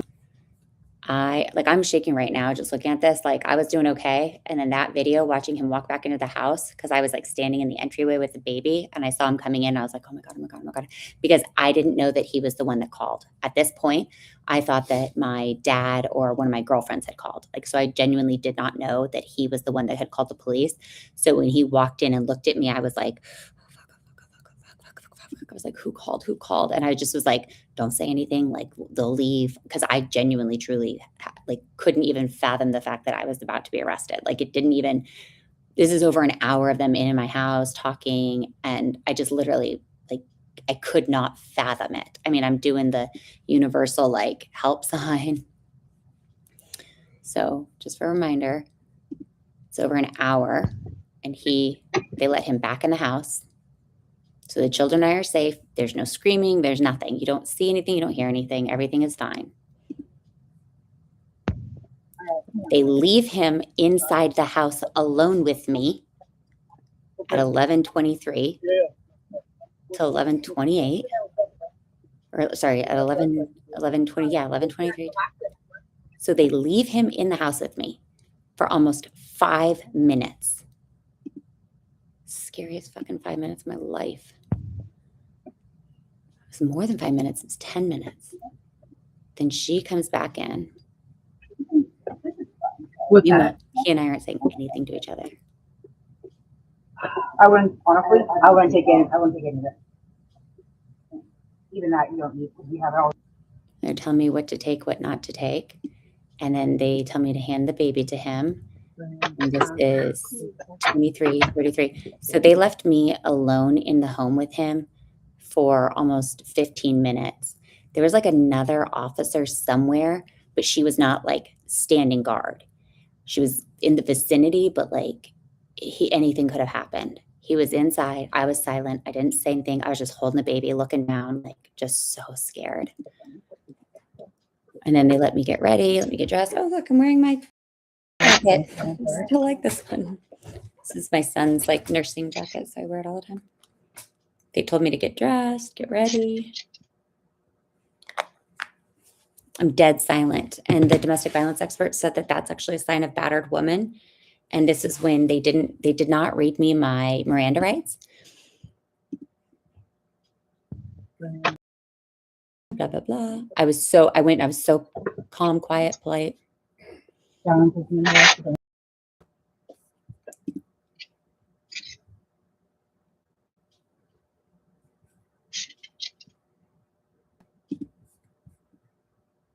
So again, 11:34. This is after the emergency. Oh, here's our meeting, aka Dan put that on there. The exorcism he wanted me to get. And then these were the NAMI family support group and his counseling. He used to like guilt me into be like, well, the NAMI people say that you got to do this and blah, blah, blah. Okay, so that's the first I got. And then the bank, he like drained the bank. but let's find the videos. This is the kids calling FaceTime. Okay, so now that we have seen the after, let's watch the before. But really quick, bring something up, just as a reminder. Oh, where did it go? Where did it go? Where did it go? Window, Chrome tab. Oh, there it is. Okay. So just as a reminder, police were called at 10:10 on the 20th of November. They arrived at like after, I think it was like 22:35. I don't know. Somebody go look. And then Sergeant Scott Huntley and Officer McIntyre were the investigative officers. There was one other lady present, and it was Lakin something. I'll show you at the end. But they didn't do much of anything. So they've got my name, all that, victims. Because I didn't know this, but apparently in order to get a protective order, you have to have somebody leave the house that night. So that was part of the reason why he pushed for the protective order. Information in this report is based upon an allegation. So this is literally the information in this report is based upon an allegation. So his allegation is proven false through all the evidence that I'm going to show you guys, and that the Presidio of Monterey Police have, and that the DCIS has, and Congress has, or preliminary investigation, and may change prior to completion of the report. So they did this initial report and then published it on the 27th. So a full week later. And I want to show you guys when they actually signed it. Okay, Lieutenant Watch Commander Samantha Sanders. I think that's the third person. Report approved by Detective Christina Nenter. So she's the one who did the shoddy reporting, but there should be, I thought there was a copy where it was like digitally signed. Huh. I thought there's one that had it like digitally signed with like the date and time. Okay, well, anyways. Synopsis. On November 20th, 2023, at approximately 22:10, so 10:10, officers were dispatched to 20225 Biddle Road in the La Mesa housing area to investigate a reported domestic disturbance. The reporting party, a military service member from the Defense Language School, stated he was waiting outside the residence to speak with officers. So he told them that he was locked out. It's hard to be locked out of a home that you have a key to and 2 garage door openers. And then you'll see the video of him coming in and out, and it's timestamped, so we'll go through that. Officers arrived on scene, and an investigation revealed the RPs, I don't know what that means, reporting party's military dependent spouse had committed misdemeanor domestic violence and child endangerment. Okay. The spouse was apprehended for violation of Penal Code 243E1 and misdemeanor domestic violence, and 273AA, child endangerment. So basically, because I was trying to protect my kids from further harm and defended us, or defended myself, asked him to leave, that was the child endangerment. So officers, no allegations of abuse, no allegations of violence, no allegations of harm at all. This was the part that the domestic violence expert looked at and pointed out. She said, Autumn, did you read this? Because she goes, what were you doing with the gun? And I said, no, there were no guns. And she goes, well, they took a gun. I said, well, yeah, they took the gun afterwards. I didn't know about the gun until, I saw this. It says, officers secured a pistol from the residence for safekeeping. The military service member was issued an emergency protective order. The spouse was transported and lodged in the Monterey County Jail. Family advocacy was notified of the incident. Okay, so officers secured a pistol from the residence for safekeeping. We're going to see that in the videos coming up of my ex, and you'll see like what time and everything. Narrative. On 20 November 2023 at approximately 10:10, Sergeant Huntley and I responded to, okay, so that means that if she's saying I, then this was written by Officer McIntyre, who testified in court. And so I got her transcripts, and then Officer Huntley oddly did not. Upon arrival, Sergeant Huntley and I contacted John Doe, identified by his military common access card outside of his residence, who provided us the following statement.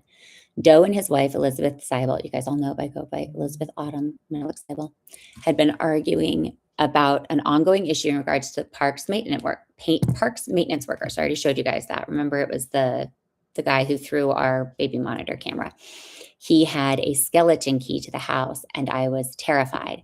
And at some point when I have the time, I'll go and play you guys like an hour-long video of Dan just like yucking it up on the front porch with this guy on the 20th. I'll just show you I'm not going to play the video. I'll play it another night. But this is I was so exhausted from all of the housing inspections and just all of it. Where is it? So I have this whole thing on video, but like, here's like a,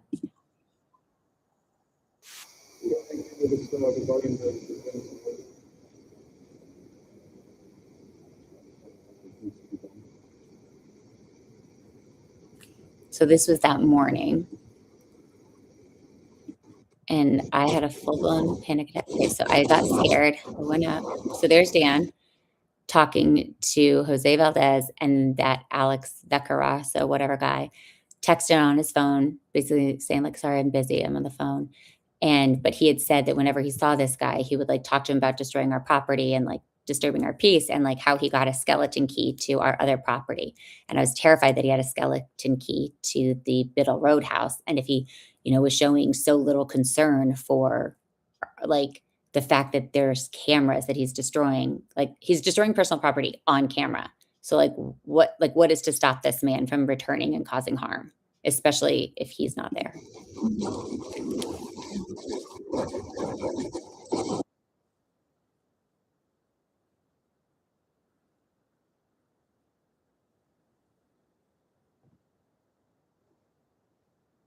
I'm in the middle of a panic attack, having this guy here. Dan's just sitting there, talking it up about towing capacity of their new maintenance vehicle.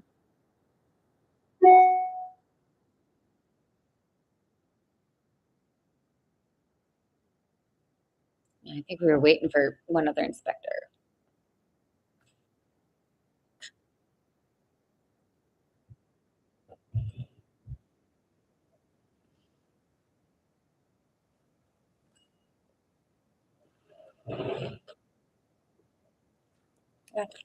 Dan told me, as soon as I see that guy, I'm going to give him a piece of my mind. And I'm going to tell him he can't talk to you because he was so disrespectful, so nasty to me. I'm going to tell him, can't talk to you like that. And blah, blah, blah, just all the lies. Like Dan is the consummate bullshitter.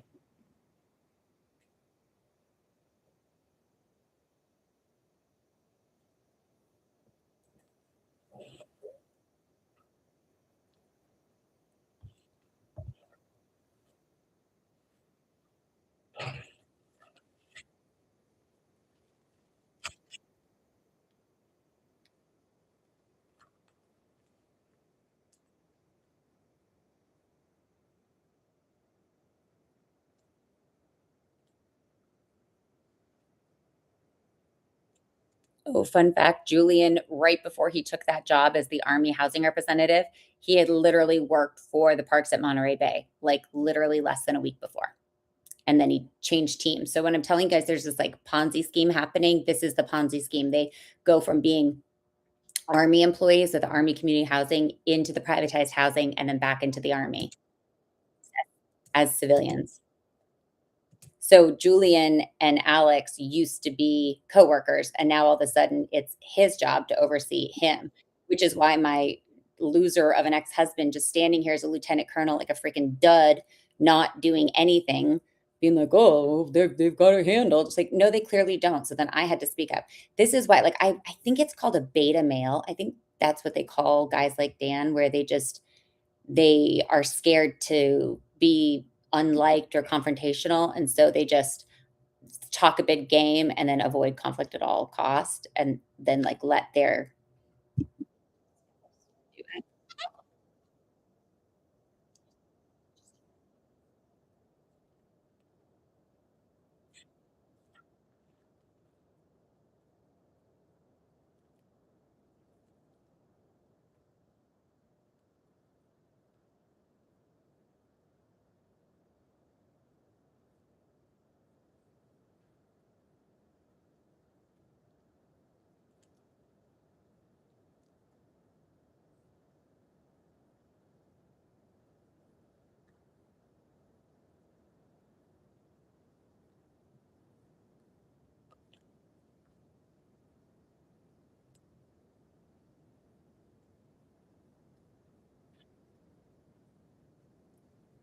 Mind you, most of the time, military spouses are left alone to do this. The lion's share of housing inspections and just having like literal strangers in and out of your private space whenever they want. They literally went through my underwear drawer and like got it on camera. It's like the number of invasions of privacy. No wonder I had a PTSD trigger. I mean, it was literally from April until November, April to May to June to July to August, September, October, November, 7 months of this.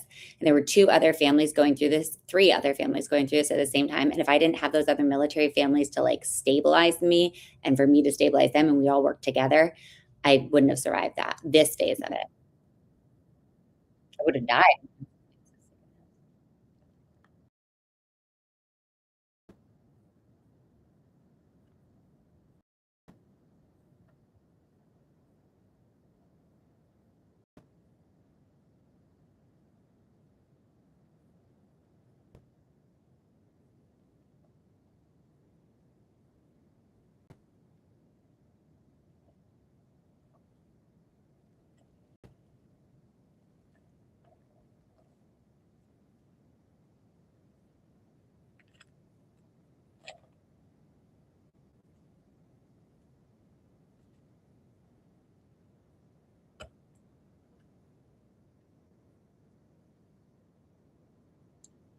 How do I know literally all of their names? Because that's how derelict these houses are, that like there's a maintenance worker there every other day for a leaking roof or a broken this or broken that. And it's like, and this is officers housing. This is 0506 housing.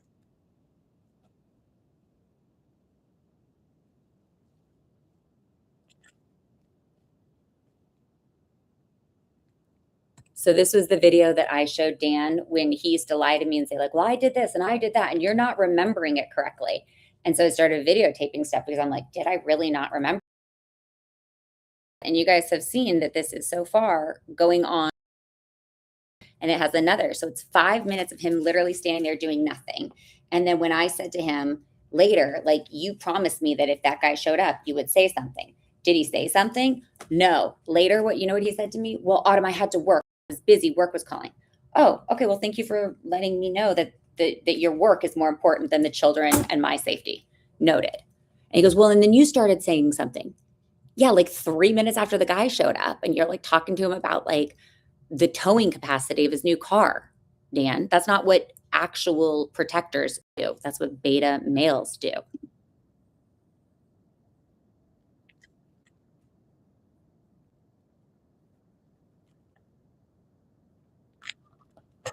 You can hear I'm in a trigger. You can hear my voice trembling.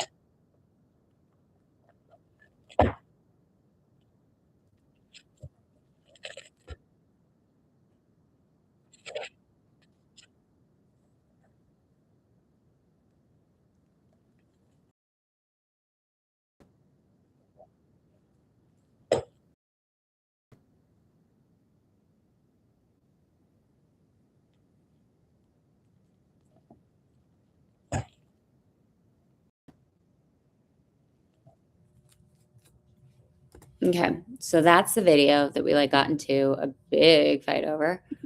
But oh no, was that not? Oh crap, you guys, could you not see that?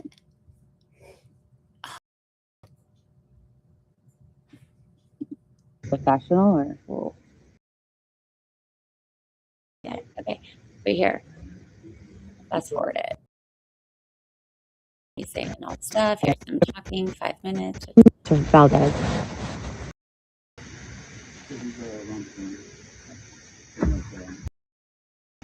Like literally anybody else from Army Housing. Like you guys have Jose Hernandez, Jose Avala, Timo, all nice guys. Derek, Drew, Brian, literally anybody but him.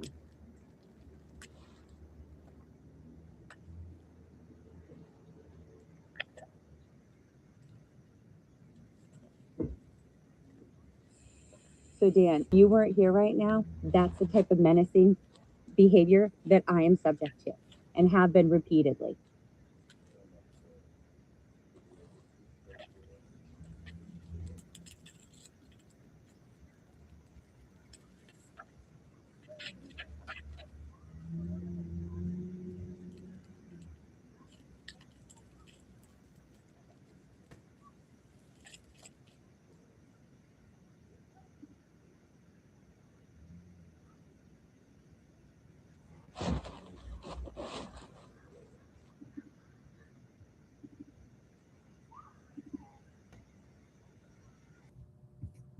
Okay, so that's the video.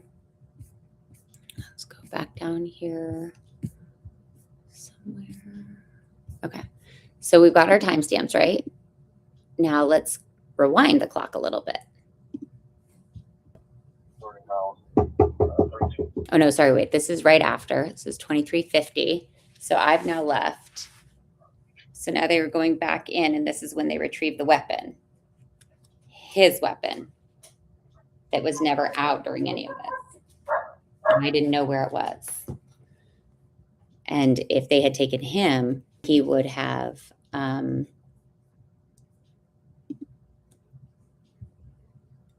back and used it on me, I'm certain.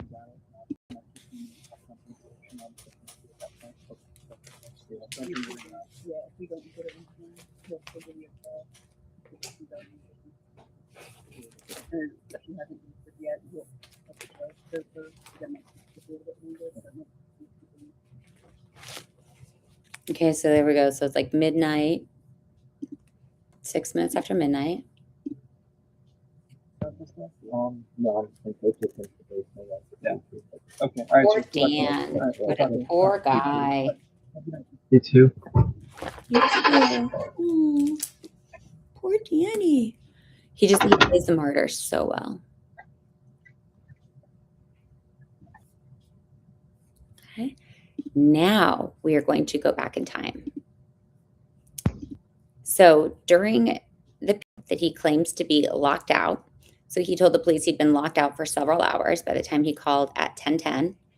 And watch the body language. Does this look like somebody who is scared that the children are in danger?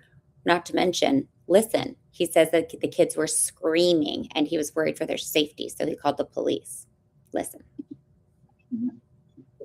8:05.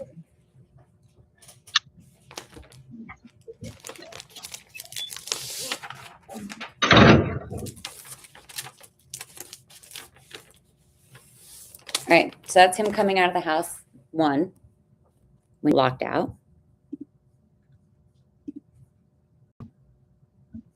8:07. Comes right on in. Yeah. 2.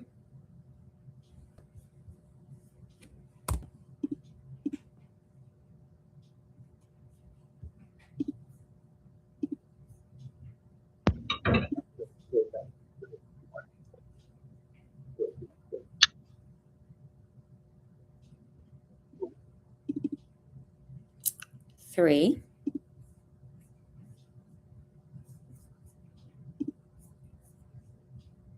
That was at 8:12. This is supposedly right after it happened when the kids are screaming. It's him coming back in the house for a 8:20.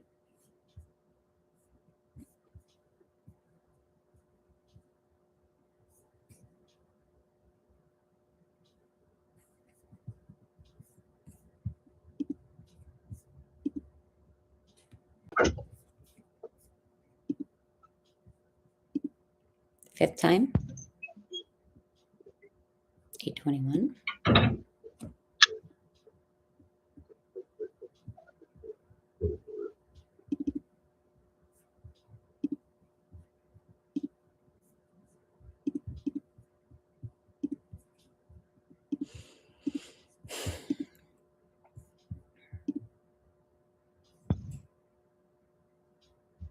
We're now at 6. 6 time coming in. This is 8:27. Okay. And then this is one that the body language people pointed out to me. He has his hands in his pants. You can see it like comes out of his waistband, not pocket, waistband, because the pockets are actually lower. You can see him in a previous video where he would have had to have his hands down and under. So he's standing here with his hands in his pants, which, body language are saying like that's relaxed, right? He's not scared. He's not stressed. At 8:28, comes back in the house. Let's watch that one again.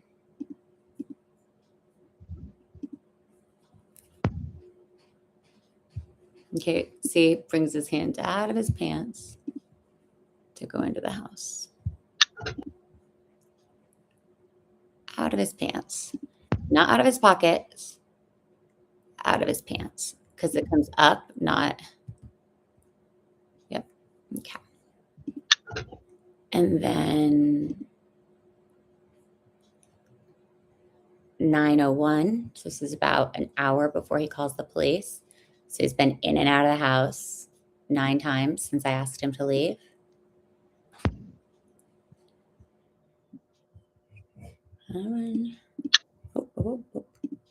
And then that's it. So the only photos, the only videos that downloaded to my phone automatically. Look, he's looking up, doesn't hear anything. He's like starting to run. So none of these photos downloaded. The agent was not able to get these. But what we can see is like timestamps of things, but like that's all I have is just that.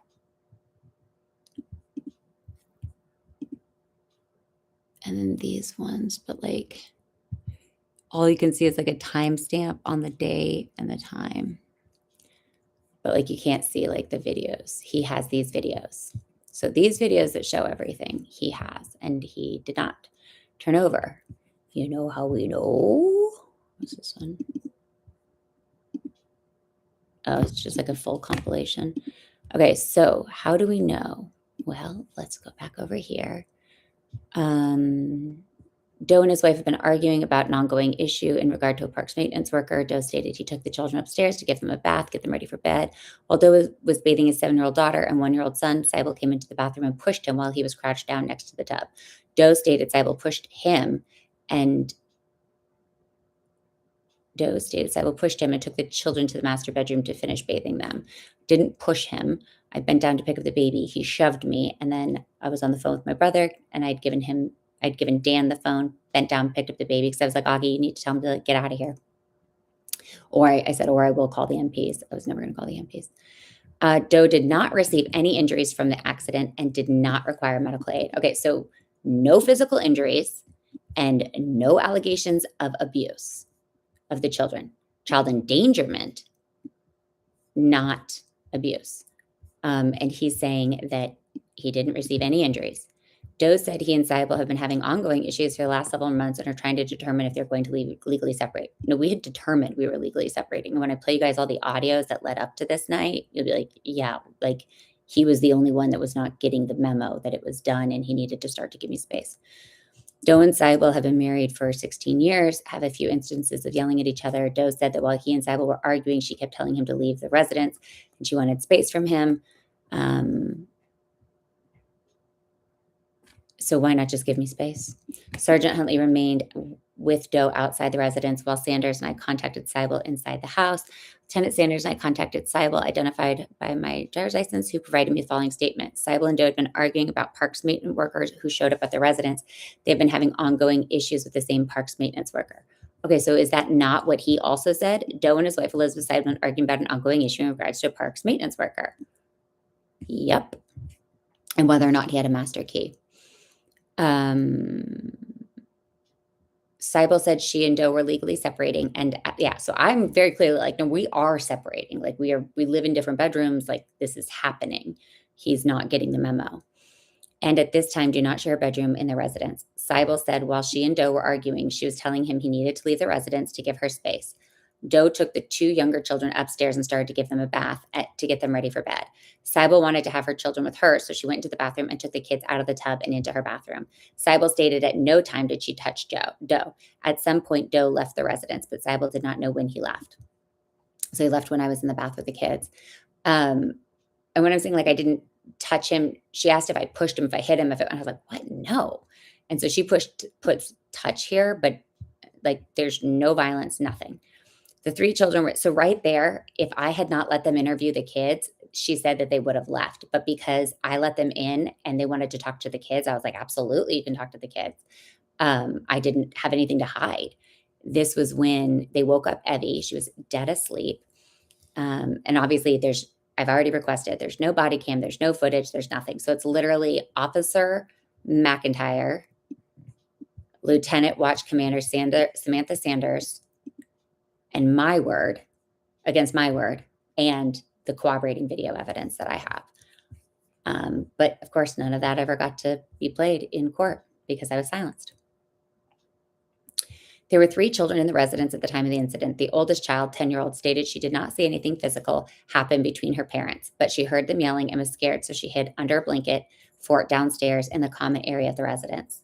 The middle child, 7, Eddie, stated she was in the bathtub washing her hair when Seibel came in, pushed Doe while he was standing up. So I bent down to pick up the baby and went to go like pick up the baby 2 hands, and Dan shoved me with the full weight of his body after I'd just been in the hospital, and I had the baby in my hands, was like, and so that's what scared her, not that I pushed him. The incidents occurred in front of the youngest child, 16 months, but he wasn't old enough to understand what had happened. That's what happened. So while this is all happening, mind you, my brother August is literally on the phone. So we have a witness, but he wasn't interviewed right away. They waited till weeks later. And in fact, I don't know that they actually ever did get his statement as to that night. So all they would have to do is pull my phone records, because the call was made from my cell phone to my brother, and Dan's phone records, and my brother's phone records. And we could show that Dan was on my phone with my brother for a certain amount of time, then hung up and then got on his phone with my brother for a certain amount of time before they eventually were like, hey, hide the weapons and then call the police. Where did it go? Oh, I'm so sorry. I keep forgetting to like move it over to the other thing. Okay, disposition. Okay, so there, here you can see everything. Sanders wasn't hiding anything. It's all right there. So we were, he goes, so he said that we were arguing about the same in regard to a parks maintenance worker. And then she said, arguing about a parks maintenance worker. So you can see how like that military housing directly led to this. Okay. Seibel was apprehended for violations of PC, battery on spouse, and PC child endangerment, and was lodged at the Monterey County Jail. Originally, they tried to charge me with like 3 felonies and like 3 felony child endangerments, 1 for each of the kids, and then 1 misdemeanor spousal, whatever. And then they dropped it to 2 misdemeanors. So like domestic violence on, spousal one, they kept this one. And then the endangerment of a child was like a misdemeanor. Doe requested an emergency. Okay, so here he lied to my family, said that he did not request an emergency protective order. He said that they just gave it to him and he really didn't want it. But here it clearly says Doe requested an EPO. Doe requested an emergency protective order. And then when you look at the documentation, like, yeah, he definitely requested it, which was authorized by California Superior Court Judge Pamela Butler and served to Seibel by a deputy at the Monterey County Jail. Doe was provided with an Army victim form and a Marcy's card at the scene by Sergeant Huntley. Doe surrendered a pistol to Sergeant Huntley for safekeeping. The pistol was secured in temporary evidence container number 5 at Palm PD, then transferred to the armory for storage. So I didn't know where that weapon was, and now we know that it was hiding in the rafters, but we haven't seen that footage. Chances are he'll probably have it destroyed by the time this airs, but that'll just be another, like, hopefully he doesn't destroy those cameras and he can give them forward and be like, okay, well, like, this is why I didn't say what happened. And then all the evidence is out, or he destroys them. I mean, he even lied on a different form. I'll show you in a second. Said that they've been overwritten, but that's just not true. Status. This is an interim report. Commander's report of disciplinary or administrative action is pending. Commanders are remind, blah, blah, blah, blah, blah. This is like Army stuff. This is why nobody gets involved in FAP. And I don't want to read it. Just, you guys can do it. Okay, prepared by McIntyre, approved by Gunter, Lieutenant Watch Commander Sanders. There. Okay. So now let's go back over here. So we've seen all the videos. Oh, I forgot I had them in here. These are the text messages with my brother from that night. So like it's actually like 3 years of text messages. But if I go all the way to the bottom, and of course my ex didn't submit this to the judge or to his lawyer because Why would he want to prove that he's a liar? Okay, so it's just like regular back and forth, me talking to him, me saying, okay, me sending pictures. I said lost consciousness and landed flat on my face Friday night, ended up in the ER. Doctors think it's stress related. Mom was so concerned, she texted Dan to ask if I was having an affair. That's my mom's first question. Do you think Autumn's having an affair? Like, what? Like, Natalie, you're chaotic. I said, I'm being financially and psychologically abused by Dan. It's having a debilitating effect on my mental health or on my physical health. I told you last week I felt like the stress was going to kill me. Dan not only didn't back down, he escalated. Thanks for the help. He said, Sarah, that's his wife, is the only smart person in his family. She kept her own bank accounts all these years, and you know, if she wanted to leave, she could. I was too young and stupid to do that. Now it's too late. The courts will have to sort it out. Discharged after midnight. Final tally was a concussion, bruised arms, a contusion on my leg, bruised, cut up face, 3 chipped teeth, and a massive, massive headache. Oh, sis, I'm so sorry. I love you and I'm praying for you. Not sure what you said to Dan, but it only made it worse. Thanks for having my back. I should have been prepared like Sarah. She had a viable way to leave because she was smart enough to make and save her own money. And then, so that was before everything happened. That's like the morning of, right? And then I texted him at 9:13. I said 9:13 p.m. So he would have already been out of the house, 9:13. The police would have already been called. So he would have already called them at like an hour before. Wow, that's wild. I said, is he leaving or am I calling the MPs? He goes, I don't know. I'm really trying to stay out of this. Your kid sounded really scared. The baby was crying when you gave Dan the phone. I'm worried. I called mom. She's worried. I said, you all should be worried. I've been in the ER 3 times in the last 6 months. I'm under tremendous amounts of stress. And the first thing mom says when I get out of the hospital, instead of calling me, is questioning if I'm having an affair. So the baby took a bath, went to bed on time, and the girls are in bed with me. And I sent this screenshot. I'm sorry about all this, sis. I really am. I never would have accused you of that. And I said, I'm with my kids or at work. I don't go anywhere or do anything without Dan knowing exactly where I'm at and what I'm doing. He said, say a prayer, get some sleep, love you. And then he texted me the next day when I'm in jail. Autumn, I love you, sis. I don't have phone service, but I have Wi-Fi. I'll call you back once we get to service. If you want me on Thanksgiving. Still in jail. Text me again. And then I get out of jail, text him, love you, be safe. And he said, hey, sis, family looks great. Forgive me for not calling. I really want to stay out of the way during this time. I'm really sorry about what's happening. DPAM, love you so much. I said, I understand your sobriety is the most important thing. And if you read the pages and pages and pages before this, you can read the tone of our relationship. And Dan submitted 3 pages of text messages that are completely out of order, disregard all of this back and forth. And that I honestly don't know where he obtained them from. Did he get them from my phone or did he get them from my brother? We would have to authenticate that. And that's the thing that the judge didn't know or even care to do. I was I don't know where these text messages came from. So how can we even say whose they are? I was do we get my phone and I show you? And they just didn't care. They're just no, just submit them. I'm well, shouldn't I be able to submit the other 70 pages that go with them? Nope.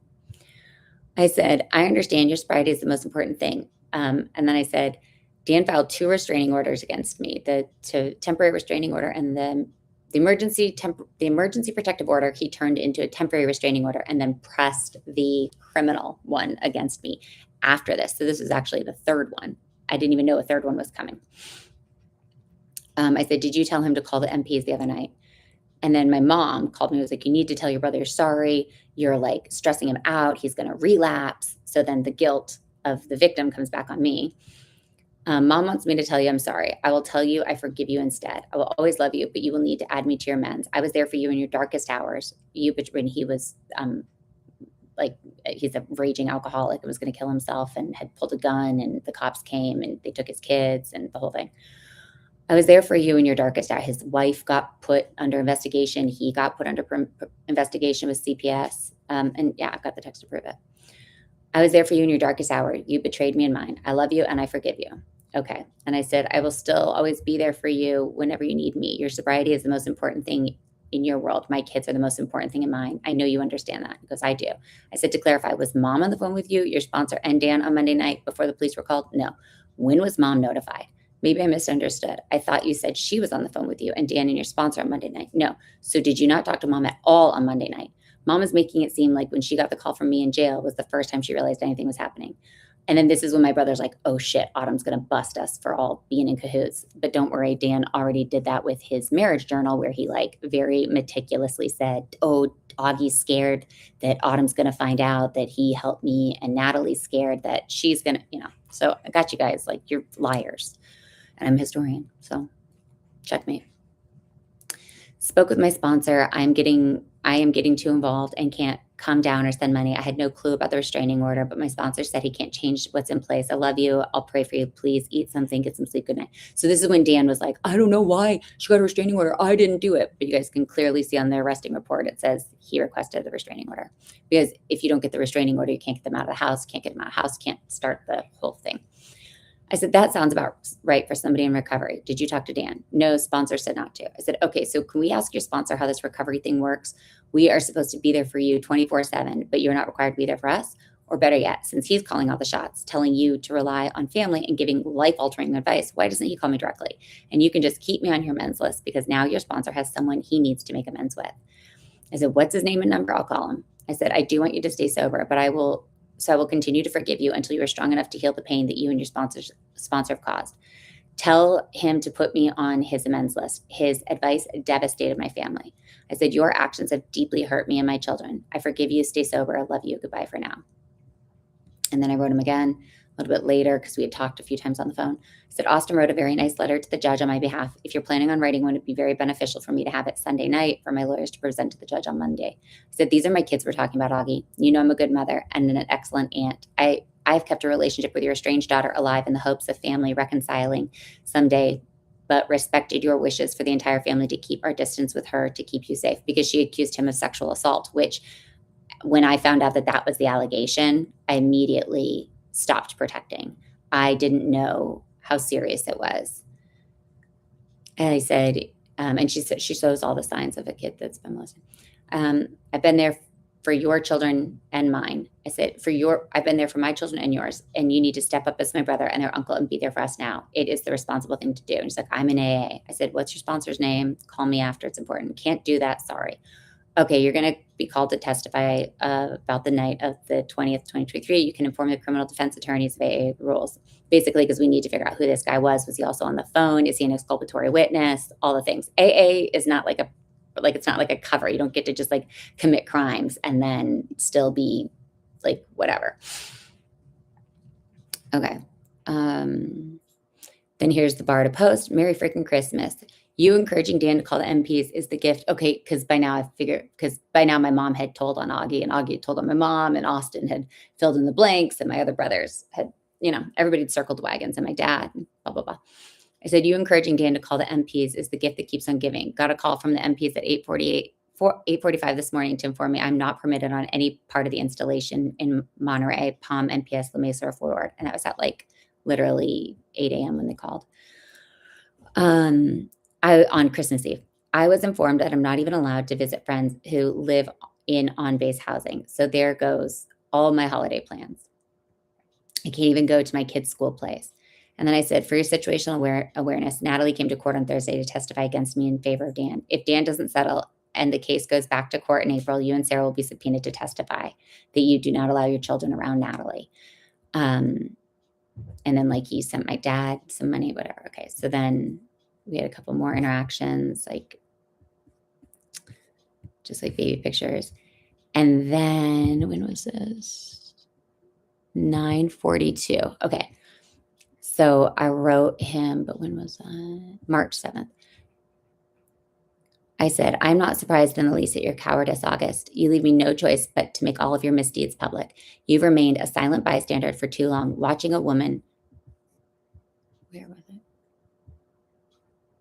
Watching a woman and her children be abused, considering your own wife wisely called the police on you after you drank a bottle of Jack Daniels and put a gun to your own head, and you still somehow have the ability to see your own children is a complete disgrace.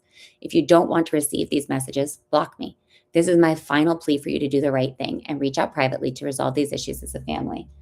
Your silence is compliance, and for the sake of my daughters, son, nieces, and nephews, I will not let your trespasses and betrayal stand. You had the opportunity to heal this privately as a family. Your continued cowardice shows me public scrutiny is the only manner to hold abusers and their allies accountable. Mind you guys, this is literally March of last year, March of 2025. I said, introducing me to Daniel is the worst thing you could have ever done. And if I didn't have 3 beautiful children as a result of it, I would regret every single second. They are who I'm fighting for. And until they are in my arms, I will not stop. I will not be silenced. And I will reveal everything and everyone who was complicit in them being ripped from my arms. Again, you guys, I gave them a year, 2 years. This is March 2025. And by then we had been going for a year and a half. I said, hell hath no fury like a mother scorned August. You're an alcoholic, and the abuse you committed against me when we were children was revealed in the psychiatric testing your friend, Dan, forced me to undergo. I will not stop until my children are in my arms. If it costs you your professional and public reputation, that's on you. You've clearly made your bed. It's no skin off my back for you to be the next Josh Duggar. The media loves those types of depraved stories where toxic men blame their victims and go on to perpetuate abuse into adulthood. Praise the Lord, Sarah got smart enough to have her own job and will be able to care for the kids. I do not wish this scrutiny on them or in their lives, but you've left me no choice. And then just more brother stuff. You can take the girl out of Valley. Okay, that one didn't send. And then there's something more about his sponsor.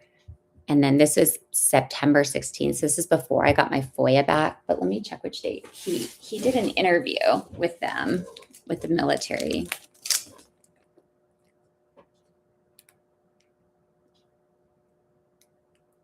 September 24th, or no, I'm sorry, September 10th, 2024. So a full year, I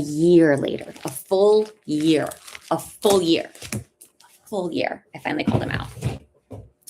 So the question the investigators keep asking me is, did your brother knowingly cover for your abuser, or did he do it unintentionally? It's incredible what new eyes point out when you're reviewing timelines of liars log. I mean, wow. Police reports, cell phone calls, text messages, baby monitor footage, timestamp pictures of happy kids, hospital admissions, ER reports, and failed polygraphs sure are telling. Your Penn State buddy is finally being exposed for the monster he is. Praise the Lord for the complete greed of his civilian attorney who drew the eyes of the Pentagon on her by representing a Russian of all things. Oh, that's a whole other story. We will get into that. Did you know obstruction of justice is a chargeable offense? So is lying under oath. The retrial will be televised and the witness list will be fire, meaning you guys will all be a dumpster fire. You'll be offered the chance to speak your piece before cameras roll in the courtroom, but since you always have been and likely always will be a coward, my guess is you'll hide in a bottle before you can face the truth of what you've done to me and my children. I still forgive you for molesting me. I know Ryan hurt you, then you hurt me. Everyone asks why my brother would protect a monster like Dan. I tell them you guys went to war together and he knows you cheated on your wife.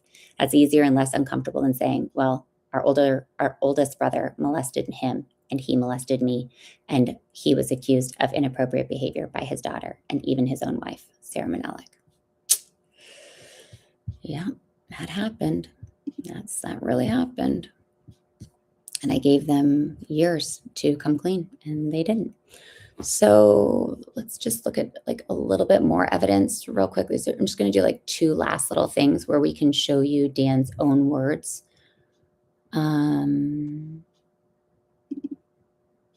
Here is, oh gosh, this is all the evidence tampering.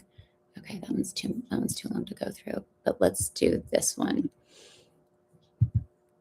Good morning, Esther. I'm aware. So this is Thursday, December 28th, 2023. So Lieutenant Colonel Daniel Seibel states here that he's aware of evidence relevant to my criminal case, which means that he withheld evidence from the DA. So he accused me of a crime, said that there was evidence, but then didn't turn those cameras over to the DA, which would have actually like proven exculpatory for me. Instead, he tried to, this before I got an attorney, he tried to like threaten and intimidate my attorney to get the security cameras or to keep them because he'd been ordered to turn them over and claimed that okay, so it says, I'm aware of evidence relevant to my wife's criminal case and this is like him trying to like get me in trouble. So my lawyer's like, why the fuck would she ever do anything you want? You're literally trying to get her in trouble. Just turn the cameras over to the DA. Like, no, bro, we're not going to let you delete your shit on there and then give it to them. Like, you're crazy. I am aware of evidence relevant to my wife's criminal case that is currently located on our Norio security cameras, local storage, and app. However, I'm no longer able to view and save the videos through my app until my wife grants access through hers, since she initially linked the cameras to her account. My wife disabled access through the app shortly after her arrest, as I was mandated to. I wasn't allowed to have that. So I literally had to disconnect it. That's why I don't have more videos, you fucking idiot. The criminal protective order literally says you can't surveil, you can't do any of these things. So how was I supposed to grant you access and not violate the TRO? So he was literally trying to get me to violate the temporary restraining order and the criminal protective order to get me put in jail by like luring my lawyer to get me to do it. And she's like, can you even do that? I was like, no, I don't have access. I deleted it the day that they told me to. It's gone. But he had the cameras, he had the hard cameras, and all he had to do was plug it into the internet, like do like a hard internet plug-in, and then we could have together with my account and the hard cameras plugged in, retrieved all the footage. But he refused to give them to the military police or the DA's office so that they could access the cameras. He wanted to access the cameras. And again, here it is.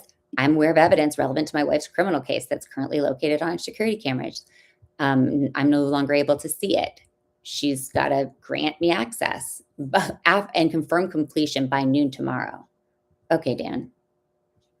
Okay, Dan. Like, he's like, and you better do this or else. Like, or else what? You're going to spank me and take away my kids? You already did. Or what? You're going to strangle me and take away my kids? You already did that, asshole. That's what I should start saying.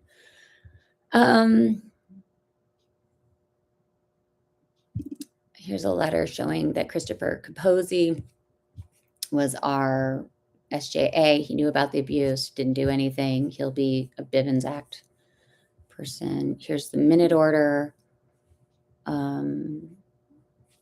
dismissing the misdemeanor battery.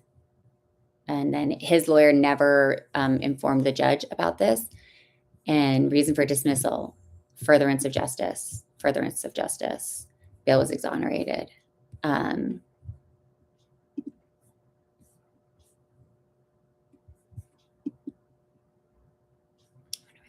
Picture's not there.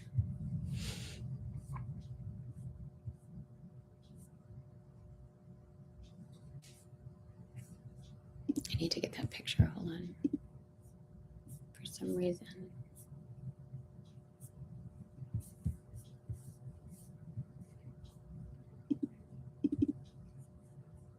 Here's another picture I haven't shown you guys. I used to keep phone numbers written on my body in case of emergency because he was always monitoring my phone, and I just was like I knew the end was coming. Like, I knew it. I could feel it in my bones. I knew it. All right, hold on. I gotta get this picture downloaded. Here we go. Is this the one? Yep, that's the one. Download. Okay, so evidence. Let's drag these in.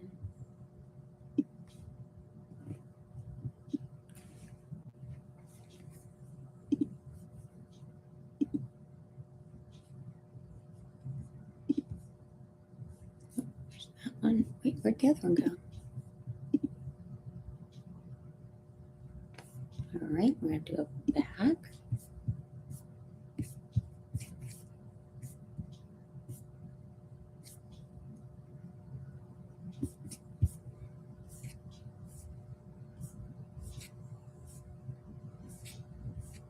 There it is. Okay.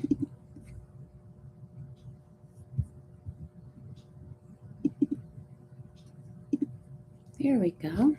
Okay. Here's another picture. Why does it keep doing that? What the fuck? Is this alive?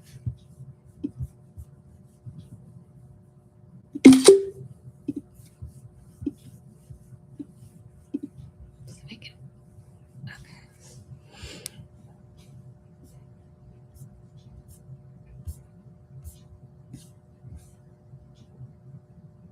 Sometimes these, like, Dropbox doesn't always do what we need it to do. Oh, there it is. Okay, there's the show. Okay, and then here's the PI report. And then here's that video. I'll show you guys this one some other time. This is the 9-minute one that is exculpatory of what sister-in-law lied about on. And here's an audio of me calling the chain of command. So is that what this is? I can't go see my family because I don't want the kids seeing yours? Because your mom, no one in my family has ever, in front of a whole house full of people, called you shameful. But I've never acted that way in front of any of your family where I'm like yelling at them. And So do you want to rewind the clock? And the reason why I was so upset was because you led me to believe that we were going to. Oh, God. Like listening to those reminds me of how grateful I am not to be married to him anymore. Okay. So we're going to stop there. Oh, wait. No. I'm going to show you one more thing, just to show you like how his lying started pretty much right off the bat. And we have, him right here on the 28th, basically being like, hey, I'm aware of evidence. And then we have him here. And again, I'm only showing you guys the redacted ones because I've got the TUI ones. I just don't, it's not worth showing them. Coordination with Major, that was his defense counsel. And weirdly enough, the guy was based out of Fort Wainwright. I wouldn't doubt it if, he went up to Alaska several times to meet with this guy. And I also wouldn't doubt it if my brother knew the guy because my brother served up in Alaska. At 4:12 p.m. on the 4th of October, 2024, the special agent coordinated with Dan's defense counsel, defense trial services, Fort Wainwright. And they do it at different bases. So like my SVC was out of Fort Huachuca and Dan's was out of, where's my necklace? And Dan's was out of Fort Wainwright, Alaska. Okay, they went to headquarters. Okay, pertaining to the Norios cameras installed in his residence. Dan's representative related 2 Norio cameras were installed around September or October 2023, and they were placed outside the front and back doors and 2 facing in the living room and kitchen. There was also 1 in the garage. That's the most important one. There were 5, and I have the receipts for all 5 of them. Dan's counsel related that Dan was unaware when they moved the interior camera into the kitchen and did not remember the camera's location when I was arrested in November 2023. That's a lie. He knew exactly where that camera was, which is why he demanded it. And it was like it literally caught him hiding his weapon. So if somebody could get that, if you guys could subpoena it before he destroys it. Related had physical possession. So they clearly say here, he had physical possession. Daniel had physical possession. Daniel had physical possession of all 4 cameras. There's 5 cameras, but did not have access to any stored footage on the device as I had stored the footage in her cloud. His representative related, Seibel removed, so I removed his access to the Norio account after she was released on bail. Yeah, per the terms of the bond, like no stalking, no like looking at pictures, no going so you told me to do it, I did it, and then you tried to get me to violate it, and I didn't because I'm not an idiot. And then you said that so you got somebody to lie for you here, Dan. This is the really interesting part because Colonel Burgess actually went to the house to get those cameras from you, and you said no, not without a warrant. So Major sensor related, the local storage likely wrote over itself when it was full. No, that's not how it works. That's not how it works at all, actually. So when you say it likely, and you see how they likely wrote over itself when it was full. So Seibel took down the cameras a week after Autumn's arrest to preserve footage from the night of her arrest. Major related, Dan was able to download some videos from the 16th of November 2023 when Seibel threatened to make domestic violence and abuse claims to ruin his career. That's not true. I have those audios. Major Seibel, or no, this is his counsel, related that victim Seibel, had access to the Norio account after she posted bail because she texted her blank, Dr. Blank, that she saw footage of blank entering and exiting the home on the night of her arrest. Major Blank related, there were no cameras. There were no cameras what? There were no cameras what? There were no cameras what? unredact it. I'll show you guys what it says later. Anyways, this is just like classic, right? So the military tried to cover up, like they covered for him. But then why didn't CID ever ask me about this? Why was Dan never forced to turn those cameras over? He harassed me at nauseum in court trying to get access to them and even demanded them via subpoena. And I told the judge, I was like, I mean, yeah, I'll like gladly bring it in here. Let's hook it up. We'll do it together, but we will do it together with like police. I'm not just going to give him passwords to my account so that he can erase the videos. So here he says notice in lieu of subpoena to produce civil documents codes. Okay, so technically this is a confidential document, but considering the fact that it was looking for evidence, like this is exculpatory. He's demanding, so this is now evidence. So this is not confidential because this document is evidence in both a military investigation and the DA's investigation into him. So he's asking for video recordings. Located at the house, and then documents showing notification of when you removed him from being able to access the account from home videos. I didn't even have access anymore, so how would I be able to access that? How could I access it to get access to it? And then last but not least, let me look at my Amazon account really quick and just like pull those orders so I can show you guys how many of those cameras we actually had. We're going to go to 2023 because you'll never believe it, but guess who is the one that controlled the Amazon account?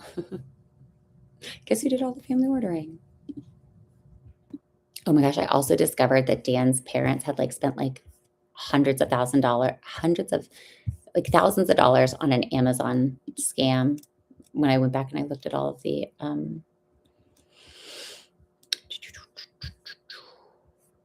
Amazon gift cards they'd given us. Oh, that was the girls' dresses for those photo shoots.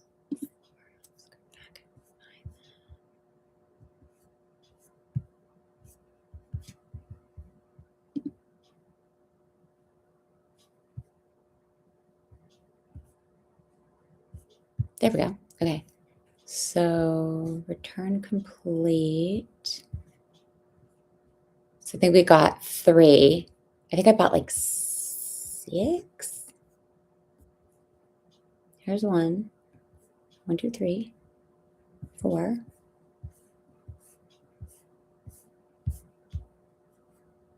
Let me get this one.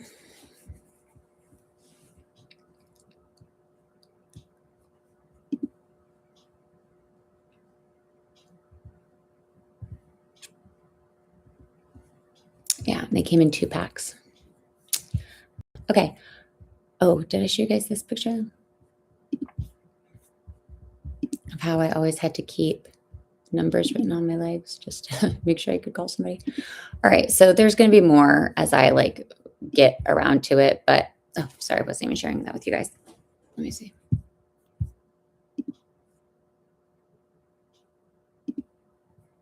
Sorry, I keep forgetting that I have to like share it. Okay, there. That's a picture of me like keeping numbers on my legs in case of emergency, November 30th, 2023. So scared.